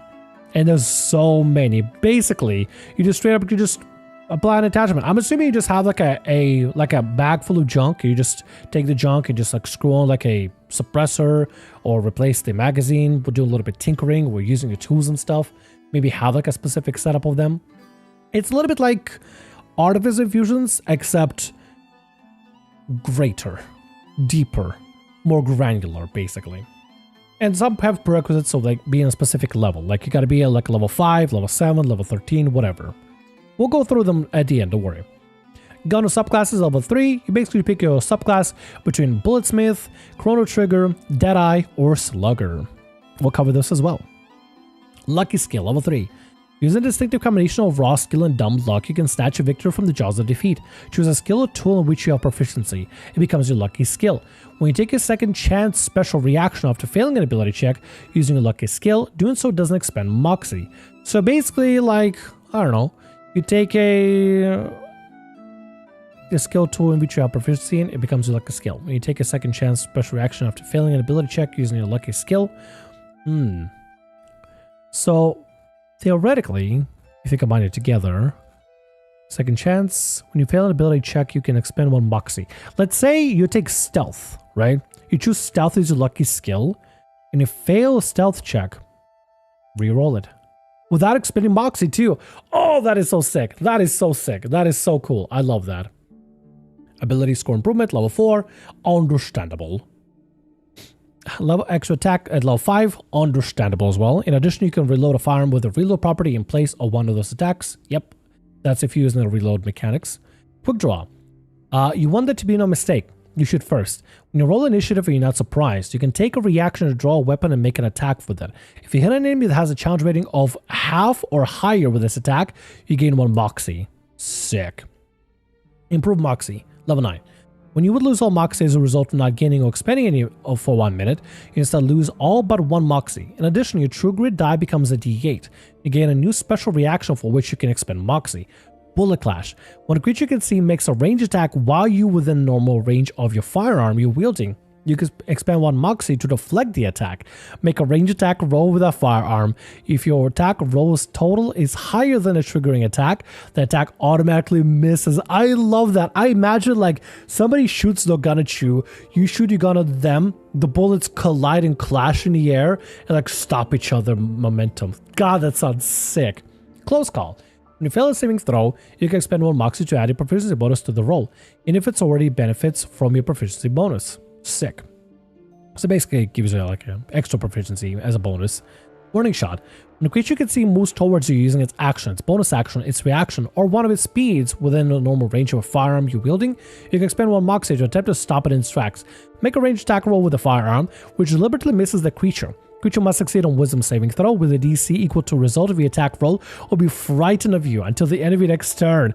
That is cool. I love the flavor behind it. I just imagine like you like flavor texting yourself like you know, as the creature moves in, I pull up my gun, give it a warning shot, shoot it real close. Roll, do I hit? Alright, wisdom save.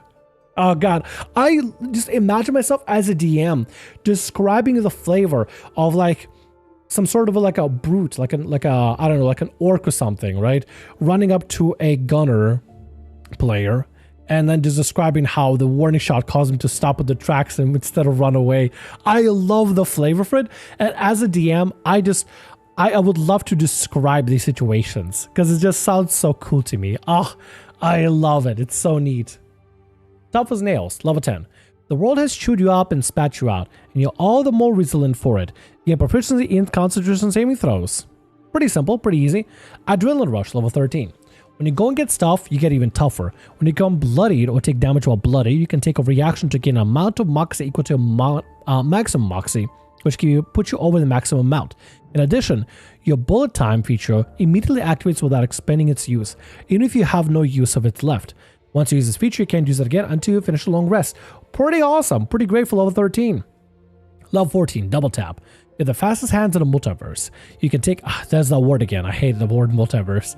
You can take the additional bonus action on your turn. This would be a perfect time to just say you have the fastest hands in the West, or just in general. Just some sort of like a nice quip, you know? I hate the word multiverse. It's been ruined for me. You can take an additional bonus action on your turn. This bonus action can be used to make an attack. Sick. Sick. Sick. I love it. Get extra bonus action at level 14. Can't use it for attack? Fine. I'll use it for something else. I'll find something else to use with it. Epic Boon, level 19. Gain Epic Boon feature of another feat of your choice. That's understandable. Ultimate Weapon. You reach the apex of weapon modification, which is one of the specialized attachment options presented below, which doesn't count against the maximum number of attachments you can have on the maximum number of attachments that a weapon can hold. When you finish a long rest, you can apply some special attachment to one firearm you're holding, causing the previous one to cease its function. Arcano Intelligent Targeting. When you make an attack using a firearm with attached against a creature you can see, you can choose to activate the attachment. When you do so, you do not roll a d20 in an attack, instead treating the roll as a 20. Once it activates the attachment, you can't activate it again until the attachment recalibrates itself over the course of long rest. Literally, aimbot. You gave yourself aimbot. Just headshot immediately. Element Converter Muzzle. Whenever you hit a range attack using a firearm with this attachment, you can cause it to deal your choice of acid, cold, fire, lightning, or thunder damage rather than normal damage. Additionally, when you take that specific damage type while wielding a firearm with that attachment, you can take a reaction to gain resistance to the triggering damage type until the end of its next turn. When you do so, until the end of the turn, not next turn, sorry. When you do so, the first creature you hit with a range attack using this firearm before the end of the next turn takes an extra 2d6 damage of the triggering type. That is sick. That is awesome. Mega Mag Miscellaneous. This attachment pulls bullets from an extra dimensional space. A firearm with its attachment loses its reload property and requires no ammunition to fire. You can still manually reload a firearm with this attachment to reload up to 6 pieces of special ammunition into it. You can choose to use a special piece of ammunition when you make a ranged attack with their firearm. Okay. Yo. For very unique weapons that require unique reload, this is great. But also, this is kind of like... It's kind of like repeating shot. Sorta. Kinda. Sorta. For Artificer. Which, and they get at like, what, level 2? I feel like that could be buffed a little bit. I mean, if you're using the reload property, yeah, probably. But like, I don't think you really need to worry about that if you give firearm a repeating shot from Artificer. You just get a limited ammo that way. I don't know. I feel like this could be buffed a little bit or changed. Omniscope. Attacking at long range doesn't impose disadvantage on your attack rolls using a firearm with this attachment. Attachment also functions as a spyglass.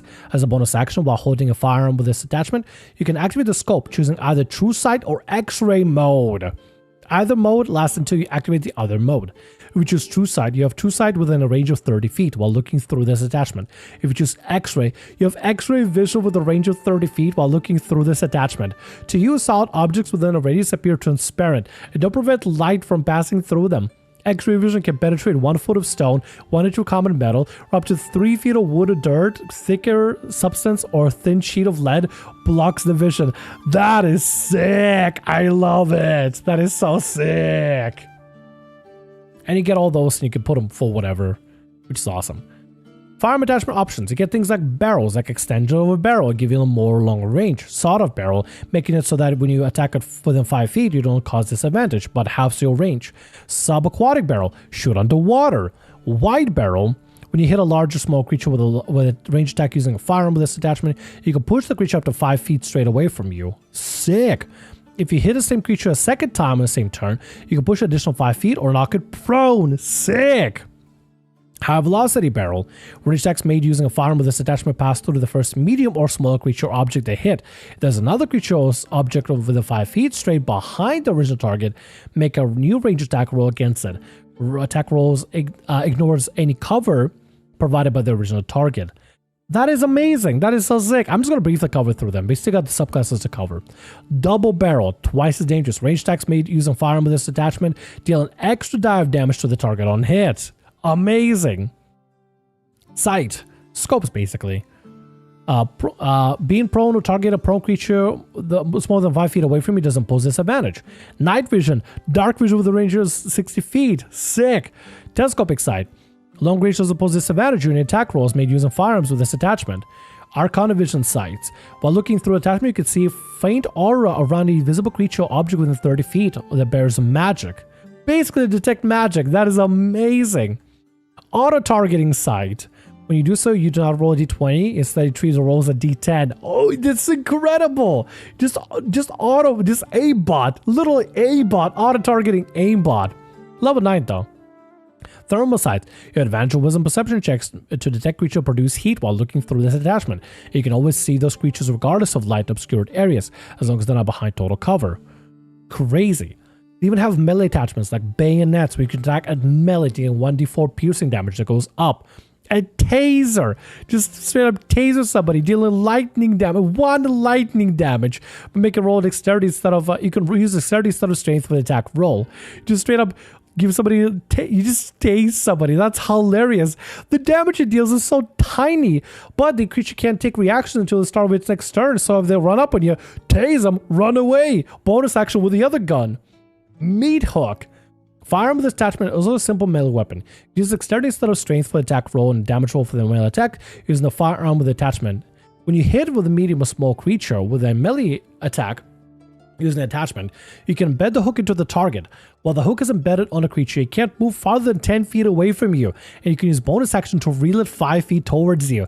You know what it sounds like? It sounds like what is that one character? It sounds like a pig mask from Overwatch and like a hook, or like throw the hook and pull you in.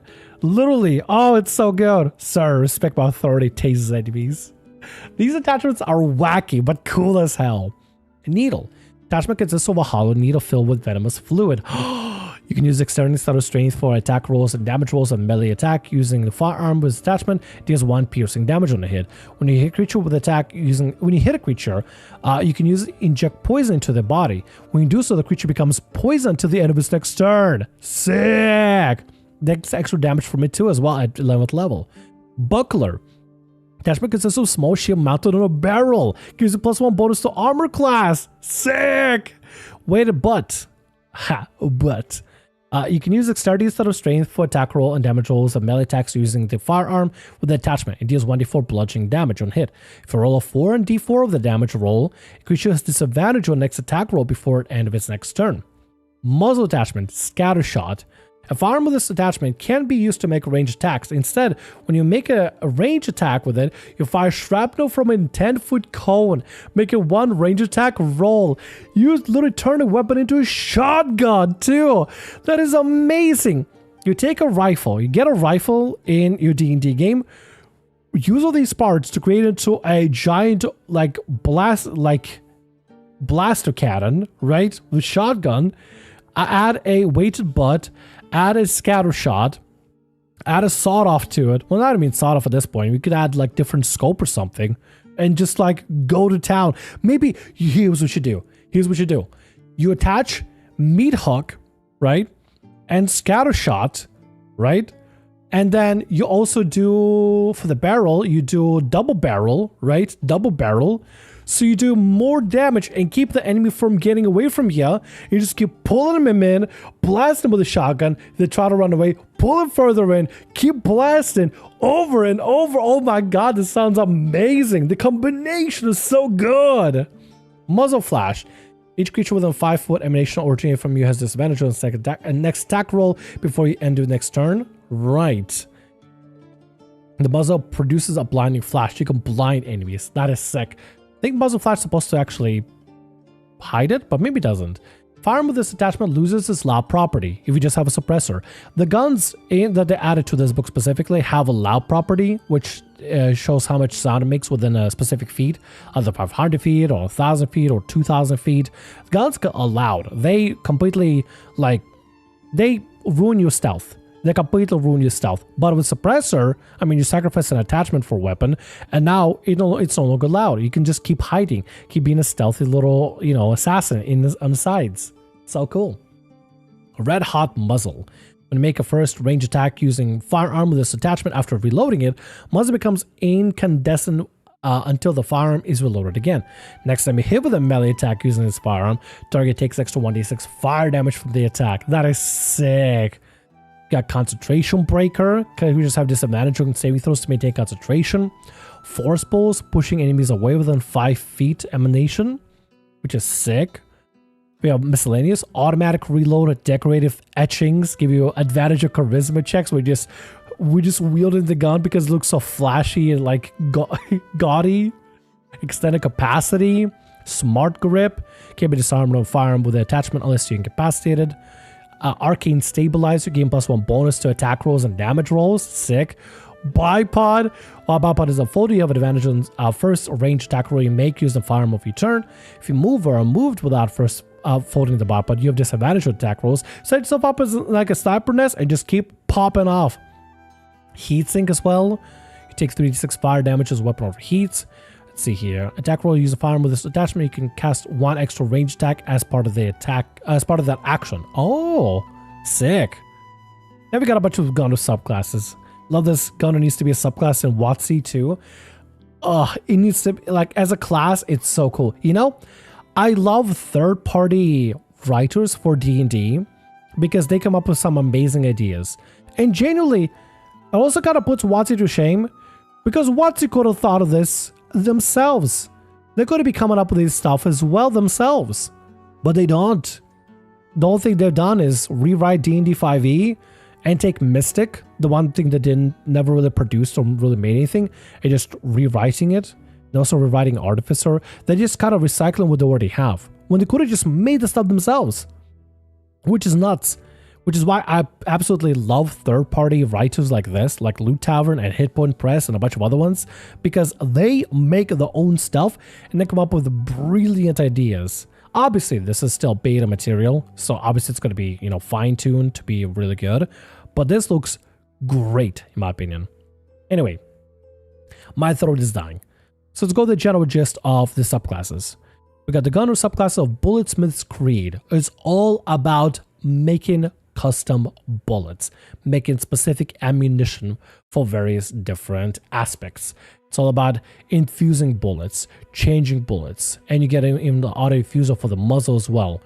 And modifying bullets in some specific way, arm-piercing, elemental bullets, restorative bullets, and everything. Mystic was a choice WotC made for sure. I love whenever they do psionics for subclasses. I love psionic-based subclasses. I just wish that would go and lead harder into it and make Mystic something that adds its... I mean, it kind of adds its own flair, but I wish they would have just spent more time working on it. Like, the initial Unearthed Arcana, like the initial test material they had back in the day, I think was a gem. And if they were to fine-tune it more, fine-tune it further, they really would have had something. The newest one is okay. I don't dislike it. But at the same time, I don't like it, nor do I really care to even add a Mystic to my own campaign. I'd rather add Gunner than Mystic. I'd rather add the Bender class from Ryoko's Guide. I'd rather add the Tamer class from Heliana's Guide. Hell, I'd rather add the Gadgeteer. There's a whole other subclass that works on creating inventions like an Artificer, but more like gritty. Gadgeteer from the Humblefolk, from the Humblewood books by Hitpoint Press. Beyond the Canopy. It's another beta book that came out actually pretty recently. And I would love to add those classes instead of the Mystic. I'm just not excited for the Mystic. Gunner, gladly added. All of its complexities, all of its intricacies, all of its stuff, I'll gladly add it easily. Gadgeteer, easily. Bender, Tamer, both of them, easily. Mystic, not so much. I don't fault anybody for wanting to play as a Mystic or add it to their campaign. If you want to, go for it. Be my guest. Do whatever you want. It's your campaign, not my campaign. I'm just not excited for it. The features look okay, and that's the nicest thing I could really say about it. It just doesn't excite me. But this, be able to make your bullets, customize your bullets as a subclass, sick. Let's see what else we got. Reverberation, armor-piercing bullets get even more powerful and stuff. Chrono Trigger Creed. You literally are sending your bullets through time, from what I understand. You can freeze your own momentum in time, preserving for crucial moments. You learn unique ways to gain and spend Moxie. Split Second. Immediately after the second time you take a reaction, since the start of your turn, you gain extra moxie. Until next time, the creature ends its turn within 60 feet of you. You can spend 1 moxie as a special reaction to send your momentum into the future.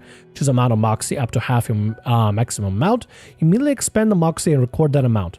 Once before you finish a long rest, to take the special reaction again, you can choose to gain moxie equal to the recorded amount, no action required. So playing with borrowing moxie from yourself and giving yourself moxie in the future as well. You also have the Time Flux Capacitor.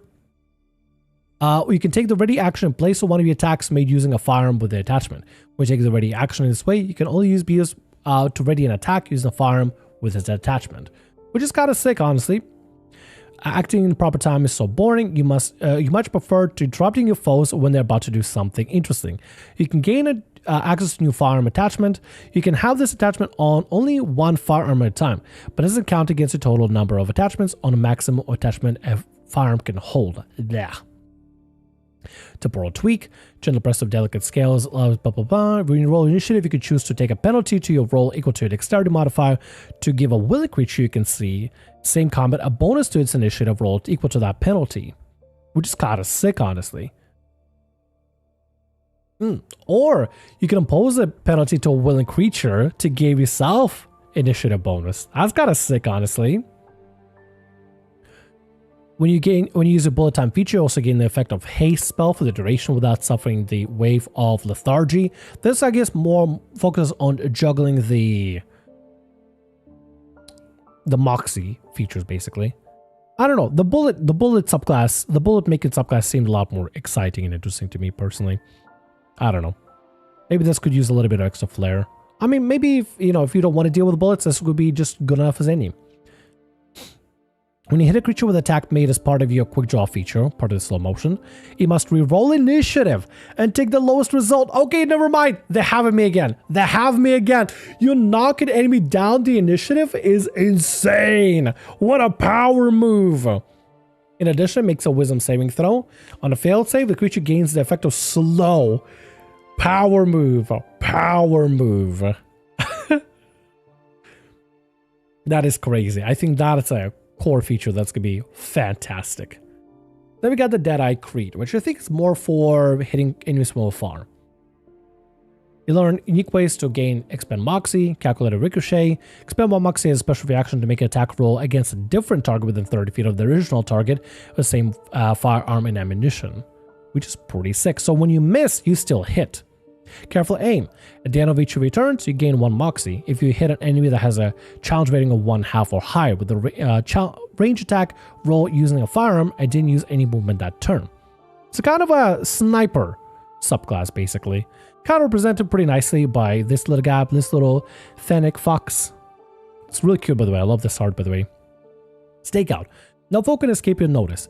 Unfortunately for them, the opposite isn't true. You gain proficiency in perception and stealth skills. Additionally, you choose one of these skills to become an extra lucky skill as part of your lucky skill feature. Extra lucky skill means you can make it succeed for free or reroll, not succeed. You can reroll it for free using your moxie, which doesn't cost any moxie because it's a lucky skill. So it's just a free reroll. Incredible. Marksman Insight is a bonus action. You can examine the creature within long range of firearm whose sights attachment you're looking through. Choose a condition or damage type. You know whether the creature has an immunity, resistance, or vulnerability to the chosen condition or damage type. Sick. Scoping mechanism. You can apply additional sights attachment to one of your firearm, even if the firearm already has different sights. Applying 2 sights to a single gun is crazy. Number you need to roll in D20 to score critical hits with firearm is reduced by 1 for each sight attached applied to it. Put 3 scopes on a gun, you gotta roll 17 to get a critical. Nuts! Love it. I love it. It's so good. You might be able to just flip between 3 different scopes. Night vision scope, the ghost vision scope, like x-ray scope. Oh, so good. 1 shot, 1 kill.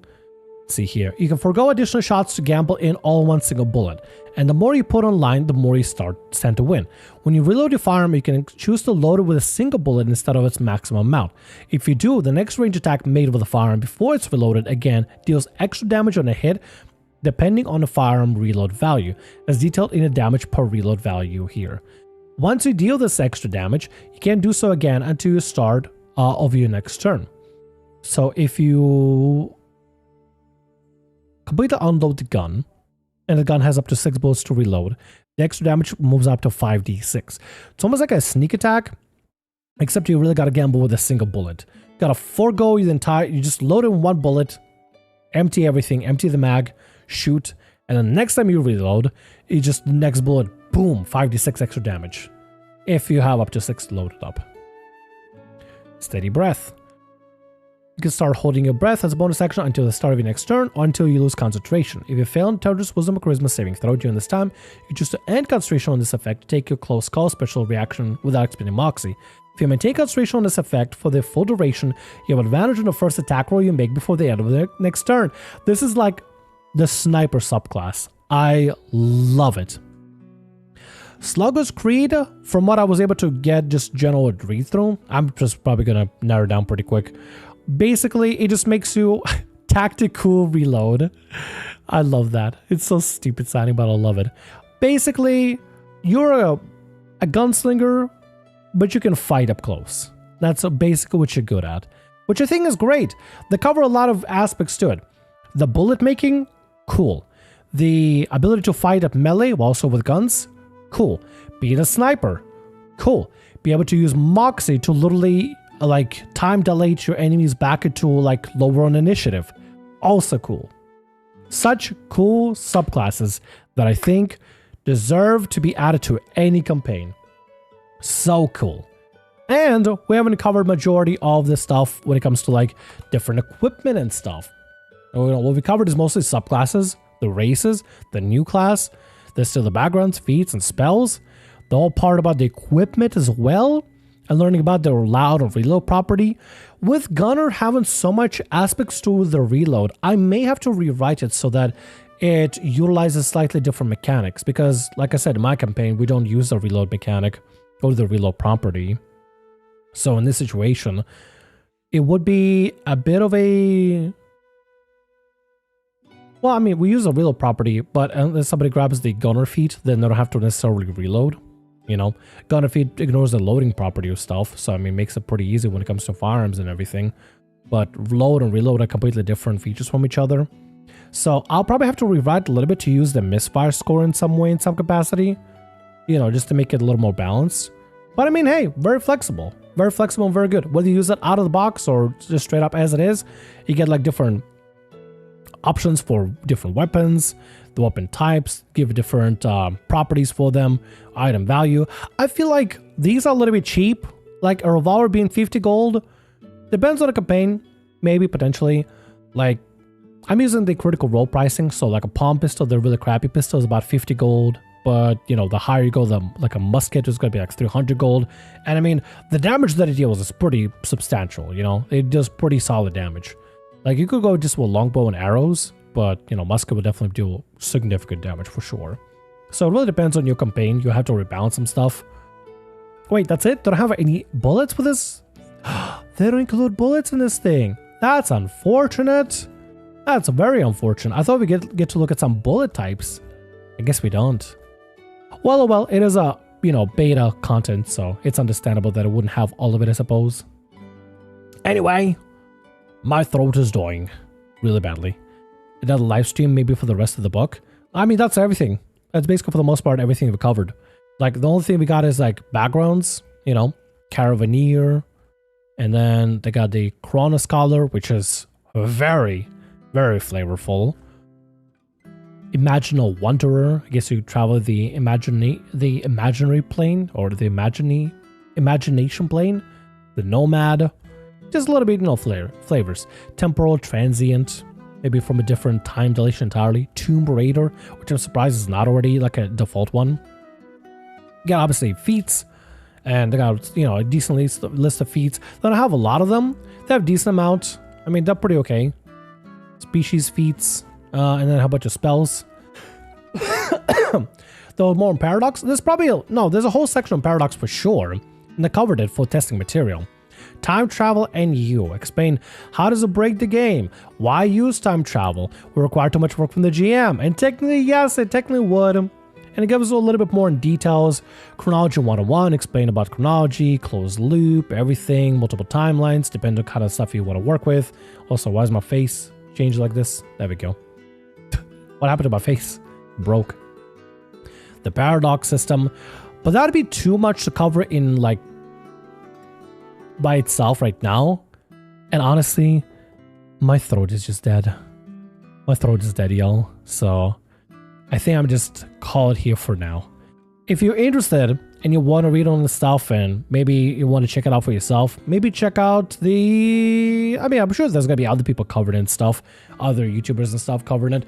I would love to come back and cover more of this system in the future. Like maybe, let's say, if we have, I don't know, another beta version coming out, you know, recover some of the stuff that we check through, be able to see some new stuff, and check through the paradox system and time dilation stuff and all the time mechanics at a later time.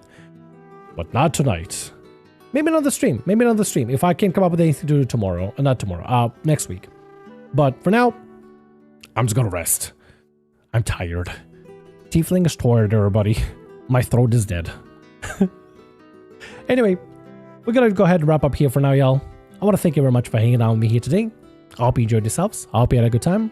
I hope you had a lovely time exploring some new content coming out from the wonderful people from Loot Tavern as they're creating more and more cool things. I'm just gonna go ahead and just end it here because I'm genuinely tired. I'm gonna just, you know what I'm gonna do? I'm gonna just have to shut up for the rest of the night and maybe majority of tomorrow because my throat is actually feels like it went through a meat grinder. I've been talking so much today alone. Anyway, y'all take care. Thanks so much for being here. Hope you enjoyed the RPG horror story. I think I might be too tired to edit the next one, so we'll have another one come up on Sunday instead. So look forward to that one. Anyway, hope you enjoy the current RPG horror stories we have going on for today, and see you guys later. Thanks so much for chilling. Y'all have a good night. Bye-bye. I don't have an outro screen, so I'm just gonna click the button to end the stream. Whoa.